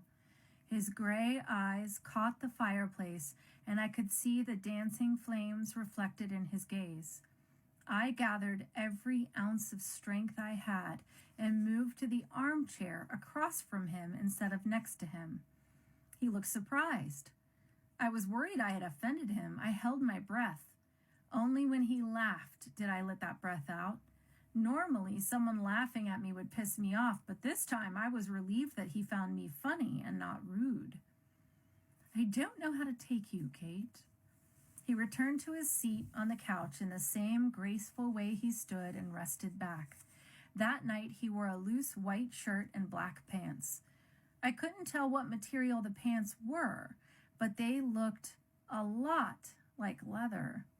The decision to leave his shirt halfway unbuttoned completed the straight-from-a-vampire movie look.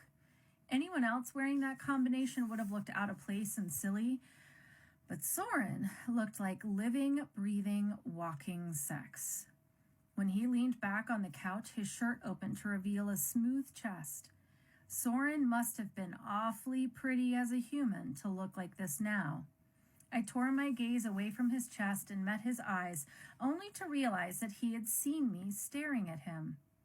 Oh my God, Kate, I thought. Try to act cool. You are a freaking creature of the nights, not some virgin schoolgirl with a crush. Why are you fighting your urges, Kate? I can feel your desire, taste it on my tongue, yet you sit away from me and spend so much energy resisting. I wasn't sure how to answer him. There was no point in lying. He would know. It doesn't mean I have to do it, I said. I still have a brain, and it's telling me to stay away. You're the master, and the last thing I need is to do something wrong and get banished. Plus, I am sure that you have more than enough women. I do. He sat back, closing the gap in his shirt and giving me a second to regain my focus. I have many women who would share a night with me, but you are different.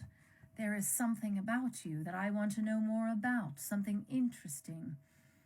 I have not been intrigued by a woman like this in a very long time, Kate. I was starting to think I would never be again, until I saw you in the woods. I looked away, embarrassed. I bet you say that to all the girls. He laughed again, and the energy hit me. It was like being tickled, and I was too surprised to join in. I do not, in fact, say that to all the girls, and for your knowledge, I do not lie. I may keep some things very close to me and hide information, but I do not lie. I feel your discomfort, so I will change the subject.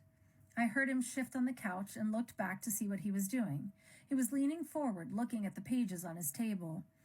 I wanted to share this with you, but I'm not sure how much to share. I made copies for you to take. However, it is up to you if you want the pictures. I warn you, they are upsetting. I didn't ask for clarity, just scanned the papers myself. Once I cleared my head and stopped thinking about his nipples, I started to register what was in front of him. All the flashes of color and black words on white papers came into sharp focus. Crime scene photos. He was looking at crime scene photos. Chapter 29. There were case files on each victim, complete with HD photos of the bodies in various poses and states of decomposition. The blood I drank downstairs started to roll in my stomach. I took deep breaths to stop it from rushing up my throat. It wasn't the goriness of the picture. I'm a nurse and I've seen worse. What made me sick was the realization that I was meant to be one of those photographs. If Reese hadn't made it in time, Soren would have been scrutinizing what was left of my corpse. I stood and walked towards the fire, watching the flames leap off the logs. Soren was beside me in less time than it takes to blink, his hand on the small of my back. I stepped closer to the fire and further away from him. I'll put the photos away. I should not have left them out. It isn't that. I can handle the gore, I responded, and turned back to face him. One of those pictures was supposed to be me. But there is no picture of you. He said it like I was supposed to see the logic and let it go. He didn't move to me but stood still. I secretly thanked him for that. He stared at me, his head cocked slightly to the side, like he heard something that no one else could hear. Then he straightened and locked eyes with me again. You think you don't deserve to live? Well, I said, mortified that he knew what I was feeling. I'm not technically living. Don't psychoanalyze me, I thought. Don't kick me while I'm down. You know what I mean. This time, he did step into my space. He was so close that if he took a deep breath, our chests would touch. With the heels on, he was still a little taller than me, but he felt so much bigger, so much stronger. You feel like you're not worthy of this, not worthy of being a vampire, of living, of my attention. You feel like a mistake has been made. Well, what do you say to that? I mean, how do you counteract a statement that's so true that you didn't even completely understand it until you heard it out loud? There was no point in lying. I just stood there and met his gaze. Perhaps someday you will see yourself as Reese does, as I do. For a second, he looked so sincere that it hurt me a little. Just as quickly, the look was gone, and the serious master had returned. If only I could feel what he was feeling. It doesn't seem fair that he knows my deepest thoughts, and I don't even know if he wants me or just pities me. He led me towards the couch. Come, Kate. I will review what I know and then take the files with you. I know that you are eager to be away from me. We sat on the soft sofa. A small indent told me that he had been sitting there a lot of years, maybe even decades. I was careful to be sure our thighs didn't touch. His power had been pulled back to wherever it goes, and my composure had returned. He quickly gathered the pictures and laid them face down on the floor at his feet. What remained was roughly 100 pages of typed words, scattered in no discernible pattern. Each victim was killed within 10 miles of your hospital. You're all young and beautiful. Other than that, I cannot find more commonalities. You all have different looks, different jobs, different backgrounds. Some of you are from here, and some of you are from different states. There are no common families, friends, hobbies, or areas of residence that I can find. He looked away from the papers and to me. I didn't know what my face showed, but I know I was sick to my stomach again. You feel upset. Why? Because, it started as a whisper, and I couldn't find the strength to make it louder. Because you keep referring to the victims in a group that includes me. Well, I apologize. You are one of the women who was mocked by the killer, and I must consider you when looking for pattern, but it is callous of me to refer to you in that manner. He said the words, but they didn't sound too sincere, more like lines he had rehearsed. I felt a wall of resolution being built up inside of me. When you're a nurse, bad things happen. You have to do CPR while a family member wails in agony. You have to apply pressure to stop the bleeding. You have to turn off life-sustaining machines to end suffering. You learn to build up a wall and shut everything down inside to get that job done. Later, you cry in the break room or kick a bathroom wall. It's a coping mechanism, a survival technique. It works and it keeps you sane. So, why not use it now? If it worked when telling a woman she was now a widow, why wouldn't it work for talking about my own death? It was clear that Soren didn't care about me or my feelings. I was just here because I had the inside scoop on what our murderer was looking for and how he killed. I'm fine, I said. Keep going. He didn't speak, just looked at me. I waited to hear what he would say next, but he didn't say anything. Instead, he leaned forward and pressed his lips onto mine. I started to resist when his hand rose up to meet my cheek and continued until his fingers were in my hair. The sound of thunder ripped through the room. The threatening storm was here and outside. The wind beat at the window. The wall I had just built up came crashing down, and what flooded out was not sadness or fear, but lust. My head swirled with thoughts. They told me to stop, that he was the man sending me out to hunt a monster. They also told me not to stop because it felt too good and it had been too long since I wanted anyone like this. A rush of warm air raced up from my core and into his mouth. I thought it was his power, but realized quickly it was coming from me. The electricity I had felt earlier was back. It danced over his tongue and onto mine. As we kissed, tongues and lips moving faster than I thought they could, his power and mine rolled together between us. I knew without being told that his power was made of sensuality and strength. Mine was a mix of desire, laughter, and a hint of anger. It felt dangerous, our two energies finding each other, but it also felt amazing. It was like finding something that you didn't know you had lost.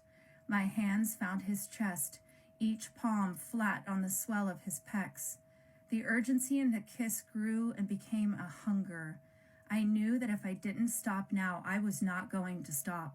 I broke our kiss and leaned back, moving my hands from his chest to the couch on either side of me. I felt the heat that had crawled from my mouth reaching out for his, waiting to be reunited with that electricity. I fought the shaking in my muscles and steadied myself. Lightning lit up the office briefly, and he was too beautiful in that moment to ignore. We have to stop. I have to stop. Why? He asked. He was breathless. I had made him breathless. You didn't make him lose his breath, Kate, I thought. He's horny. He'd be acting the same way if any other girl had offered him sex and then taken it back. He might send you away just for being a tease.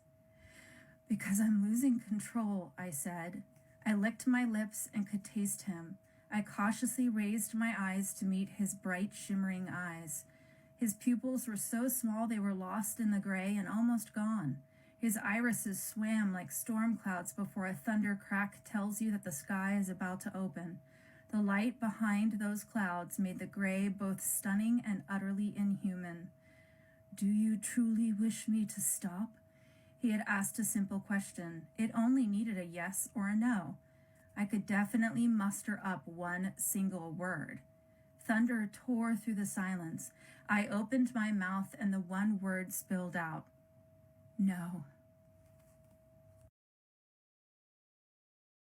Chapter 30. That was all that he needed to hear to act, and it was all I needed to hear to let go. It was too late to turn back, and I was going to make every moment worth it.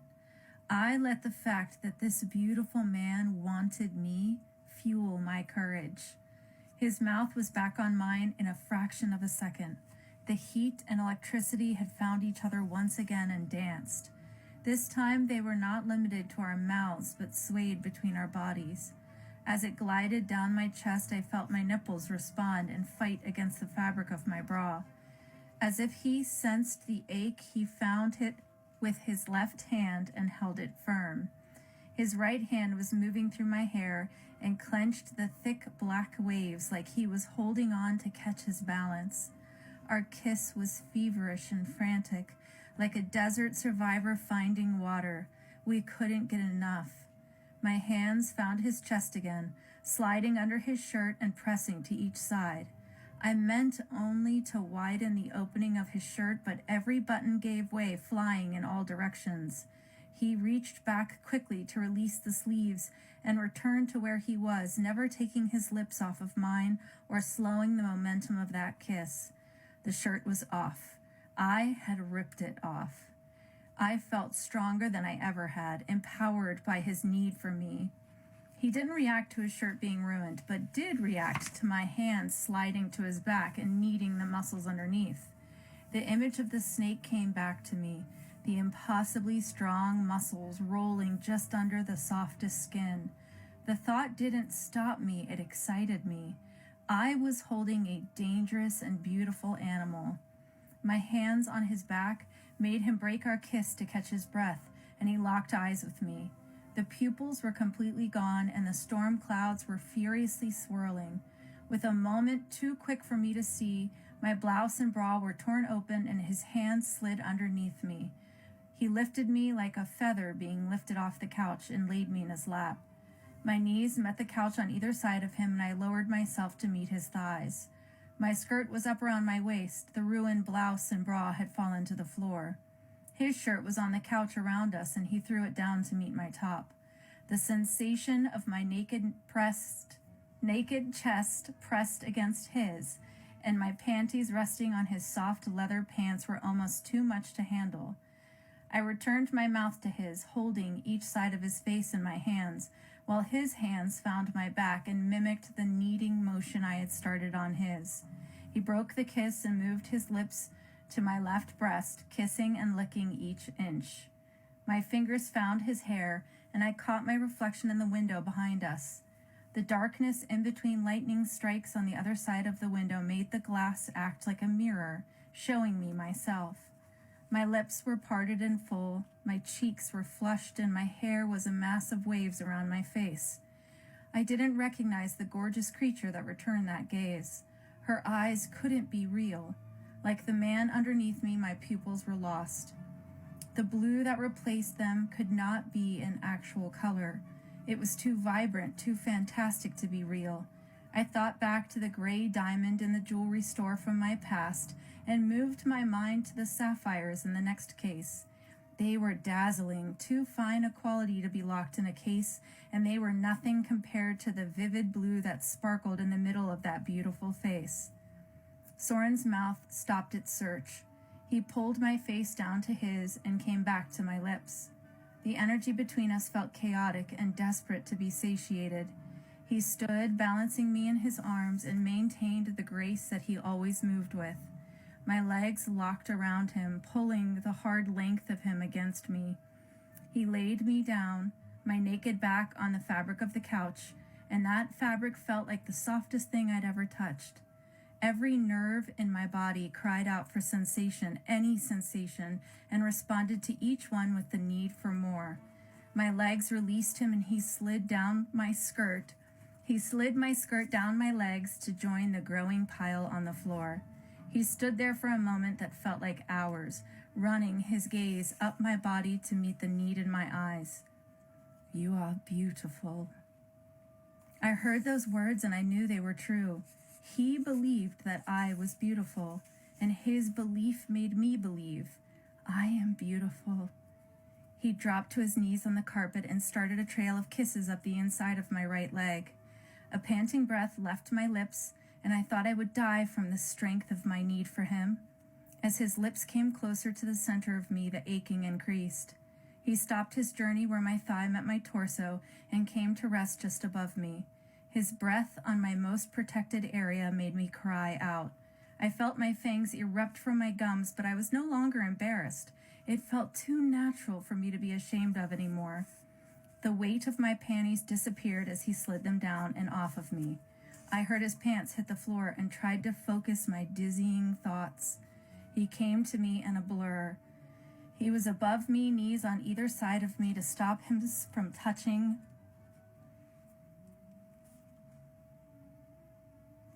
I needed him like I needed sustenance to keep me alive. The storm outside picked up its pace and matched our energies. I laid back, pulling him with me. I felt him impossibly hard against me and offered myself. He buried his face in my neck and moved his hips to rest between mine.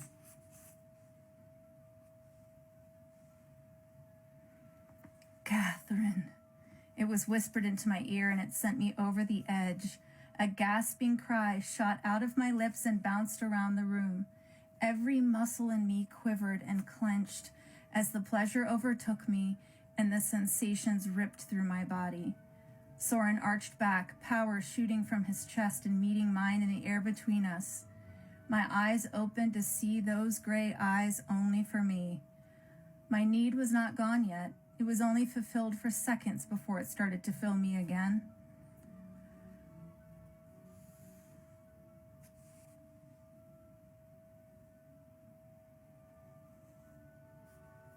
The moan that came out of him was half pleasure and half pleading. He buried his face between the swell of my breasts, and his hands held onto my back like he would fall if he let go. The clenching in my belly grew tighter and tighter. I can't survive this, I thought. It's too much. For a brief moment, we were experiencing the same sensations at the same time. Lightning illuminated the sky, and a crack outside told me it had hit a tree and ripped off a limb or two. I collapsed around him and lost the ability to control my muscles. He held onto my back, stopping me from falling away from him. Our breath matched, and we both took the time that we needed to slow down the rate.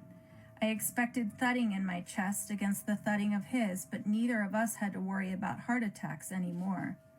Outside, the air was silent. The storm was done, and below our touching sternums, all was still.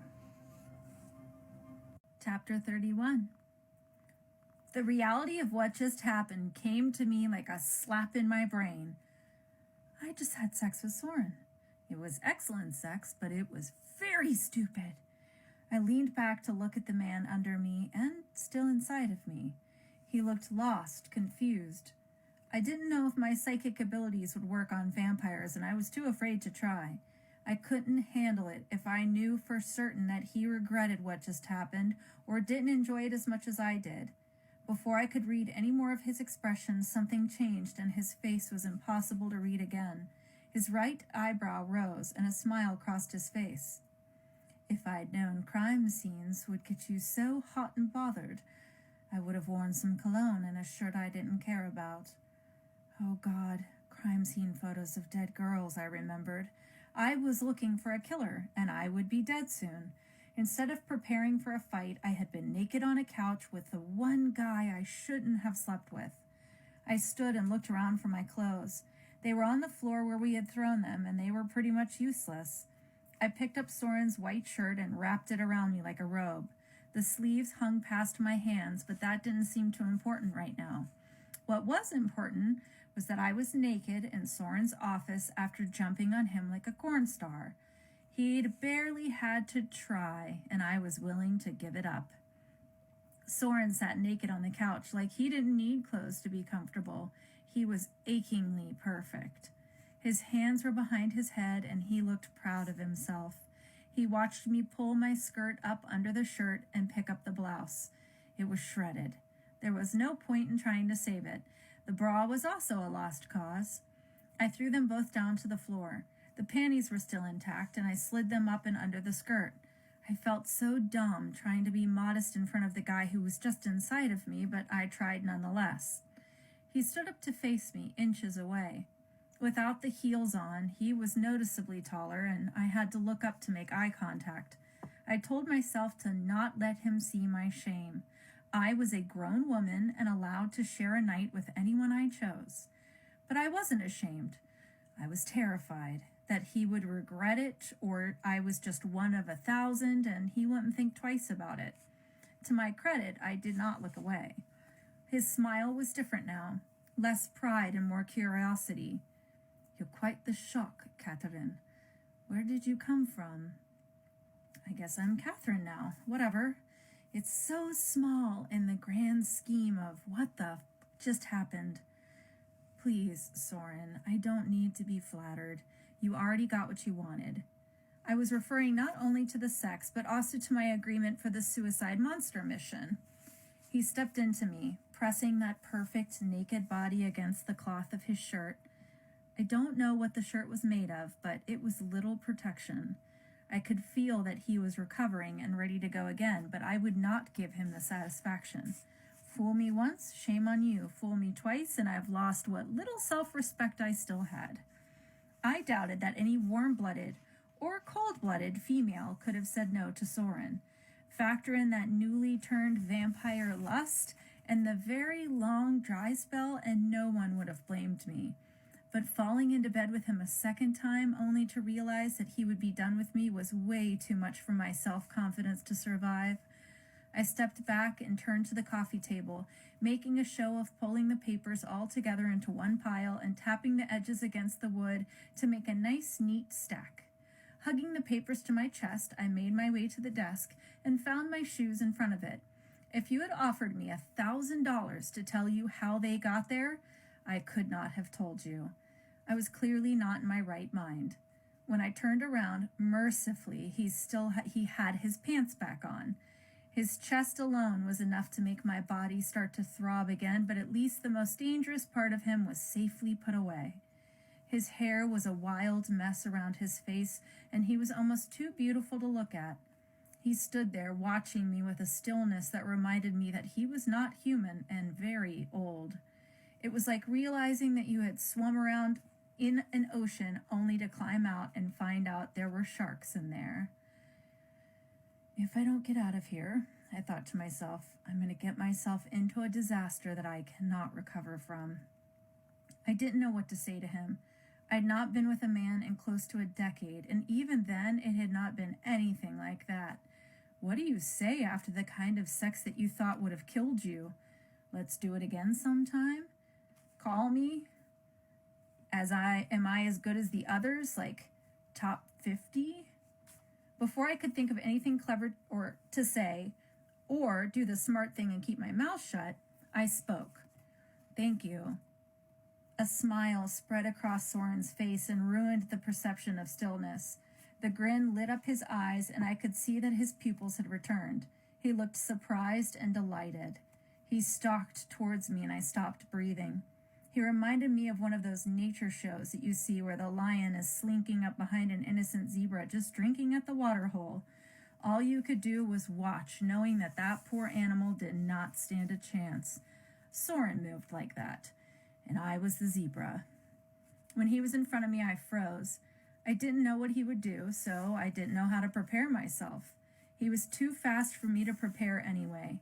He closed the distance, and his hands were under my skirt and lifted me up by the buttocks before I knew he was moving. He took 2 steps and had me sitting on the desk. The papers fluttered to the floor and were still mid-air when I found myself on the place where he sat and worked. My skin felt the warm wood beneath me, and my legs opened for him to step between them. He grabbed my face and lifted it up for a kiss. I had to straighten up tall, which made the shirt fall open and my breast pressed against his chest again. The kiss wasn't frantic this time. It was searching. It was slow and meticulous. His tongue probed my mouth with a sense of reverence. I realized our fangs were gone again. I wasn't sure what brought them out and sent them away, but it appeared to be linked to hungers of all kinds. I returned the kiss with the same gentle movements and never wanted it to stop. Stop, Kate, I thought. Stop, you have to go now. I pulled back and pushed him away from me.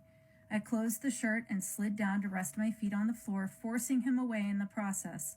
I picked up the shoes with one hand and held the shirt closed with the other.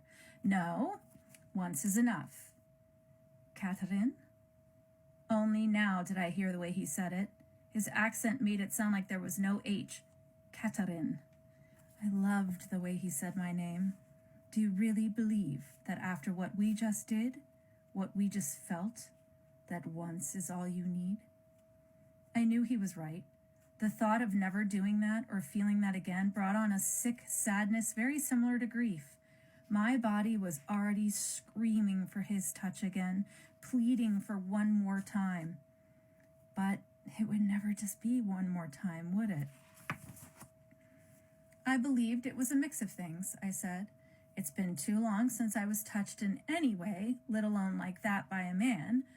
I was just made into a vampire, and all the feelings are all mixed up, and Reese told me that I would need to feed the lust, and you were using your power on me, which didn't help, so no, I don't think once is enough, but I also don't think it will ever be like that again.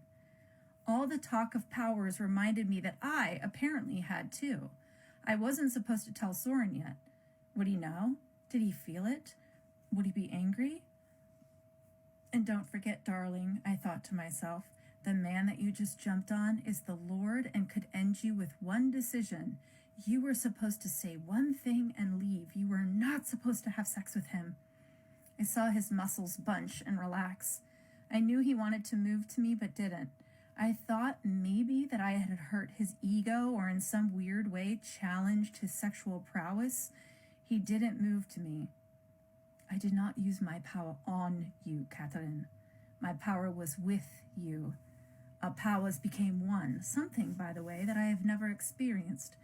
Your energy is wild, but strong, so strong for someone new. You felt my power because it reached out for yours. I did not use my powers to seduce you. That is what it feels like to truly want someone. And yes, being new will make you feel lust, overwhelming, but it doesn't just show up for anyone. It only comes for ones that you desire, you and no one else. No one can make you want them, and human men are fools if they did not see the beauty in you. I am sorry for your years of loneliness. You don't need to be lonely anymore. His invitation was oh so tempting, but it wasn't without its dangers. If I stayed, I would be his. I would be so lost that I could never recover, and when he got bored and dumped me, it would kill me. Only I can't die, so I would just be heartbroken forever while he moved on to the next young thing, the next new vampire that piqued his curiosity. I do not force anyone into my bed. I want you. I want you again and again, but I will wait for you to come to me willing. I assure you, my Catherine, that no other woman will satisfy me after what you have just done to me. I stood there. I had such a hard time believing him. Reese had warned me that he liked his women docile. Tamila had hinted at a temper. Both of them had warned me to not anger him, but that was not what I was seeing tonight. Every woman fantasizes about a powerful man showing his true self to only them, but it never really happened. Was it all a show? And if so, why? Why keep up the show if he'd already had me? I'll get your shirt back to you. Oh, it belongs to you now, he responded, never breaking eye contact.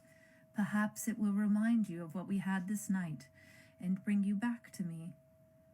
It won't, I said defiantly, trying to look tough and sure of myself. I tied the shirt at my waist. You could see the flesh between my breasts, but it would have to do for now. Dropping to the floor, I gathered up all the papers and haphazardly pulled them towards me as I stood. Soren approached the desk, making a point to walk around me close enough for us to touch, and then opened a drawer on one side. He pulled out a large binder. All of those papers are copied and in here with pictures. I made it myself today. It will be much easier to keep together. Those in your hands are my copies. I looked down at the pages in my arms and took them to the coffee table. I didn't feel bad dumping them on the surface. He didn't seem to have a system anyway. They were wrinkled from being clenched, but I wasn't about to apologize for that. I walked towards his outstretched hands and took the binder, making sure to not touch any part of him in the process. I was sure that if I did, the last of my resolve would be gone and I would stay. I picked up the shoes with the hand not holding the case files and turned to the door. Catherine, he said to my back. I refused to turn, so he continued. I will wait for you. As I walked away, every fiber of my being reached back for Soren. I felt his eyes on me, but would not turn back. I had to leave before I was lost. Only then did it occur to me that the door had been opened the whole time. We had put on quite a show for anyone walking by, and there was no way that we weren't heard. We were loud enough for the neighbors to hear us, and they didn't have undead senses.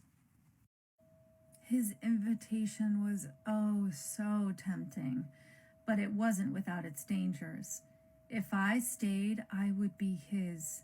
I would be so lost that I could never recover, and when he got bored and dumped me, it would kill me. Only I can't die, so I would just be heartbroken forever while he moved on to the next young thing, the next new vampire that piqued his curiosity. I do not force anyone into my bed. I want you. I want you again and again, but I will wait for you to come to me willing. I assure you, my Catherine, that no other woman will satisfy me after what you have just done to me. I stood there. I had such a hard time believing him. Reese had warned me that he liked his women docile. Tamila had hinted at a temper. Both of them had warned me to not anger him. But that was not what I was seeing tonight. Every woman fantasizes about a powerful man showing his true self to only them, but it never really happened. Was it all a show? And if so, why? Why keep up the show if he'd already had me? I'll get your shirt back to you. Oh, it belongs to you now, he responded, never breaking eye contact. Perhaps it will remind you of what we had this night and bring you back to me. It won't, I said defiantly, trying to look tough and sure of myself. I tied the shirt at my waist. You could see the flesh between my breasts, but it would have to do for now. Dropping to the floor, I gathered up all the papers and haphazardly pulled them towards me as I stood. Soren approached the desk, making a point to walk around me close enough for us to touch, and then opened a drawer on one side. He pulled out a large binder. All of those papers are copied and in here with pictures. I made it myself today. It will be much easier to keep together. Those in your hands are my copies. I looked down at the pages in my arms and took them to the coffee table. I didn't feel bad dumping them on the surface. He didn't seem to have a system anyway. They were wrinkled from being clenched, but I wasn't about to apologize for that. I walked towards his outstretched hands and took the binder, making sure to not touch any part of him in the process. I was sure that if I did, the last of my resolve would be gone and I would stay. I picked up the shoes with the hand not holding the case files and turned to the door. Catherine, he said to my back. I refused to turn, so he continued. I will wait for you. As I walked away, every fiber of my being reached back for Soren. I felt his eyes on me, but would not turn back. I had to leave before I was lost. Only then did it occur to me that the door had been opened the whole time. We had put on quite a show for anyone walking by, and there was no way that we weren't heard. We were loud enough for the neighbors to hear us, and they didn't have undead senses. Chapter 32. When I crossed the threshold, I walked around the door into the hallway and used my back to push the door shut. Walking backwards, my body weight closed the entrance until I heard the click. I started to shake and leaned against the cold wood for support. How was I going to tell Reese? I had to tell him. Even if he wasn't the one who turned me and the only person who could tell me what to do now, he was going to see me in a man's shirt. I couldn't deny it. I had just banged the most powerful vampire in the city and destroyed the clothes that Reese had bought me. I mean, admittedly, one of those was definitely worse than the others. The thought that he would be disappointed in me hurt more than all the rest. Reese had saved my life, given me his home, sworn to protect me, and trusted me. All he asked was for me to say one thing and then come back, and I couldn't even do that. The thought of his disappointment stabbed me in my non-beating heart. You can't stay there forever, Kate. It's just a matter of time before someone comes to see Soren or he steps out of the office. The walk down the stairs took just as long as the climb up, but I couldn't believe it was only an hour ago. It felt like a different lifetime or a movie I had watched, not my life. I guess it was pretty stupid of me to think I could sneak out of a house full of vampires. I reached the bottom and faced all 3 bodyguards. Tamila was standing to the right of Edwin with Nasim to the left. They were staring at me wide-eyed and surprised. They were shocked at how easy you are, I thought. Or worse, they're used to seeing half-dressed women come out down the stairs, and they're shocked that so many women fall for the master. It was Edwin who broke the silence. I don't know what you did up there, but it felt great. My expression must have shown exactly what I was thinking because Tamila answered the question. We could feel the energy, she said. It hit all of us like a wave, powerful and very unexpected. Great. No more sneaking into a room with a sweetie, I thought. Every vampire nearby knows what you're doing. Tamila stepped forward and raised her arm in an offer like friendship. Let's talk. Just us girls. I walked into her and she put her right arm around my shoulders. I followed her down the hall and through a swinging door into the biggest kitchen I'd ever seen. In the center sat an island big enough for 2 men to lie down head to toe. She motioned for a stool on one side, and I sat, clutching my shoes and binder. I dropped the shoes to the floor below my feet and rested the paperwork on the top of the counter in front of me.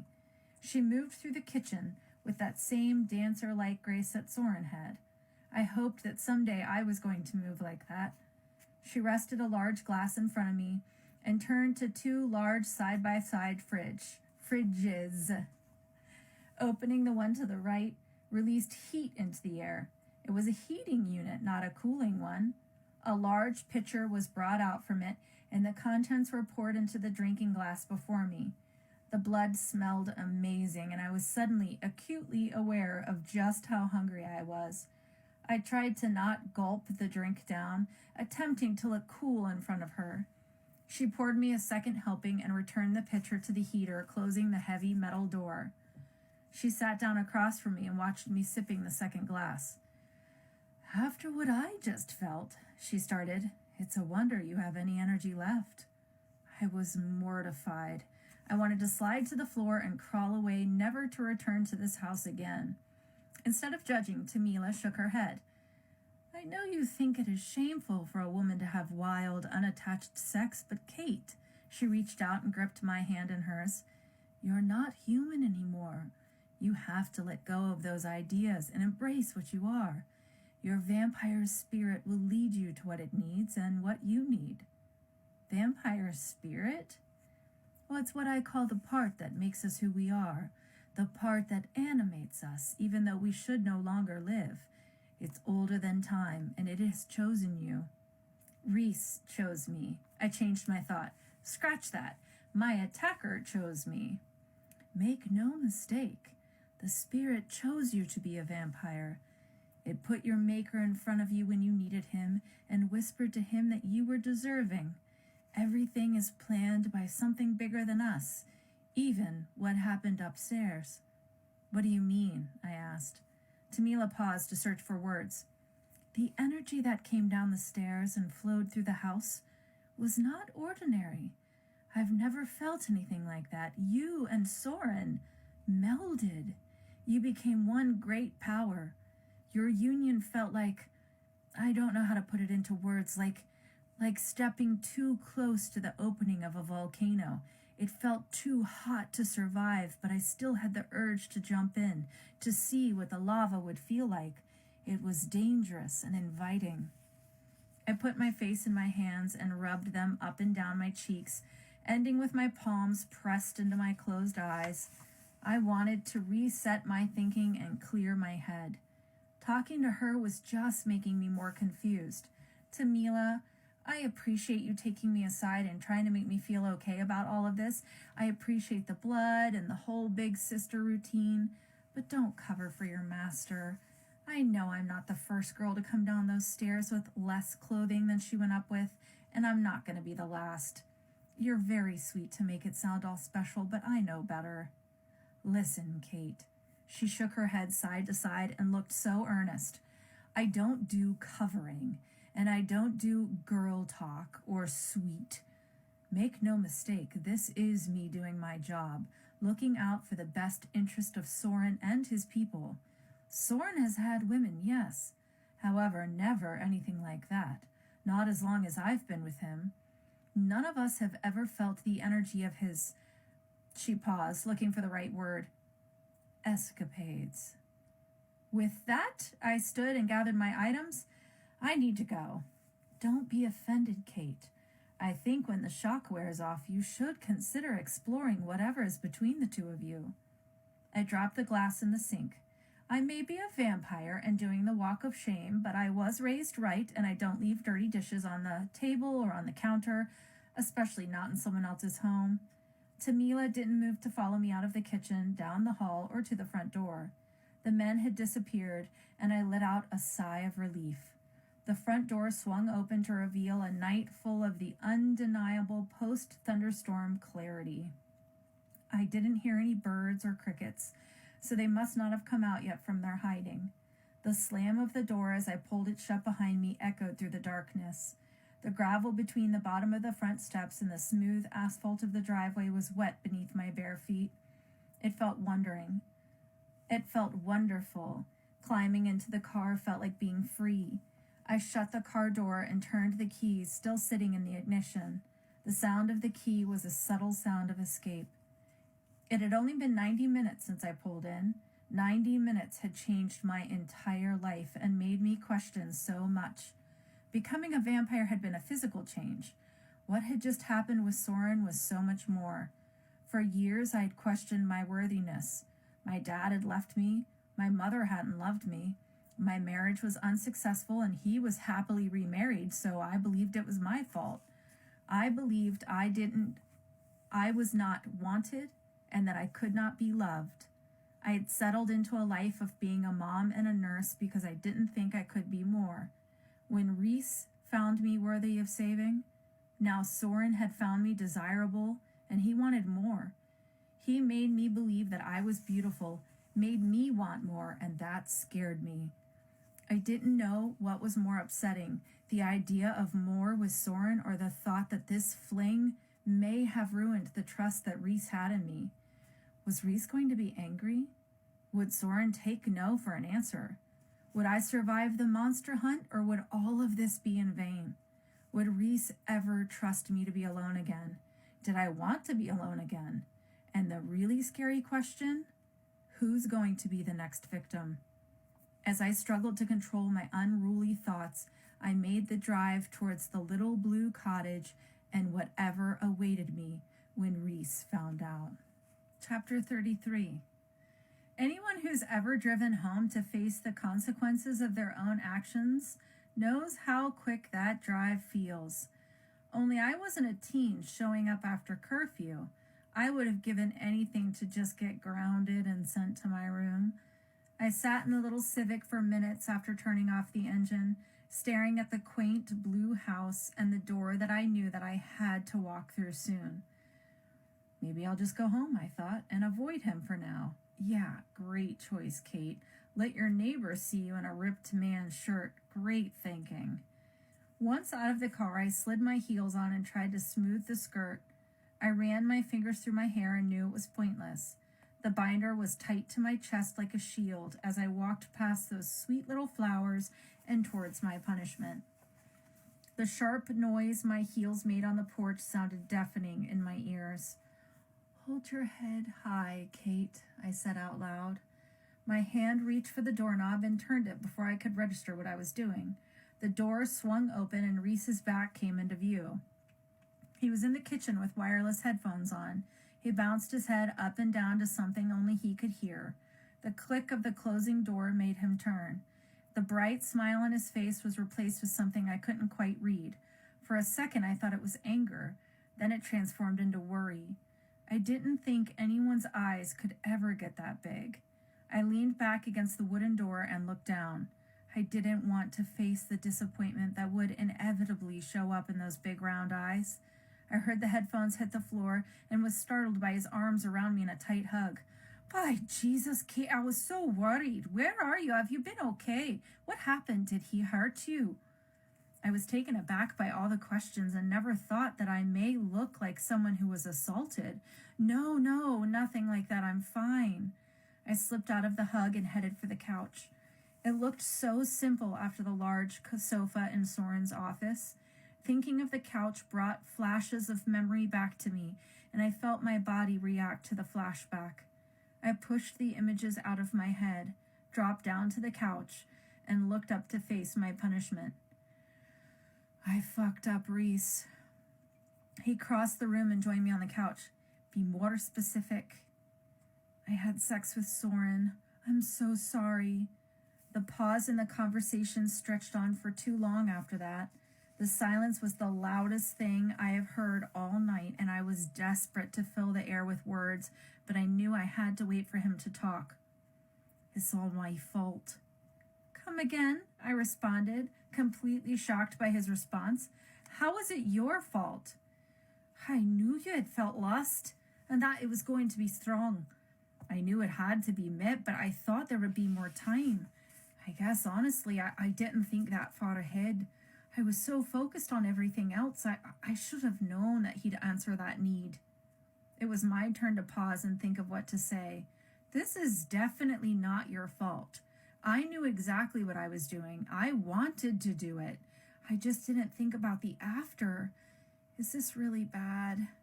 Did I make a huge mistake? Is he going to send me away? He looked up, and I could see he was just as worried as I was. Honestly, Kate, I don't know. I rarely interact with him. I know him only from rumors and tales. I stay away from him and go only when called. I know he's a lover of women, but I've never spoken to one of the women he's been with. I don't know what to say. I don't know what to prepare for. For the third time tonight, I thought I would vomit and swallowed it to keep it from rising up. I had slept with the one person in the city that I should have stayed away from. Reese had told me to say one thing and leave. Hands grabbed mine and pulled me out of my thoughts. Katie, he started. At least I was Katie again. At least he wasn't mad, but scared felt worse than mad. What's is done. You cannot change it. I say we focus on doing what he asked of us, find the man that killed those women, and if we bring him the murderer, he'll be pleased and he may leave you alone, let you live out as time the way that you want. I had to admit I liked the idea. I sat up a little straighter, empowered by the fact that we had a plan. It sounded like it would work. If we found the killer, he may just leave me alone and I could stay in Pittsburgh in peace. He may even move on to another poor girl. And the thought of that hit me in my chest. A cloud slipped over this newfound joy. I didn't want him to move on. I didn't want to think of another girl in his bed. Oh, you gotta let this one go, Katie girl, I thought. You played with a hornet's nest and you got stung, but you'll live. Let it go and stay away. Don't let it sting you over and over again. Let's get to work, I said. Reese perked up. I've been on the internet. I held up a binder and shoved it into his chest. He reached up and grabbed it. Case files. Those are police files on each murder. I don't know how he got them, and I don't want to know, but he gave us copies. I'll change, and we'll start going through what there is. I have to warn you, though. According to Soren, there's no pattern. Reese looked at the binder in his hands like a shiny new toy. Well, I like puzzles, and I won't say the pieces don't fit together until I try first. You get started, and I'll be back in 5 minutes. Standing up, I looked down at the outfit and remembered the ruined clothes. I'm so sorry about the lovely blouse you bought me. It was left behind, but I'm going to pay you back. Reese shook his head, already engrossed in the first page, and spoke without looking up. No, you won't. Go change. Walking towards the bedroom, I wondered what I had done to deserve him. I would never understand why he was being so nice to me or why he had chosen to save me, but I was so lucky that he was there when I was attacked. This is a re-record of chapter 34. Since the last one had sound issues, I apologize. Let's do it. Chapter 34. The skirt was folded and in my dresser drawer. New panties had replaced the old, and when the shirt was off of me, I just stared at it. What do I do with it? Do I wash it and return it? Throw it away? Mail it back? Not knowing the right move, I laid it on the other side of my bed and turned away. Moments later, I was in yoga pants and a t-shirt heading back to the living room. I found Reese hunched over his coffee table with the binder open and the pages in front of him. It was eerily similar to the way Soren had hunched over the same papers only hours before. You'll need more space. Let's move to the kitchen, I said. I'll take half and you take half, and then we can compare notes after. I scooped the binder up from under his face and made my way to the kitchen table. Unsnapping the 3 rings and pulling the pages free felt like starting something good. Maybe we could really solve this. An hour later, I wasn't so optimistic. The reports were extremely detailed on how the bodies were found and in what condition they were. Each one had been mistaken for something else other than a person when it was first seen. It's never something else. Each victim had been found in different places. The first was in a creek bed and found by two now traumatized young boys who had skipped school. The second one that was found was actually the third victim. She was found in a condemned house.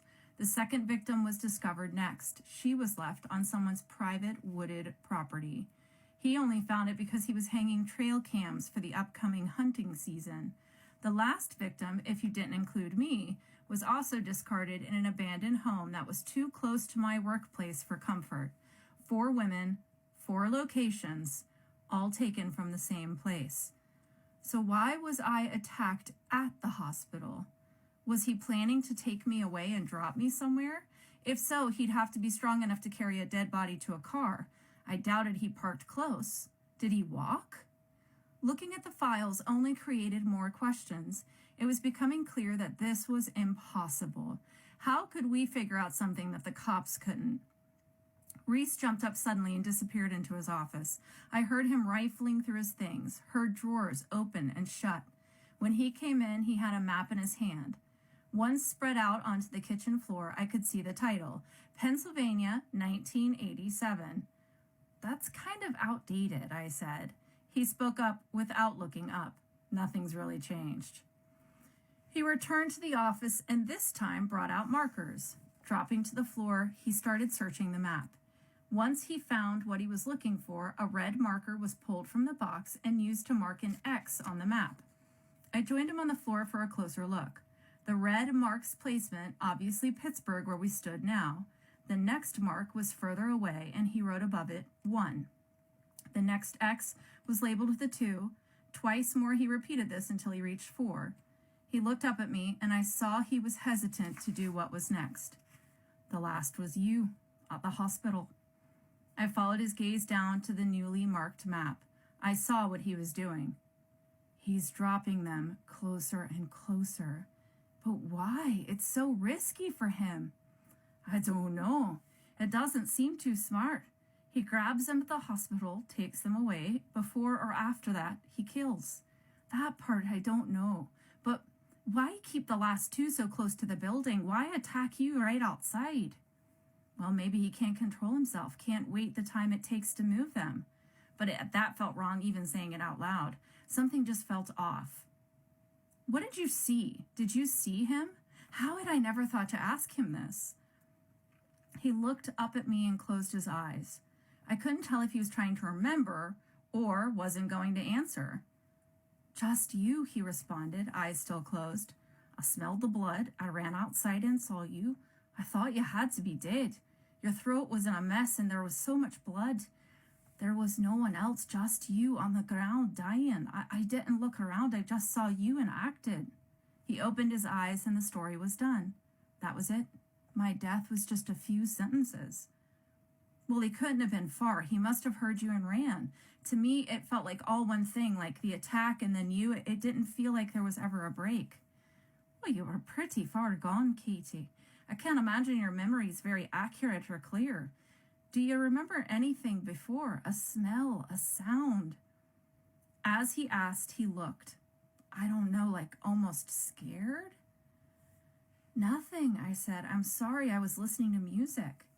He turned back to the map so I couldn't see his expression. Most likely, he was just as frustrated as me. I don't know why he's killing more frequently or why he's getting bolder, but...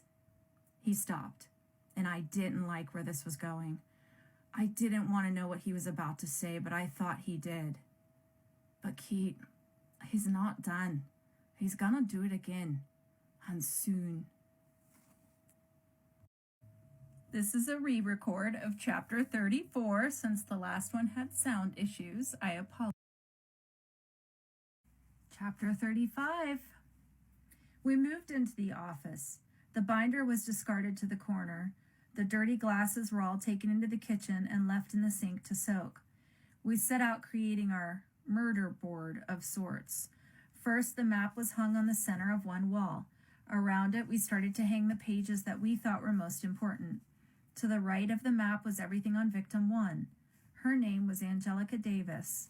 She had died at the age of 26 and left no children, no surviving parents, and no siblings. Her body had been found in Beaver, 43 miles from the center of city. The police believed that her ex-husband had grabbed her and in a fit of rage torn her apart. With what, they didn't know. She'd been a sex worker and arrested twice around the hospital for solicitation. I didn't think the police were working very hard on her case. To the left of the map was the information on Hillary Wild, aka Victim 2. She was the youngest to die at the age of 25. She left behind 2 parents and a little sister. The night security guard stated he had seen her around 11 p.m. She had come in for coffee and spent 15 minutes talking to one of the nurses. That was the last time she was seen until a hunter found her in Washington County. It was 35 miles from the hospital and very rural. The police knew her history, and their working theory was that a client had killed her, panicked, and ditched the body. They were sure that the condition of the body was related to wild animals snacking on her. One part of the report referred to her as having high-risk employment, and that pissed me off. Cops have high-risk employment, and when they get killed doing their job, they get a parade. Looking at the files, it was clear that the first 2 victims were not getting the same thorough investigation. Focus, Kate, I thought. After you find the killer, you can start a podcast and raise awareness, but for now, you have bigger issues. Above the map was a row of papers on the 3rd victim, Julie Van Horn. She had been a 35-year-old social worker. She was loved by all and even volunteered at a soup kitchen.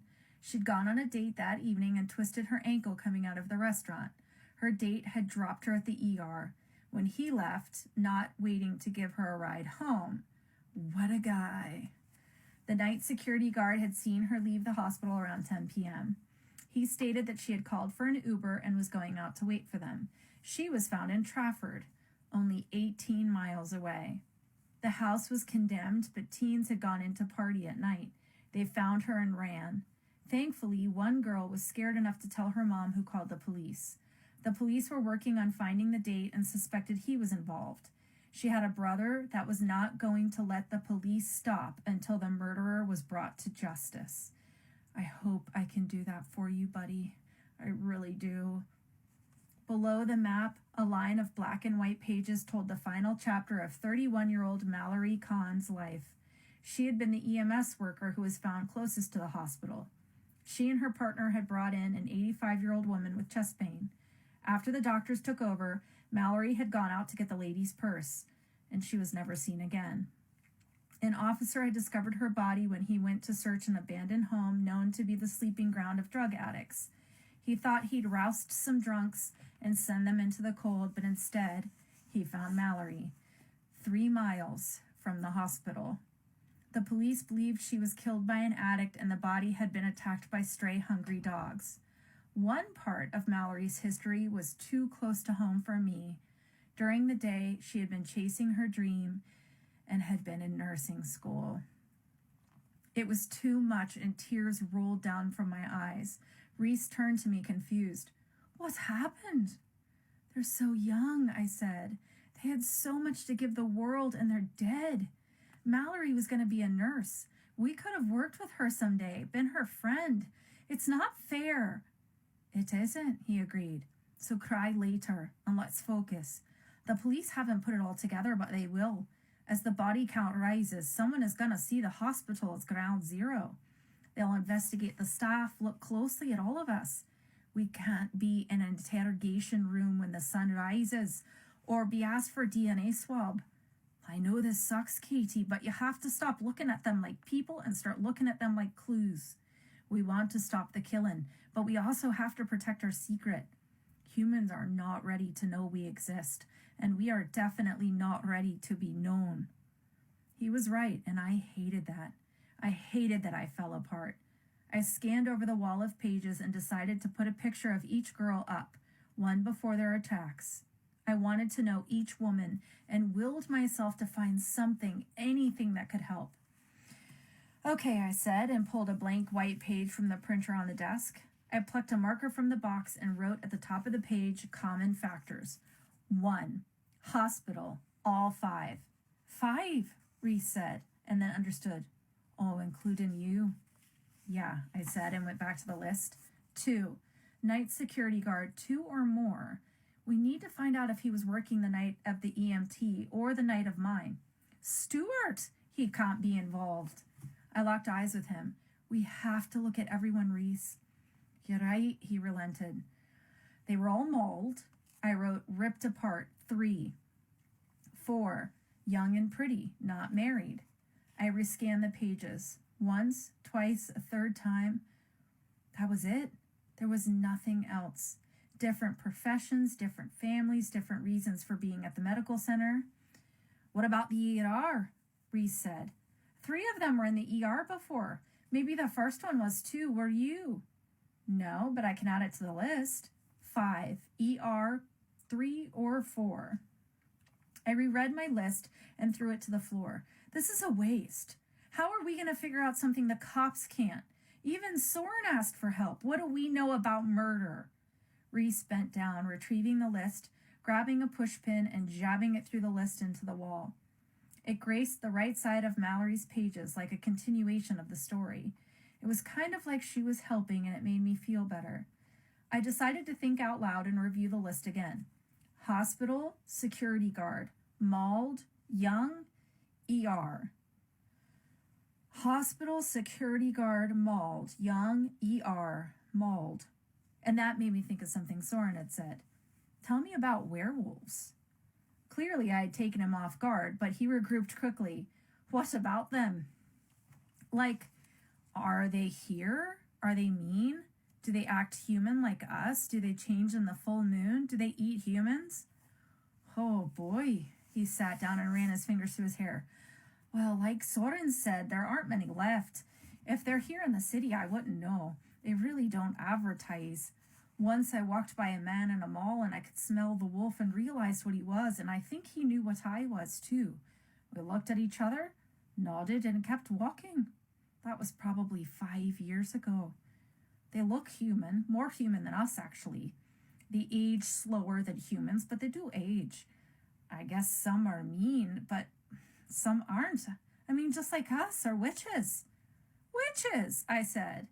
Well, that's for another day. Yes, werewolves change in the full moon, but the older ones can choose when they change, and the moon doesn't control them. I don't know if they would heed a human, but they eat human food, so there would really be no need for it. Besides, if they killed those girls for food, there would be nothing left. As far as I know, they hunt in packs, and I'm pretty sure there aren't very many packs anymore. So do we rule out werewolf, I asked. Oh, I don't know if I know enough to really tell you yes or no. Well, then we leave it on the table. Do you think it's a serial killer, like a person? Oh, 50 years ago I would have said no, he sighed. But humans are getting sicker and more savage by the day. I wouldn't put it past them, especially a particularly cruel human to do this. Plus, the women are similar age and taken from the same place. Kind of sounds like a serial killer, doesn't it? Great. I dropped down to the worn computer chair. So we've gotten nowhere and have literally no clues, no ideas, and no leads. A nasty thought crossed my mind. Could it be a vampire? Like one of us? Reese turned his back to me, and he seemed to be looking into the corner. He sighed. Yes, it could. He kept speaking when it was still directing it to the wall. Vampires have been known to go insane. Maybe because of time, because of genetics, or maybe they were bad to begin with. But there are some that start to attack humans. Once you hunt and feed on a human, it's hard to stop. It can turn you into a predator, and you risk losing any part that was once human. Most vampires don't come back from that. So how can you tell when a vampire's lost it like that? Usually, he said, they're caught in the act. They're captured, taken to the lord of the city, and ordered to death. The last one I knew was decapitated by his own maker and buried in a church cemetery. So until they're caught, how do you know? You don't always know. It's like any other addiction, Kate. Once you're around them, you'll realize they're addicted. But by then, that person's already so far gone. So, are there detox centers or like rehabs for vampires who are addicted to killing humans for blood? No, he sighed again. There isn't. You just have to go cold turkey. They sound like monsters. He turned to face me. He was in front of me, but his eyes were looking off like he was watching something behind him. Some of them are. They're evil and they love suffering, but some, he paused and dropped his gaze to mine, some just get carried away. You knew the one who got decapitated, didn't you? Oh, he was my friend, he said. We hunted together. I've killed Kate. I've killed too many to remember. Chapter 36. It's amazing how often I've been left speechless since being turned. All I could do was stare at him. I had nothing to say that seemed right. I've heard enough deathbed confessions to know that you should just shut up and let them spill. But did I want to hear this, I thought? It was 100 years ago in Scotland. That faraway look was back in his eyes, watching the imaginary movie screen behind me. The color had changed. The brilliant green was back, and his accent was thick, sounding like faraway green hills. I was young when I was turned. Back then, we fed on animals or just took enough from a drunkard to leave them feeling tired but unable to remember what happened. I was cautioned to be careful and live in the shadows, but I had a hard time obeying. I reveled in my vampire nature. I had a different woman every night, ran the streets with no thought of who might have seen my speed. I mesmerized shop owners, convinced them to hand over every dollar they had. And I didn't do it alone. Colin was my best friend. He had been turned by the same sire, and he was like the brother that I never had. He was also attracted to the darkness, the part that makes us dangerous. He was the one who convinced me to kill the first woman. She was drunk and sitting in an alley trying to sober up, and it was too easy to mesmerize her and drink until her heart stopped. When I let go and her body slid to the ground, I knew there was no turning back. Killing humans became all I thought about. It was better than sex, better than anything you've known. I was trying hard to remain neutral and not judge him. I reminded myself that he'd been a vampire for a very long time, and I had no idea what he'd been through. But he was talking about slaughtering women. Colin and I loved the hunt. The more they ran, the more excited I was when I killed them. We didn't care about being caught. No, that's not true. We thought we'd never be caught. He stopped, lost in memories. I waited several minutes before I spoke. What happened? Colin was caught on a hunt that I had not joined him on. I was with my favorite lady of the evening in her room, and he had not wanted to wait for me. He was not in our room when I came home. He had stayed out before, so I didn't worry. He'd always found a crypt or a basement to sleep in. It wasn't until the next night that I heard he was caught attacking a human and had paid the price. They believed he had killed them all. They believed me when I told them I did not know. So he was the one buried at the church? He was, Reese whispered, a single red tear rolling down his cheek. He let it fall. He didn't wipe at his face, just continued. Consecrated ground, which we cannot go on. No vampire can visit his resting place. It's part of the punishment. A holy man who knew of vampires took the body. I never got to say goodbye or tell him I was sorry. So how many people did you kill? I could not give you an honest answer. They meant so little to me that I did not keep track. Oh, I said, but you're not evil or crazy or a junkie, so how did you stop? I just stopped, he said matter-of-factly. I was terrified and filled with guilt and grieving. It was enough for me to get through the hardest part of the withdrawal. You do sound like an addict. Make no mistake, Katie. Once you taste the fear on the blood of your prey, you're going to want more. I still think about it, but I swear I came to America, stayed to myself, and never killed again. But we drink human blood every night, I said, and that doesn't make me want to kill, and you don't look out of control. What we do is like putting dog food in a bowl for a wolf. You'll survive, but something in you will wish that you were hunting your prey down and sinking your teeth into it. I won't be like that, I insisted. You know nothing yet. You're 3 days old. One day you'll learn the dark truth. We are animals. Just because we're housebroken doesn't mean we cannot turn savage. Was he right, I thought?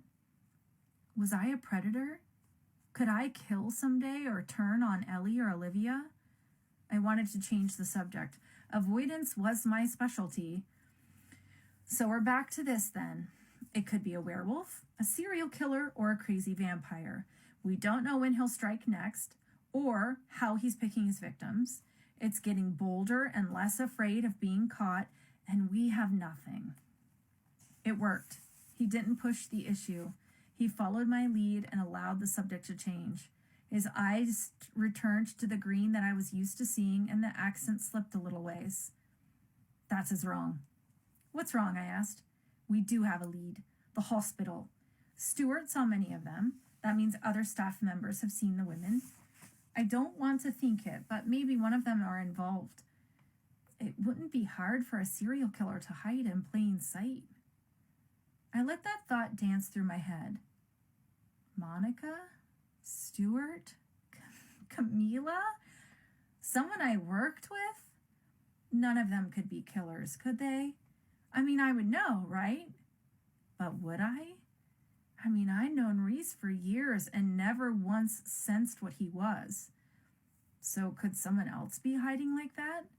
Could someone I know be a psycho killer? After the last 3 days, really nothing seemed impossible. Chapter 37. The nausea in my stomach told me it was close to sunrise and it was time to call it a night. I didn't know about Reese, but I had had enough death and startling revelations for one evening.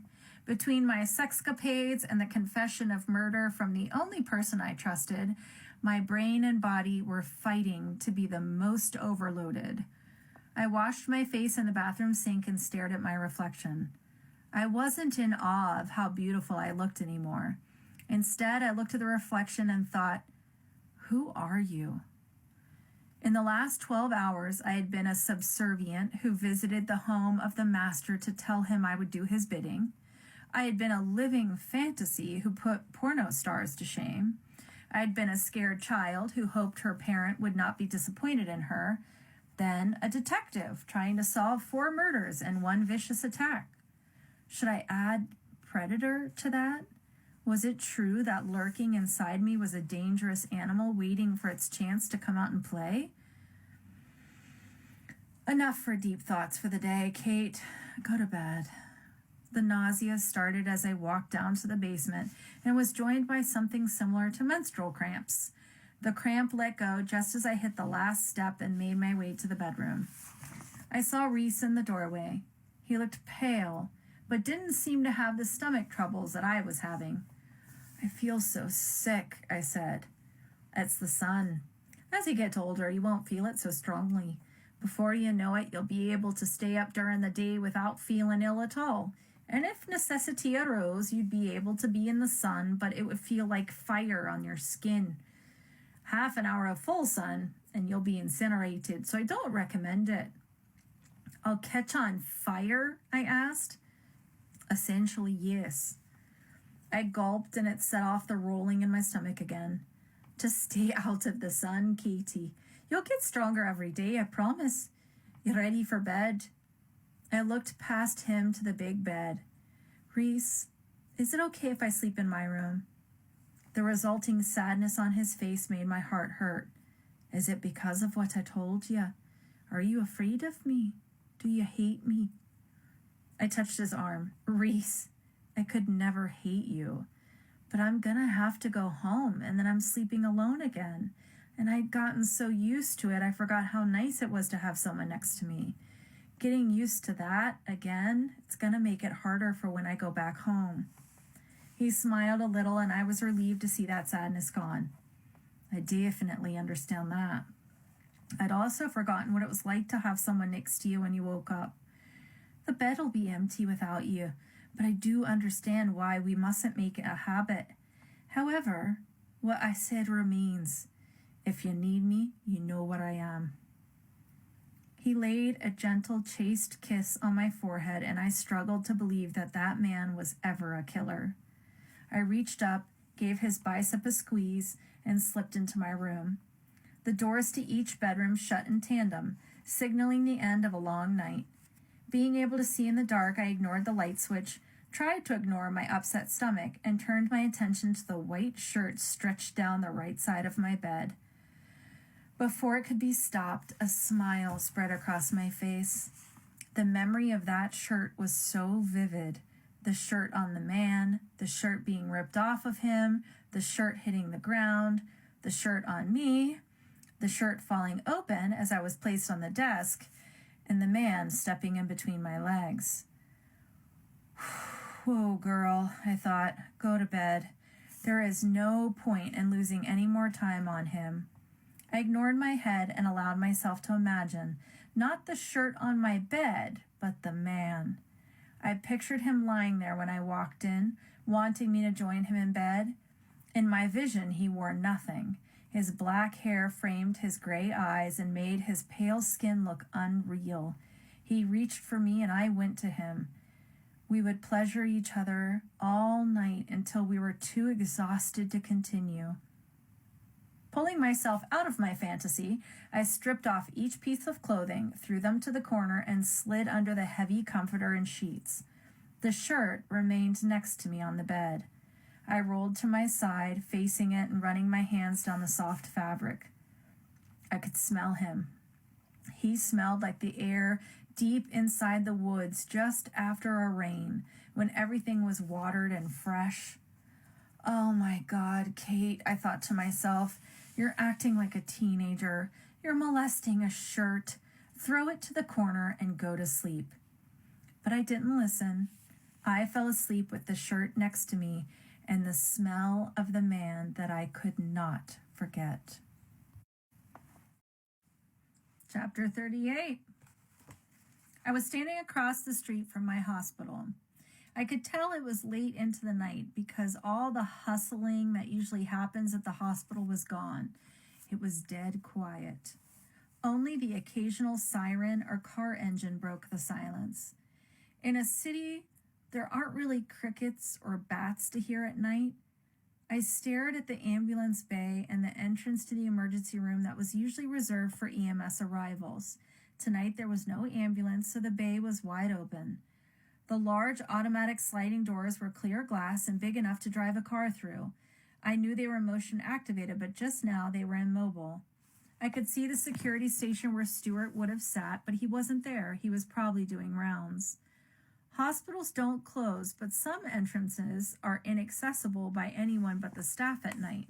If you want to walk into this hospital, you had to go through the ER. That's why he sat there most of the time. But again, he wasn't there. I was waiting for something, scanning the big glass doors and then shifting my gaze to the side entrance where the staff would come out to sneak a smoke or get some fresh air. I felt excited and anxious and mad all at the same time. I felt like I needed to do something, but I had to wait for someone first. The longer I stood, the more anxious and angry I became. The side door burst open with a creak and a thud as it hit the wall next to it. A woman stepped out and swung it shut behind her. Her blonde hair was rolled into a bun on the back of her head with a pencil poking through it. Her scrub top was a vibrant purple and the bottoms were charcoal gray. Her white, bright nurse shoes stood out in stark contrast to the darker pants. I knew it was Monica, but I also felt like I hadn't seen her until tonight.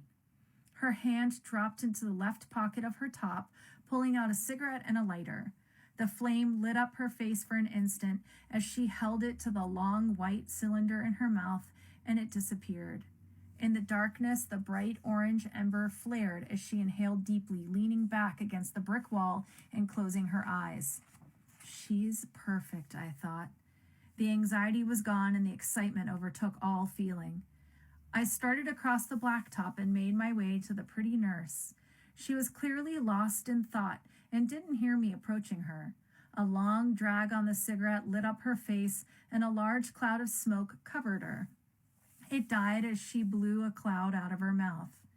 The closer I got, the more perfect she felt to me. I moved slowly. I wanted to enjoy the show of her and didn't want her to see me. I wanted her to be surprised. It's her, I thought. She's led me here. Monica turned to face the wall and smashed the small leftovers of her secret smoke into the brick, dropping it to the ground. That's when she looked up and saw me. Her bright smile was the same that she gives everyone. "Well, hello there," she said in a bright, happy tone. It's why we all loved her. When I was within reaching distance of her, I could smell the recent nicotine, and I hated it. The vibrant smile on her face faltered, and she started to walk backwards towards the door. She fished through her pockets, likely looking for the badge that would let her back in. Her brown eyes told me that the blonde hair was out of a box, and they looked utterly terrified. "Don't be frightened," I said in a voice that sounded far away to my ears. "This was meant to be." She didn't stand a chance. I had planned everything and knew what I was doing. My arm moved quickly, and my grip around her neck was strong. I wanted to crush her throat with one squeeze, but then it would be done too quickly. Pulling her into the small patch of woods next to the hospital was almost too easy. Her hands beat against me. I was too full of adrenaline to care. Her eyes were glazing over, telling me that I was squeezing too hard and I had to control myself. I couldn't mess this up like I did with the last one. The thought of the last one filled me with rage. Pushing her to the ground was quick and simple. I straddled her and used my weight to hold her down to the ground. I wanted both hands free. The wheezing squeak coming out of her was irritating. Why do they even try to scream? I wasn't worried. I had done enough damage to her throat to ensure that she couldn't scream ever again. I slid my hand off of her throat and down the front of her. Her chest rose and fell more rapidly than any human should have been breathing. She was scared and hurt. Yes, she should be scared. I could tell by the look in her face that she thought she could break free, run from me like they all wanted to. But she should have known it was going to end here. She bucked her hips, trying to throw me off, and I was thrilled. I loved when they fought. I slid my hand on either side of her rib cage, up under her armpits and across her chest. The rise and fall of her chest grew more rapid. I knew she would not last much longer before she lost consciousness, and I wanted her to be aware of the next part, the best part, the part where I tore her apart. Sitting up in bed, I screamed. The sound was wordless and guttural. Before it ended, the bedroom door burst open and Reese was next to me. "Keith!" I turned to him, wild for understanding. "Monica," I wailed. I killed her, Reese. Reese, I'm a monster. I killed Monica." He searched my eyes and tried desperately to make sense of what was happening. He wrapped his arms around me and drew me into him. My screams turned to sob. "What's happening, Reese? Do I want to kill her?" His body tensed against me, but his arms felt like protection. I wasn't sure what I wanted protection from, but I knew I wanted it. I don't know how much time passed with us in that bed and me shaking, but finally I was calm and Reese let go. "I think," he stared, but his voice did not sound certain, "you had a dream." I started to think vampires couldn't dream, I said. The last 2 nights I just kind of shut down and then restarted. He sighed deeply and shrugged his shoulders. "We don't. I mean, I don't dream, and I haven't dreamt in centuries." I blinked, trying to clear all my thoughts and really focus on what he just said. "What does that mean, Reese? Why did I dream, and why that? Why would I dream that I wanted to slaughter Monica? In that dream, I hated her so much, I wanted to cover my skin in her blood." He ran both hands through his hair and looked down. It was clear that he was trying to come up with an explanation. "Well, you just became a vampire, so blood would be a strong thought in your subconscious. Maybe Monica represents your old life. Maybe it's because of what I told you. It Sounds like the dream was a mix of my story and coming to terms with what you've lost, the terrible reports we read on those murders, and your suspicions of Stuart. When this is all done, when the killer is found, he sighed, we need to talk to Soren. We need to tell him about your powers and your ability to dream. It may be nothing, but it may be something, and we need to seek his counsel. The thoughts of ever seeing Soren again made me a little dizzy, but I did see Reese's point.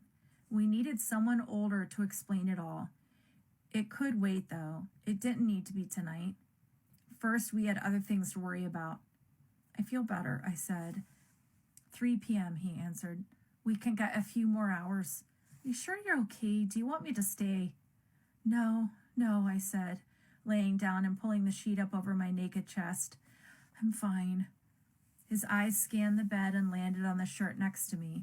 He stared at it for a second, and something passed over his eyes. It was too quick for me to read, but it had been there. I'll see you in the evening. I'll see you tonight, Reese. Thank you for coming in here. Of course. He stood, went to the door, and looked back. I thought he'd say something else, but he shut the door and the room was dark again. I still felt so tired. I wanted to close my eyes, but was afraid that the dream would come back. I had lied to Reese. It did not feel far away. It still felt very real. Despite my resistance, sleep started to crowd my thoughts, and I knew I would succumb. And my last thought was very clear. Please, don't let me kill Monica. Chapter 39. Let me take a moment to explain to you what waking up feels like for a vampire. Have you ever been starved for oxygen, like drowning or choking, and starting to lose consciousness only to be resuscitated? Well, then you understand. A vampire waking up feels like someone gave you mouth to mouth and brought you back from the edge of death. Consciousness snaps back into you and you take a sudden, desperate breath for the air around you. Any ideas that you have in your head of a beautiful vampire slowly opening their eyes, stretching and rolling over to smile at you is a lie. We come to like frantic animals fighting for life. At least I did. Here's to hoping it gets better as I get older.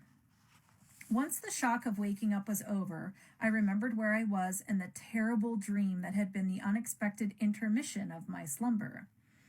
I tried to focus my thoughts and did what I knew best. I made a plan for the night. The nurse in me knew the only way to approach chaos was to have a master plan and accept that it may change. First, I needed to dress, then call my kids. I didn't want them to worry about me. Next, I needed to eat. I couldn't focus on much until I fed myself. Sometime that night, I needed to see Alex. Last, I needed to go home. It was time to stop avoiding my old life and start figuring out how I was going to adapt to the new one.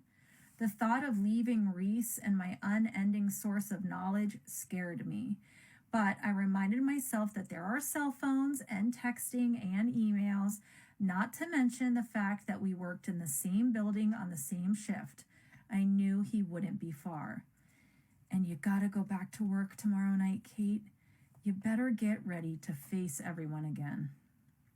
That thought propelled me out of bed. It didn't take long for me to slide into new underpants, yoga pants from yesterday, and a bright blue sweatshirt. I swung open the bedroom door and saw that Reese was already gone. The smell of hot blood drifted down the stairs and mixed with the sound of music. That night, Reese had chosen Elvis Presley.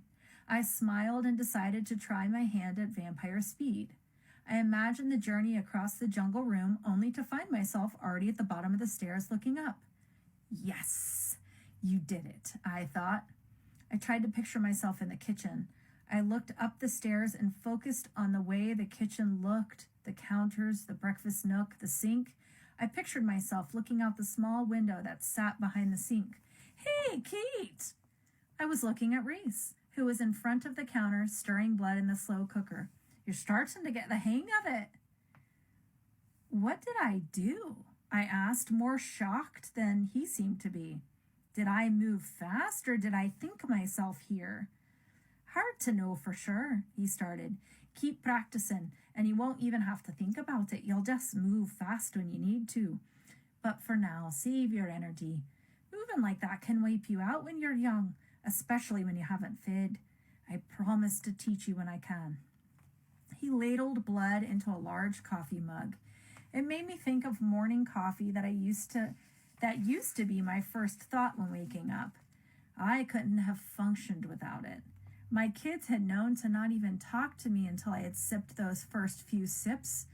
It was such a familiar thing to sip from a mug. It didn't really seem to matter that it was blood now. For the first time in days, I believed that I could do this. I could be a mom, a nurse, and a person. The only difference was that I drank AB positive instead of Starbucks. I sat at the table, and he sat next to me. Normally, we would spend the next few days just teaching you how to be a vampire. Your turning and training have been quite unorthodox. I don't know anyone who has spent their first week with their progeny trying to catch a serial killer instead of teaching them about their powers. This will be a great story for party someday. Reese. I stopped, not wanting to ruin his night. What is it? He looked worried. To avoid seeing his face when I told him, I looked at the table. I need to go home. I'm supposed to work tomorrow, and my kids need me, and I have to figure this all out. I can't hide here forever. His hand came into view and laid over the hand I was using to cradle the mug. I know. It's okay. I already planned on taking you to the hospital to see Alex. You need to leave, but you're never alone. The relief washed over me and I jumped to my feet. I was around the table on my knees and hugging him in seconds. I started to cry and I wasn't even sure why. Fear maybe, happiness maybe, gratitude definitely. I'd had so many emotions in the last 72 hours and they just all came together and overwhelmed me. Under it all was hope. Hope that I could be a vampire and still be a mom. He rubbed my back and then pushed me away. You need to finish your food, clean up, and get to the hospital.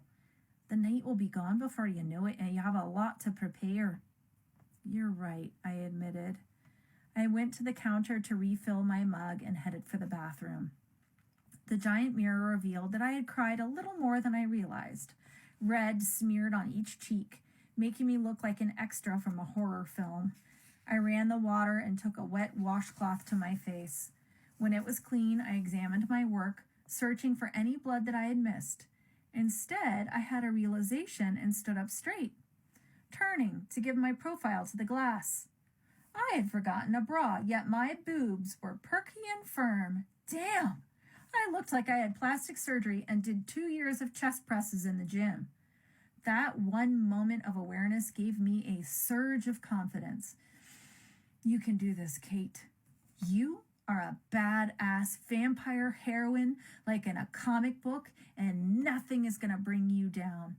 With that thought, I practically skipped out of the bathroom to find Reese and headed to the hospital.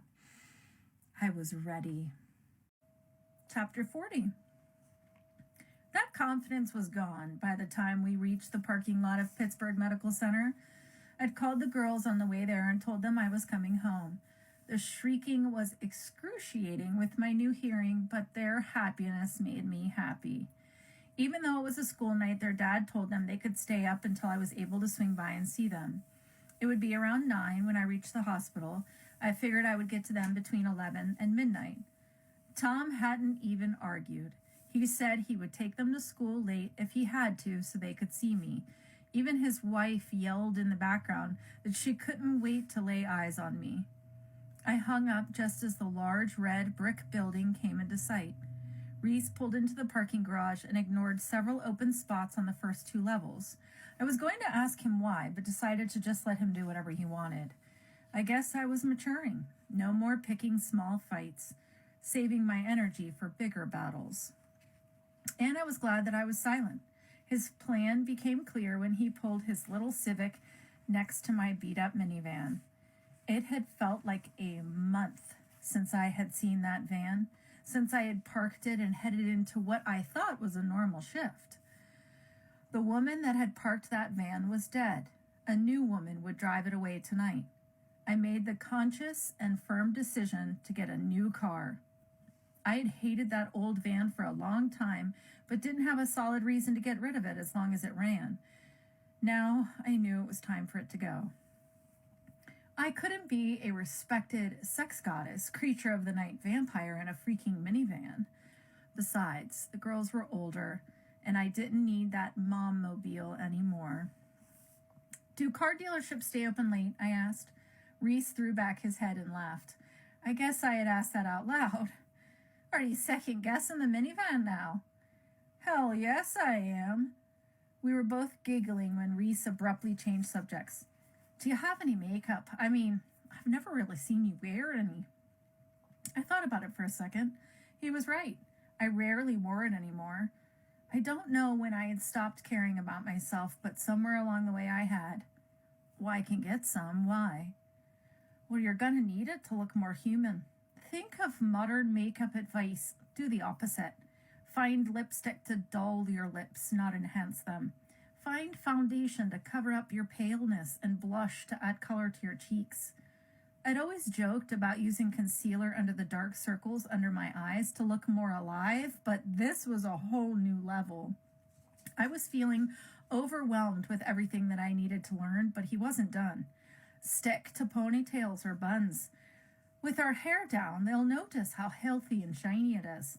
Contacts or glasses to dull your eyes, and stay away from black around humans, since it will highlight the flawlessness of your skin by contrast.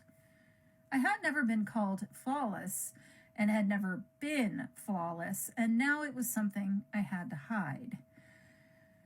I'm officially panicking, I said. I can't pull this off. Everyone's going to see it. They're going to know. No, he insisted. They won't. No one wants to accept their friend or loved one has changed.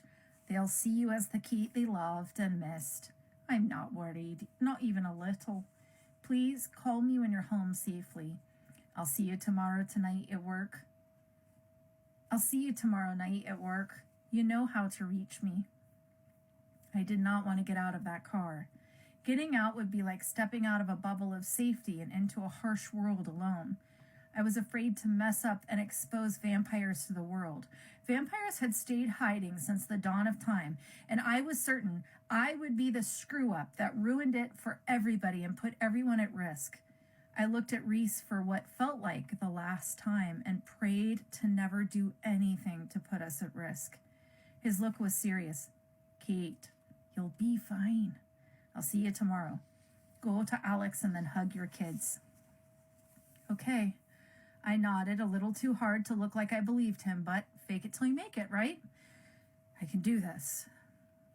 My shaking hands pulled on the handle, opening the door wide open, and stepped out. Reese, I spun around and bent down to face him. I love you. A smile lit up his face and was so big that it closed his eyes a little. I would have given anything to make that joy on his face stay forever. He had been through so much and done so much for me. I wanted to erase his pain and only see him laugh for the rest of time. I love you too, Katie. Breathe and just be yourself. You aren't a different person inside. You're just stronger and faster. Kate 2.0. Kate 2.0, I thought. I like it. It made me sound like the Terminator. Yeah, you're right. I've survived things a lot harder than this. With newfound belief in myself, I shut his door and started my journey to the physician's offices. With a breeze on my back, he pulled away. The third level of the garage had a crosswalk that you took to the main building to protect you from cold and rain. I always parked on that level for that very reason. The crosswalk was glass on both sides, and the night sky opened up as I crossed to the hospital. Were there always that many stars? Had I never really looked, or did my new vision make the starry sky more beautiful? The glass door at the end of the hallway revealed the hallway on the other side, but from 10 p.m. to 6 a.m. you need a badge to access it. Since I was before that window of time, the door slid open for me and the sounds of the hospital swarmed around me. The noise doesn't start to die down until around midnight. Until then, there would be families visiting, call bells going off, people coming up from the ER to their overnight rooms. After midnight, you could really only hear the beeping of heart monitors and the whisper of the night shift trying to keep each other awake. The overhead paging system stopped at 8 p.m., so at least that wasn't going off. Since I worked on the 5th floor, there was a good chance I could get in and out unseen. To my right was the ortho unit. It was always less crazy than my unit, and most of the patients were broken bones and post-joint replacements. Emergencies and codes were much rarer on that floor. I didn't really know anyone from that unit, so I wasn't worried about being seen. I turned to my left, and the office hallway spread out before me. The offices were on this floor to make it easier for patients and physicians to access the offices from the garage. The hospital wants the doctors and patients to have a favorable experience. They don't really give a crap if the nurses are happy or not. Alex's office was at the end of the hallway, and I saw his door was open. Taking a deep breath, I started down the white hallway. It was the most surreal experience I've had in a long time. I never thought I'd work one-on-one with Dr. Kitchener, and definitely never imagined I would count on him to protect my existence. It felt like some sort of cosmic joke. I'd spent so many hours avoiding him, and now I needed him more than anyone else. I thought about his sister. She'd been so young when she was turned. I couldn't imagine what he went through, telling everyone the truth and no one believing him, and too young to make any difference for her. It was almost impossible to imagine him as a little boy or a brother.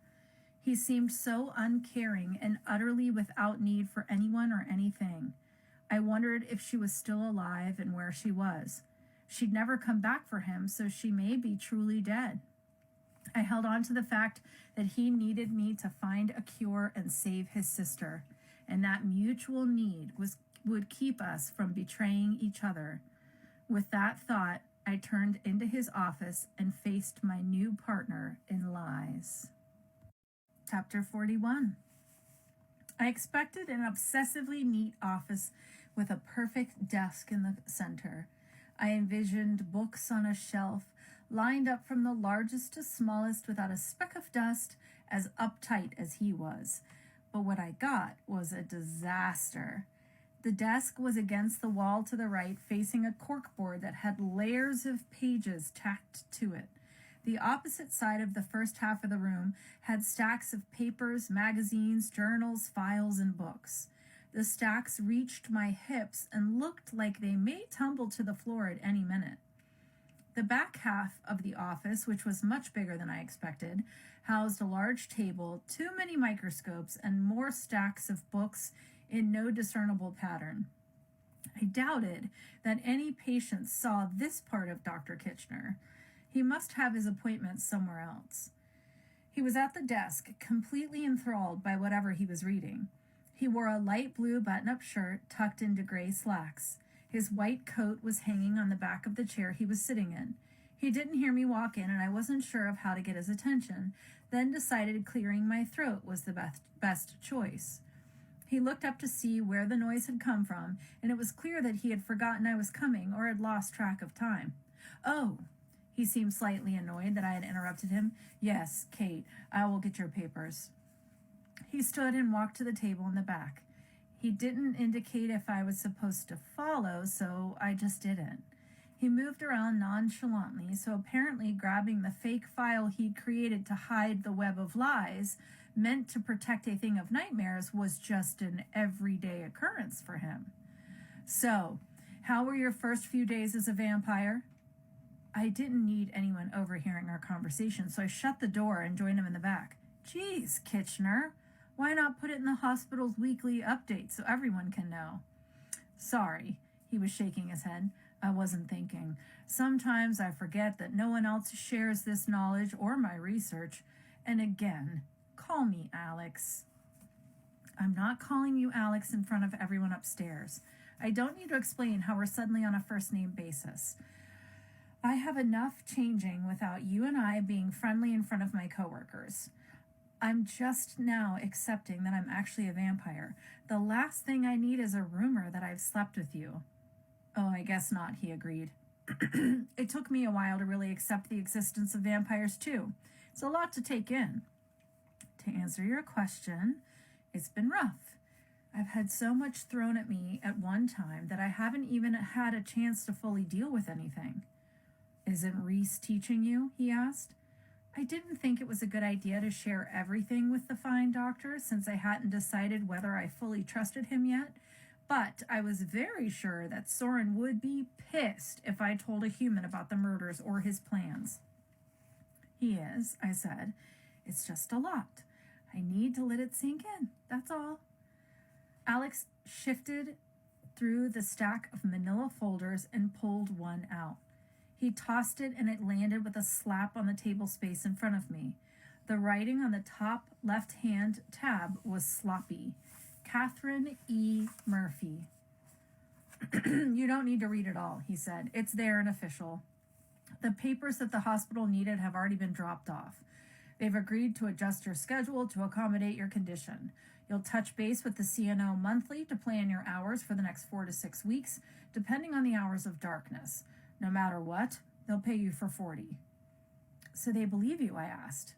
They don't think it's weird that 2 employees in the hospital have the same rare condition? I know what I'm doing, Kate. Reese doesn't answer to the CNO. His schedule's made by someone else, and I didn't offer up the information that he has the same disorder, as that would be a violation of his health information. Yes, they believed me. They've even passed around a card to sign for you. I know because they asked me. Before I could ask, he answered my question. Of course I did. I didn't want it to look like I was a complete asshole. I know what you guys think of me. I looked down, ashamed that he knew what I thought of him. Now that he was helping me, I felt particularly embarrassed. Oh man, I thought. I wonder if he knows what Monica thinks of him. She'd be mortified. I opened my file. It wasn't because I didn't trust him. It was just more that I wanted to change the subject. This is great. Thank you, Alex. You don't need to thank me, he said. I'm getting something out of this too. Speaking of which, I'd like to get your blood before you go. Did you feed? Do you have any powers yet? Goodness, I thought. This man has no filter. Is nothing sacred? I'm happy to give you blood, I told him, but why do you need to know the rest? Well, if you haven't fed, he said, I won't take as much. If you have, I'd like 6 tubes. Knowing your powers helps me with my research. I rolled up my right sleeve of my sweatshirt and rested my forearm on the table. He came around to my side and started to wrap the tourniquet around the base of my bicep. Yes, I've eaten. Apparently I have psychic abilities and can fly or levitate. I'm not sure what it is. The tourniquet snapped into place and he looked up. 2 already? Interesting. I think he was saying it more to himself than to me. He moved back to his notebook, scribbled on it, reaching into a drawer and pulled out phlebotomy supplies, including the tubes. I didn't know exactly what he was looking for, but admittedly, I didn't care. It suddenly occurred to me that he would have solid scientific evidence that I was a vampire, and I tried not to panic. What have you learned from your research? I asked. Are you close to finding a cure? Well, he started to answer and came back to my side of the table. I think the cure lies in discovering how you're living. The vein in my antecubital was fat and blue. I hoped he was good at drawing blood, because I could have gotten it with my eyes closed. To his credit, I didn't feel it slide in. The flash of blood told me he had gotten it with first attempt. He popped the first tube into the transfer device and met my gaze. What do you mean by that? Well, he began, you shouldn't be here talking to me. A human's heart beats to get blood oxygenated and through the body. Without the oxygen in the blood reaching your organs, the tissues, well, they become hypoxic and die. Yeah, I said sarcastically. Nurses know that stuff too. He held up his hand to stop me. Just listen. When the heart stops, we know we have precious few minutes to get it beating before the patient is lost. But Kate, your heart doesn't beat. You breathe, but your heart isn't pumping anymore. You drink blood to live, but how does that keep you alive? I started to see what he was saying. How does the oxygen circulate and reach your organs? How does the blood move through your veins? It should stagnate and clot, but it doesn't. Every organ except your heart works. You move your muscles, see, talk, laugh, breathe. You shouldn't be able to do that. hadn't stopped to think about how it all worked, and I felt ill. A simple fact hit me like a bullet. I am dead. I tried to calm myself. So why am I? I asked. I don't know. He undid the tourniquet, and I realized he had filled all the tubes while we spoke. All 6 were in his left hand, and he rocked them back and forth to mix the serum in the tubes with the blood. If I can figure out how a vampire body can function without the heart beating, then I think I can find the cure. All I have now is a theory. I think when the blood that you drink hits your stomach, it's moved through the intestines and then used as nutrition, just like food would be. You don't urinate or have bowel movements because the blood is all used. No waste remains. It was only then that it occurred to me that I hadn't needed a toilet since I turned, and he knew more about my own body than I did. I refocused on his words so I wouldn't miss anything. But how does it reach your extremities? How does it reach your organs? And why does the vampirism keep every organ working except the heart? He asked. My head was swimming. I hadn't thought about my condition like a nurse should. I hadn't questioned how it all worked. I'd just been happy to be alive. And that brought on a question. My gaze found Alex's back as he made his way to the other side of the table and started to write something on each tube. Am I alive? I asked. The question made him pause. He started to write again and didn't look up when he answered. Honestly, Kate, I don't know. I guess you'd have to decide on what makes someone alive. If it's a heartbeat, then no, you're not. If it's the ability to think for yourself and remain moving, then yes, you are. I wasn't sure if that answer made me feel any better. Frankly, I had enough to think of without stepping into the existential debate, so I decided to move on. So what will you do once you have the cure? I mean, you can't advertise it on TV or call pharmaceutical companies. You'd have to tell the world that vampires are real first, and then risk being locked in a loony bin or killed by one of us. I don't care about all that. I just want to cure my sister. Do you know where she is? As soon as I asked it, I realized I had crossed a line. Alex bent down, and the sound of a fridge door being opened filled the silence.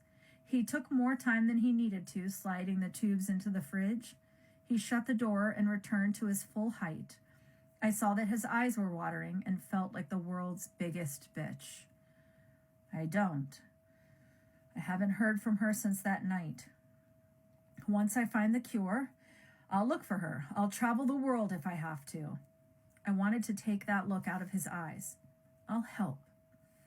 His left eyebrow arched and he looked surprised. You may wish you hadn't offered. I didn't know if I would really help him scour the world for a vampire from the 80s who may or may not still be around. However, I did like that he stopped looking sad and figured we would cross that bridge when we got to it. What else do you need? He asked. Nothing that I can think of. I'm going to give you my cell phone number just in case. I'll be here tomorrow night, so call if you need anything. If anyone questions your diagnosis, let me know. I made it clear to the hospital that they'd open themselves up for a lawsuit if they didn't work with you, but I can't control what the other nurses say. He pulled something out of his shirt pocket and handed it to me. It was a business card with a phone number scrawled on the back.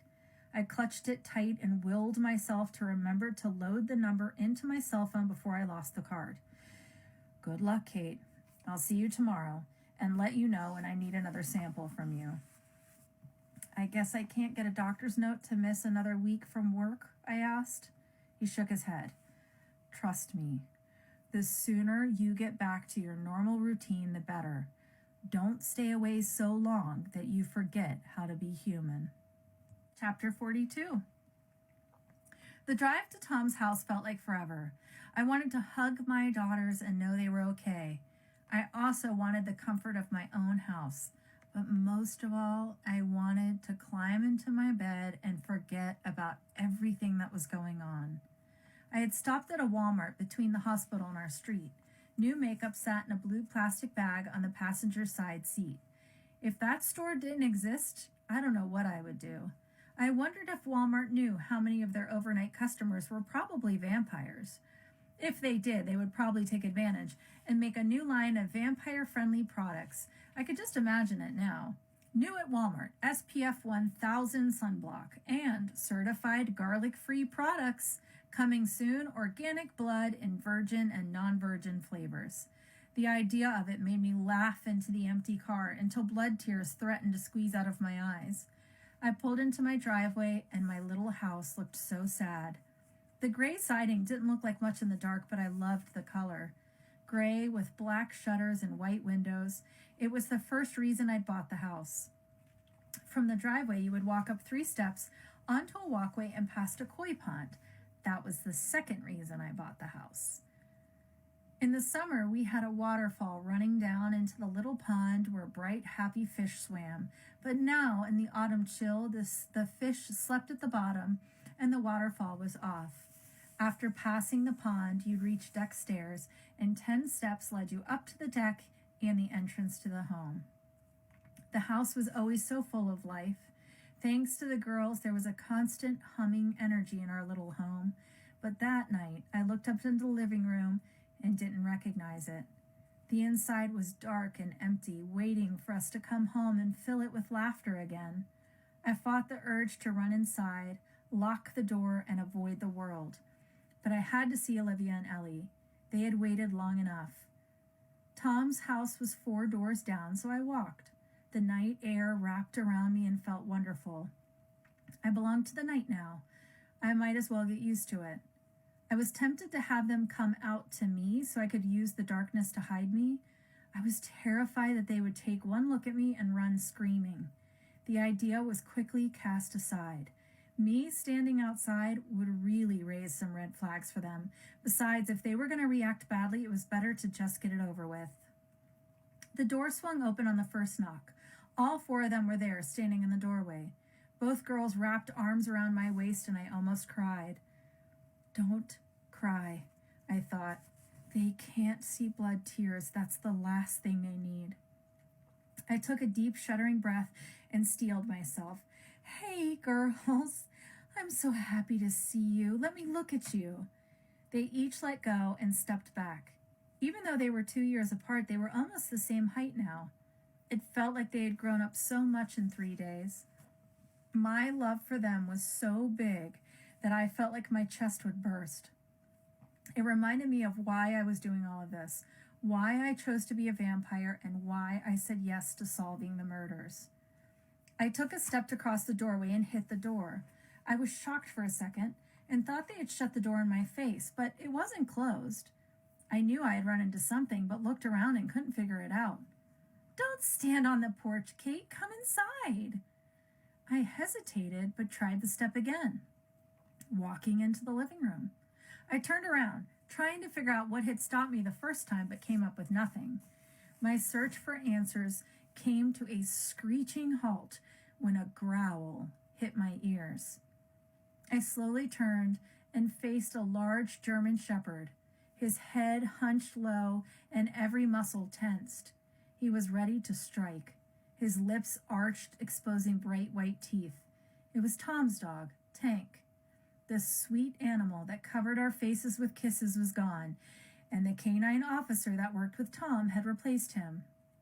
Looking into his eyes, I knew that the lovable family dog / police officer had seen me for what I was, a creature of the night that lived in darkness and fed on blood. His instincts had told him to fight me to the death and protect his family from a dangerous predator.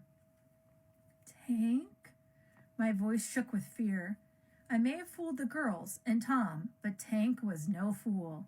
He was primed to protect his partner from a monster. I took a tentative step towards the dog, and the pitch of the growl rose. I tensed every muscle, mirroring the dog. He was going to come for me, and I would have to make a choice. With my strength and speed, I knew I could snap his neck, but I would expose myself to my family and face a life of hiding. My only choice was to let him sink teeth into me, knowing that I would heal and he would be put down. I'm so sorry, boy, I thought. Before I could make the difficult choice, Tom grabbed Tank by the collar and pulled him towards the stairs. Tank, stop! The animal gave me a look that promised he would kill me if I hurt his family, and then he followed his owner up the stairs. Olivia shut the front door and grabbed my hand. "He's being so weird." She led me to the kitchen where rows of cookies lined the counter. "We made cookies. They're your favorite. Have one." My stomach rolled at the sight of the cranberry white chocolate cookies. First, the showdown with Tank. Now the nausea from the smell of baking. I was convinced I had made a huge mistake and I should protect them from whatever I was by just disappearing into the night. "I did it most all by myself, Mom." Looking down to that sweet face changed my mind. I debated just eating one and facing the consequences, but without knowing what would happen, I decided my first bite of real food shouldn't be around them. "Can I take some to go?" I asked. "I still feel a little sick from all the medicine, but I'd love to have some at work tomorrow night." Olivia shrugged and conceded. "That's fine. I'll put them into a bag." I turned to see Tom was back and standing by Sarah. They were staring at me. Tom looked shocked. His wife looked curious. "What?" I asked. "You look great," Tom said. His wife nodded in agreement. "Oh, shit. I had forgotten to put on makeup. I was alone for an hour, and I was already fucking up." "Oh, that's what happens when you sleep for 3 days," I thought. That was pretty clever, but waited to see if they would buy it. "Oh, man, I'm jealous," Sarah said, turning to Tom. "I'm taking a 3-day trip to a hotel if I can look like that." Tom closed his mouth, and a look of shock slipped away. "Well, I'm sorry you're sick, Kate, but we're glad it's not something worse. You really scared us." I felt ashamed for scaring them. "I'm sorry for what you went through. It's not that bad. I just can't go outside in the daytime. I mean, it means adjusting some things, but it's no big deal. I feel great, and I don't have to worry about sun damage anymore." "That's a good attitude," Sarah said. "I like that." Ellie came up from behind her dad. "When can we come home?" I dropped down to kneel on the floor in front of her. "Soon, I promise. I need to figure some things out. Dad and I will work out a schedule once I talk to work. You'll probably be with him during the day and when I work. And if I don't work, then you'll get off the bus here. Then you can walk down after dinner and we can find a few hours together before you go to sleep. And then on the weekends, you guys can stay up late with me." That last part made her eyes light up. Staying up late was Ellie's favorite thing. That kid was definitely a night owl. Olivia was standing next to her now with a brown paper lunch bag in her hands. She held it out to me and I took it. I wrapped my arms around both of them and pulled them in for a squeeze. "I'll be right up the street for tonight. I have my cell phone. I won't go to bed until sunrise, and I'll text you when I wake up, okay?" They both said okay, and I released them and stood back. "Are you sure you're ready to go back to work? I know you have a ton of PTO. Can't you take more days to recover?" Tom was a workaholic, so for him to tell me to stay home, he must really be worried. "I feel fine, honest. The sooner I get back to normal, the better." Normal. Ha, I thought. Things are never going to be normal again. He put both arms up to signal defeat. "You're the nurse. Just let us know how your first shift back goes. The girls will be fine. Don't worry about anything." Sarah stepped up and gave me a hug I didn't expect. "I'm really sorry about Tank. He's in his crate upstairs. I don't know why he's acting like that. I'm sure he's just reacting to all of us being so worried about you. He'll be fine tomorrow." "Oh," I thought. "I don't think so, Sarah." "Well, thanks," I said. "I hadn't even thought about that. I'm sure you're right." I scanned all 4 of them again and was so grateful that I hadn't given up when Reese asked me to make the choice. I had a vibrant image of all of them crying over my coffin and pushed it away. I had survived my visit to them, and nothing except being almost outed by a dog had gone badly. Next step was to see my coworkers. If they didn't see anything wrong with me, then it was smooth sailing. I could watch the girls grow, see Tom celebrate his 20th anniversary with his wife. I could sit by them when the girls got married and share a hospital room when we became grandparents. Right after I hunt and kill a monster, I thought. Shut up, Kate. Why do you have to be so negative? I'm out of here, family, I said. I need a bath stat and some rest. Love you all, but this is adieu. They all shouted their goodbyes at the same time. Aloha, auf Wiedersehen, au revoir, adios. I smiled at her stupid joke and headed for the door. Before I opened it, I turned and looked at them. Tom was telling the girls to head upstairs and get ready for bed. Sarah had disappeared into the kitchen to probably put away the remaining cookies. Had I been wrong to involve them in any of this or be around them? Was Tank right? Did I endanger them? Was it selfish to want to hold on to them like this? I decided it was too late to change it all now and vowed to protect them from the newer, darker part of me. What they didn't know wouldn't hurt them, and I would keep them safe. I swore that they'd live long lives full of sunshine and happiness, never knowing the truth. But as I pulled the door open and stepped into the night, I knew deep down that was impossible. Sarah stepped up and gave me a hug I didn't expect. I'm really sorry about Tank. He's in his crate upstairs. I don't know why he's acting like that. I'm sure he's just reacting to all of us being so worried about you. He'll be fine tomorrow. Oh, I thought, I don't think so, Sarah. Well, thanks, I said. I hadn't even thought about that. I'm sure you're right. I scanned all four of them again and was so grateful that I hadn't given up when Reese asked me to make the choice. I had a vibrant image of all of them crying over my coffin and pushed it away. I had survived my visit to them, and nothing except being almost outed by a dog had gone badly. Next step was to see my coworkers. If they didn't see anything wrong with me, then it was smooth sailing. I could watch the girls grow, see Tom celebrate his 20th anniversary with his wife. I could sit by them when the girls got married and share a hospital room when we became grandparents. Right after I hunt and kill a monster, I thought. Shut up, Kate. Why do you have to be so negative? I'm out of here, family, I said. I need a bath stat and some rest. Love you all, but this is adieu. They all shouted their goodbyes at the same time. Aloha, auf Wiedersehen, au revoir, adios. I smiled at her stupid joke and headed for the door. Before I opened it, I turned and looked at them. Tom was telling the girls to head upstairs and get ready for bed. Sarah had disappeared into the kitchen to probably put away the remaining cookies. Had I been wrong to involve them in any of this or be around them? Was Tank right? Did I endanger them? Was it selfish to want to hold on to them like this? I decided it was too late to change it all now and vowed to protect them from the newer, darker part of me. What they didn't know wouldn't hurt them, and I would keep them safe. I swore that they'd live long lives full of sunshine and happiness, never knowing the truth. But as I pulled the door open and stepped into the night, I knew deep down that was impossible.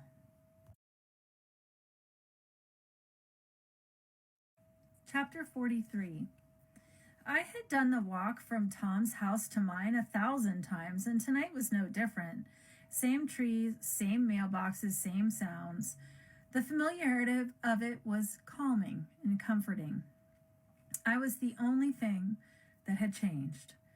Everything else was exactly as it had been on Sunday when I dropped off the girls, walked to my car, and headed to my last shift as a human. I had a sudden rush of hope. If I could only figure out how to get back to the way it was, just alter a few things to accommodate my new condition, I could really do this. I could raise my girls, pay my bills, and be normal. What does normal mean anyway? I was approaching the driveway when I heard the dog 3 doors down from mine start the barking fit that assaulted anyone who dared to walk down our street. Before, it had been slightly annoying. Now, with my new hearing, it was like having a screwdriver stabbed into my eardrum over and over. I imagined myself putting my key into my lock to get away from the sound and then almost walked into my front door. My sudden use of powers set the dog off into an even bigger barking tantrum. Shit. I had to be careful. I couldn't be going from 0 to 60 in 6 seconds in front of people. I had to get Reese to teach me how to control these powers. I slid the key in and swung the door inwards, looking around to make sure no one had seen my quick trip from driveway to front door. The street was quiet. All of my neighbors were of retirement age or had day jobs. No one should be awake looking through their curtains or walking a dog, thank God. As soon as I stepped into the large living room, I saw the changes. My thin gray curtains were usually pulled back to each side of the picture window because I like to look down at the street and see babies in strollers and kids on bikes. Tonight, new, black, heavy curtains were pulled together, covering the glass. I walked over to investigate and discovered that they were light-blocking curtains. Just as quickly, I knew that the 4 people I had just said goodbye to had added new curtains to protect me, and I felt a rush of gratitude. I walked through the kitchen, into the hallway, and found all 3 bedroom doors closed. I opened Olivia's and saw that her curtains were pulled back, but were definitely of the light-blocking variety. The ones in my rooms were black like the living room. They fit nicely with the color scheme of gray and purple. Even if they hadn't, I was warmed by the thought of them going through all of this trouble just for me. Upon investigation, I found that they had gone a step further in my bedroom. Pulling aside the black curtains revealed a thick sheet of plywood, measured to fit inside my window frame and nailed in. I knew that was all Tom. He was very practical. He wanted to be sure that no sunlight would slip into my bedroom during the day. Glued to the plywood was a large piece of drawing paper. It was covered with marker artwork. Bright yellows, blues, and greens worked together to create bright, sunny days, complete with green hills and little flowers. Thanks to my thoughtful little girls, I could always look at the window and see a perfect summer day. On the parts of the plywood uncovered by the drawing were handwritten messages. We love you. Be happy. I'm glad you're home. Night picnics. I smiled. The night picnic idea had to be Olivia's. Only she would think of something that creative. I ran my hand over all those messages. I had a great group of people in my corner.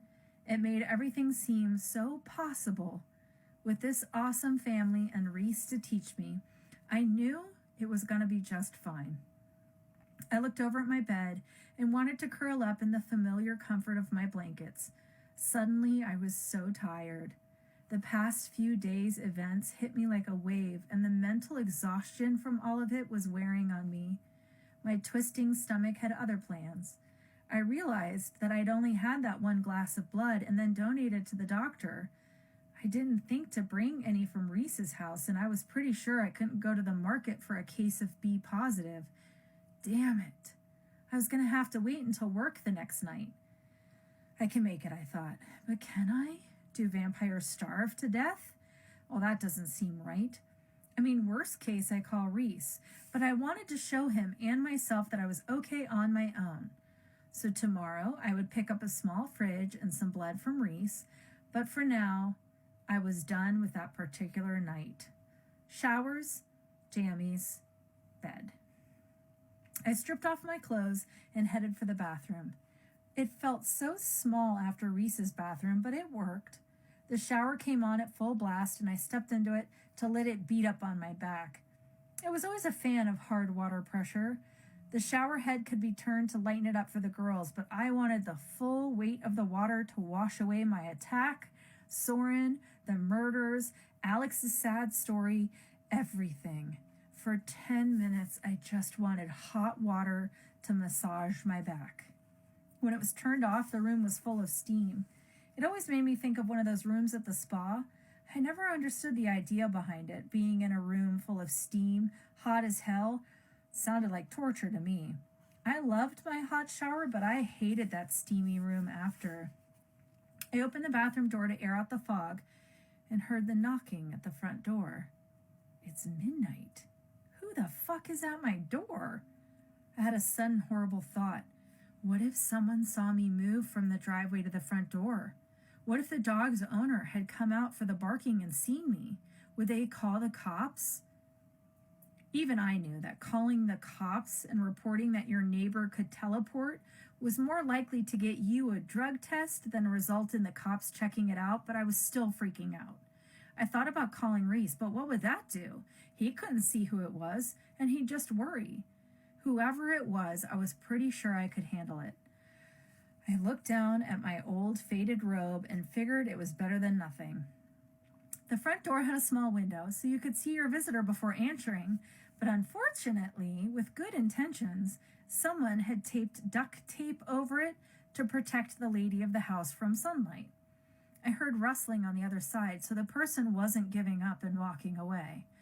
I took a deep breath and prepared myself for whatever was out there. I knew if I had to, I could just shut the door, lock it, and call for help. I swung open the door and was face to face with Will. He held up a brown paper lunch sack. I brought blood. Chapter 44. Will walked in and pulled me into a hug, then shut the door behind him and looked.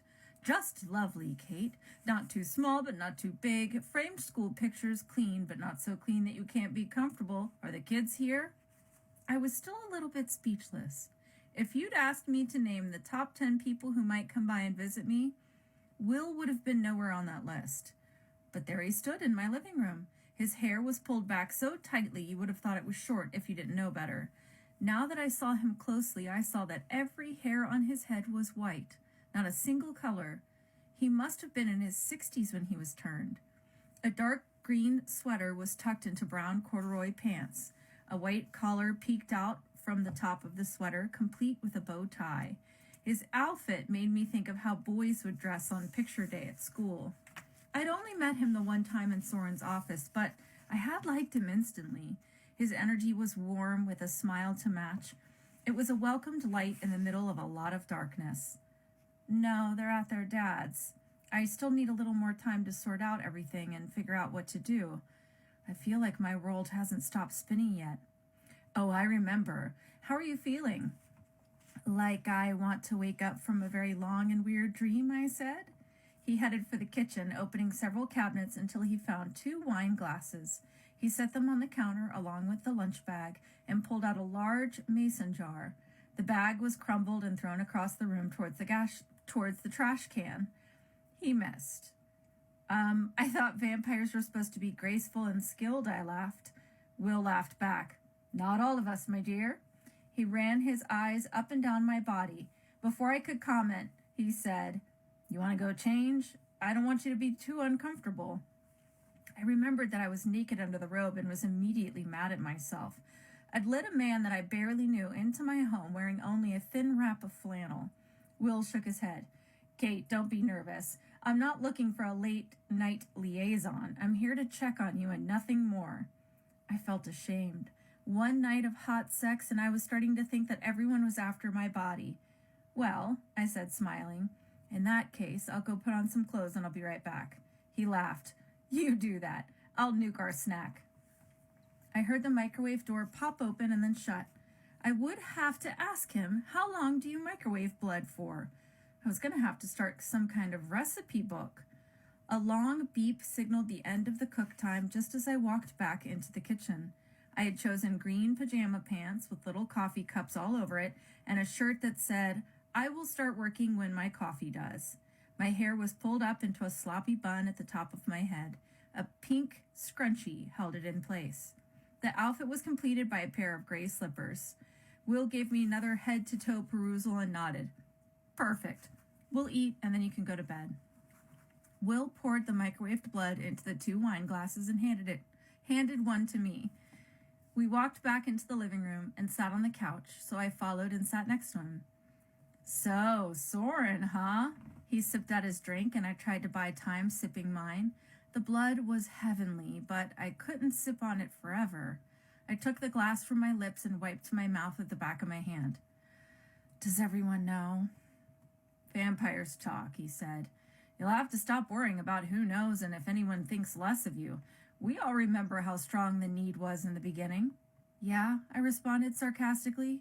So everyone keeps saying, I swear you've all read the same How to Comfort a New Vampire manual.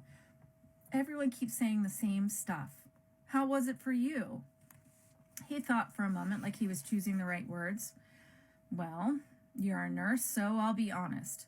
Before being turned, my sex drive was pretty much gone. I know now that it was low testosterone, but in my time, we were still learning what age did to the body. Becoming a vampire didn't change it, so I didn't have the kind of need that most of you did. I did have to learn to control my powers, though, and I had the thirst. Well, you're lucky, I said. Every sense in my body has gone rogue. I just want to be able to control myself again. You will, he patted my hand. It's only your first night out of the nest. No one's expecting you to fly right away. Speaking of which, I started, how did you know I was here? How did you know where I live? Is there a directory or something? Will laughed to raise his glass and had to bring his hand up to below his chin to catch the bit that dribbled out of his mouth. No, there's no directory. Most vampires are very protective of their resting place. Soren has the addresses and contact info of all the vampires in the city. Reese came tonight to tell Soren that you were having your first night away from your sire. Soren likes to know how the new ones are doing. I overheard and thought, oh, she must feel so alone. I should take her a little pick-me-up. I wanted to make sure you're okay. Once they left, I looked up your address and came on down. I hope you don't mind. No, I said. You actually saved me. I forgot to bring anything home. I was so hungry. See, he said. It was meant to be. Cheers. He offered his glass and we clinked it in celebration. I didn't know what I had to celebrate, but it felt fun. I wish I'd known, he said. I would have brought you more. You poor thing. Didn't Reese send you with provisions? Oh, it's been so crazy, I answered. I'm sure he just forgot. And please don't worry about it. I wouldn't have a place to store it anyways. I gotta go get a separate fridge before I bring anybody else home. Oh, that's right, he said. You're gonna have to hide that stuff from your kids. Can't put blood next to the string cheese. Geez, Kate, how are you gonna do it all? Truthfully, I didn't know, but I didn't want to say it out loud. If I'm ever gonna have vampire friends, I couldn't be dumping all my human issues on them all the time. Will touched my shoulder. I'm sorry, Kate. That was awful of me to say. Of course you can do it. You're a tough woman. You're going to raise them up to be tough, independent women just like you and save them from all the bad stuff. I admire you. My chest swelled with pride when I realized that other people saw me as strong. Yeah, I thought, he's right. I can do this. Thanks. It means a lot, really. I actually got to see them tonight. It was the first time since, they didn't seem to notice. It was a weird visit, but it was good. Well, that's sweet, he answered, but why was it weird? Well, I started, trying to put it into words. The dog tried to attack me. Then I had to avoid eating cookies and try to explain why I was looking so good. And that was all after I hit an invisible wall and tripped through an open doorway. I expected him to laugh, but he looked confused. Did they invite you in? I was taken aback by the question, not sure why he would ask that. Yeah. Before or after you hit the invisible wall? I thought about it. After? Didn't Reese tell you? Tell me what? Will shook his head back and forth. Vampire 101, my dear. You have to be invited to cross a doorway. I arched my left eyebrow. You've got to be kidding me. Afraid not. His face showed me he was 100% serious. It was my turn to shake my head, this time in disbelief. I set down my glass of blood on the nearby coffee table. I've walked into a bunch of places since being turned. Reese's house, Walmart, bar, Soren's house, hospital. He chuckled at my indignation and patted my shoulder, also setting down his glass. He held up his hand and grabbed each finger. Vampire's home, public place, vampire's home, public place. He handed me my glass back. and I finished off the contents, not sure what to say. So he kept talking. You can't enter the private home of a mortal without invitation. Vampire rule. Shut the fuck up, I said, sounding super intelligent. Mortal. Yeah, mortal, he said. Human. You can't go into their homes without an invitation. It's one of the things that the storytellers get right when they talk about us. Oh, and they can revoke the invitation too. Then we have to leave. No controlling it, I'm afraid. You just turn and walk out like a zombie. You don't get control over yourself again until you cross that doorway. It's terribly inconvenient when you're in a human's home and they use the slang phrase, get out. Why hadn't Reese mentioned this to me when he knew I was on my way to Tom's house? It felt like an important thing. My head was throbbing. I thought about the times that this may cause a problem, like dropping the girls off at sleepovers or baby showers. I was seeing a lot of party invites turned down in the future. I didn't want to talk or think about the girls anymore. It was time to change the subject. So how long have you worked for Soren? I asked. I've been waiting for you to ask me about him. The answer is I've been waiting for you to ask me about him. The answer is a long time. It's hard to be a vampire that looks this old. Many of the others aren't sure how to handle me. I think I remind them of aging. But Soren saw something in me. I've always been good at organization and working with other people. Never thought I'd be a personal assistant, but it works for now. Why do you stay? I asked. Well, I have clothes, all the blood I could want, a home. I'm close to the most powerful man in the city. Where would I go? Good point, I conceded. I just don't get it. He's such a bully. He pushes everyone into doing what he wants or threatens you. I have the impression that he always gets what he wants. Will let out a long sigh. The look on his face told me that he was filtering his thoughts and trying to find the right thing to say. Listen, you haven't met many of us, so you just have to believe me when I say this. Soren is not even close to the worst possibility for our city. I have met more than a few lords and ladies in quite a number of cities. You don't know what real cruelty is. Soren is tough. He expects us to listen to his rules, and if you don't, he's going to hold you accountable. But Kate, he is fair. He doesn't punish just for his own entertainment, and he doesn't ask too much. Easy for you to say, I thought. You're not the one who has to find a killer or get sent away. I don't know. I guess you know more than me. I just don't understand it. I looked up at the ceiling and tried to focus all of my thoughts racing through my head. I don't know who to trust or what to think anymore. The energy in the room changed and I faced Will. His face had become blank, like he was trying to keep something from me or stop me from reading his thoughts. But his eyes hid nothing. He was uncertain about something. I wanted to ask you something, but I also don't want to start something if I'm wrong. He looked genuinely worried, and I had a bad feeling. Well, now you have to tell me, I insisted. He put his empty glass down on the coffee table and rubbed his hands up and down his corduroy pants. He reached out and grabbed each one of my hands in his. I never get involved. I want you to know that. The reason I'm a good assistant and that Soren trusts me is because I stay out of everything. I'm always quiet in the background, but I just can't stay quiet this time. Against my better judgment, I feel like I have to tell you this. Will, I said, you're kind of freaking me out. What is it? He closed his eyes and seemed like he was gathering courage. When he opened his eyes, I saw the determination in there. Don't trust Reese.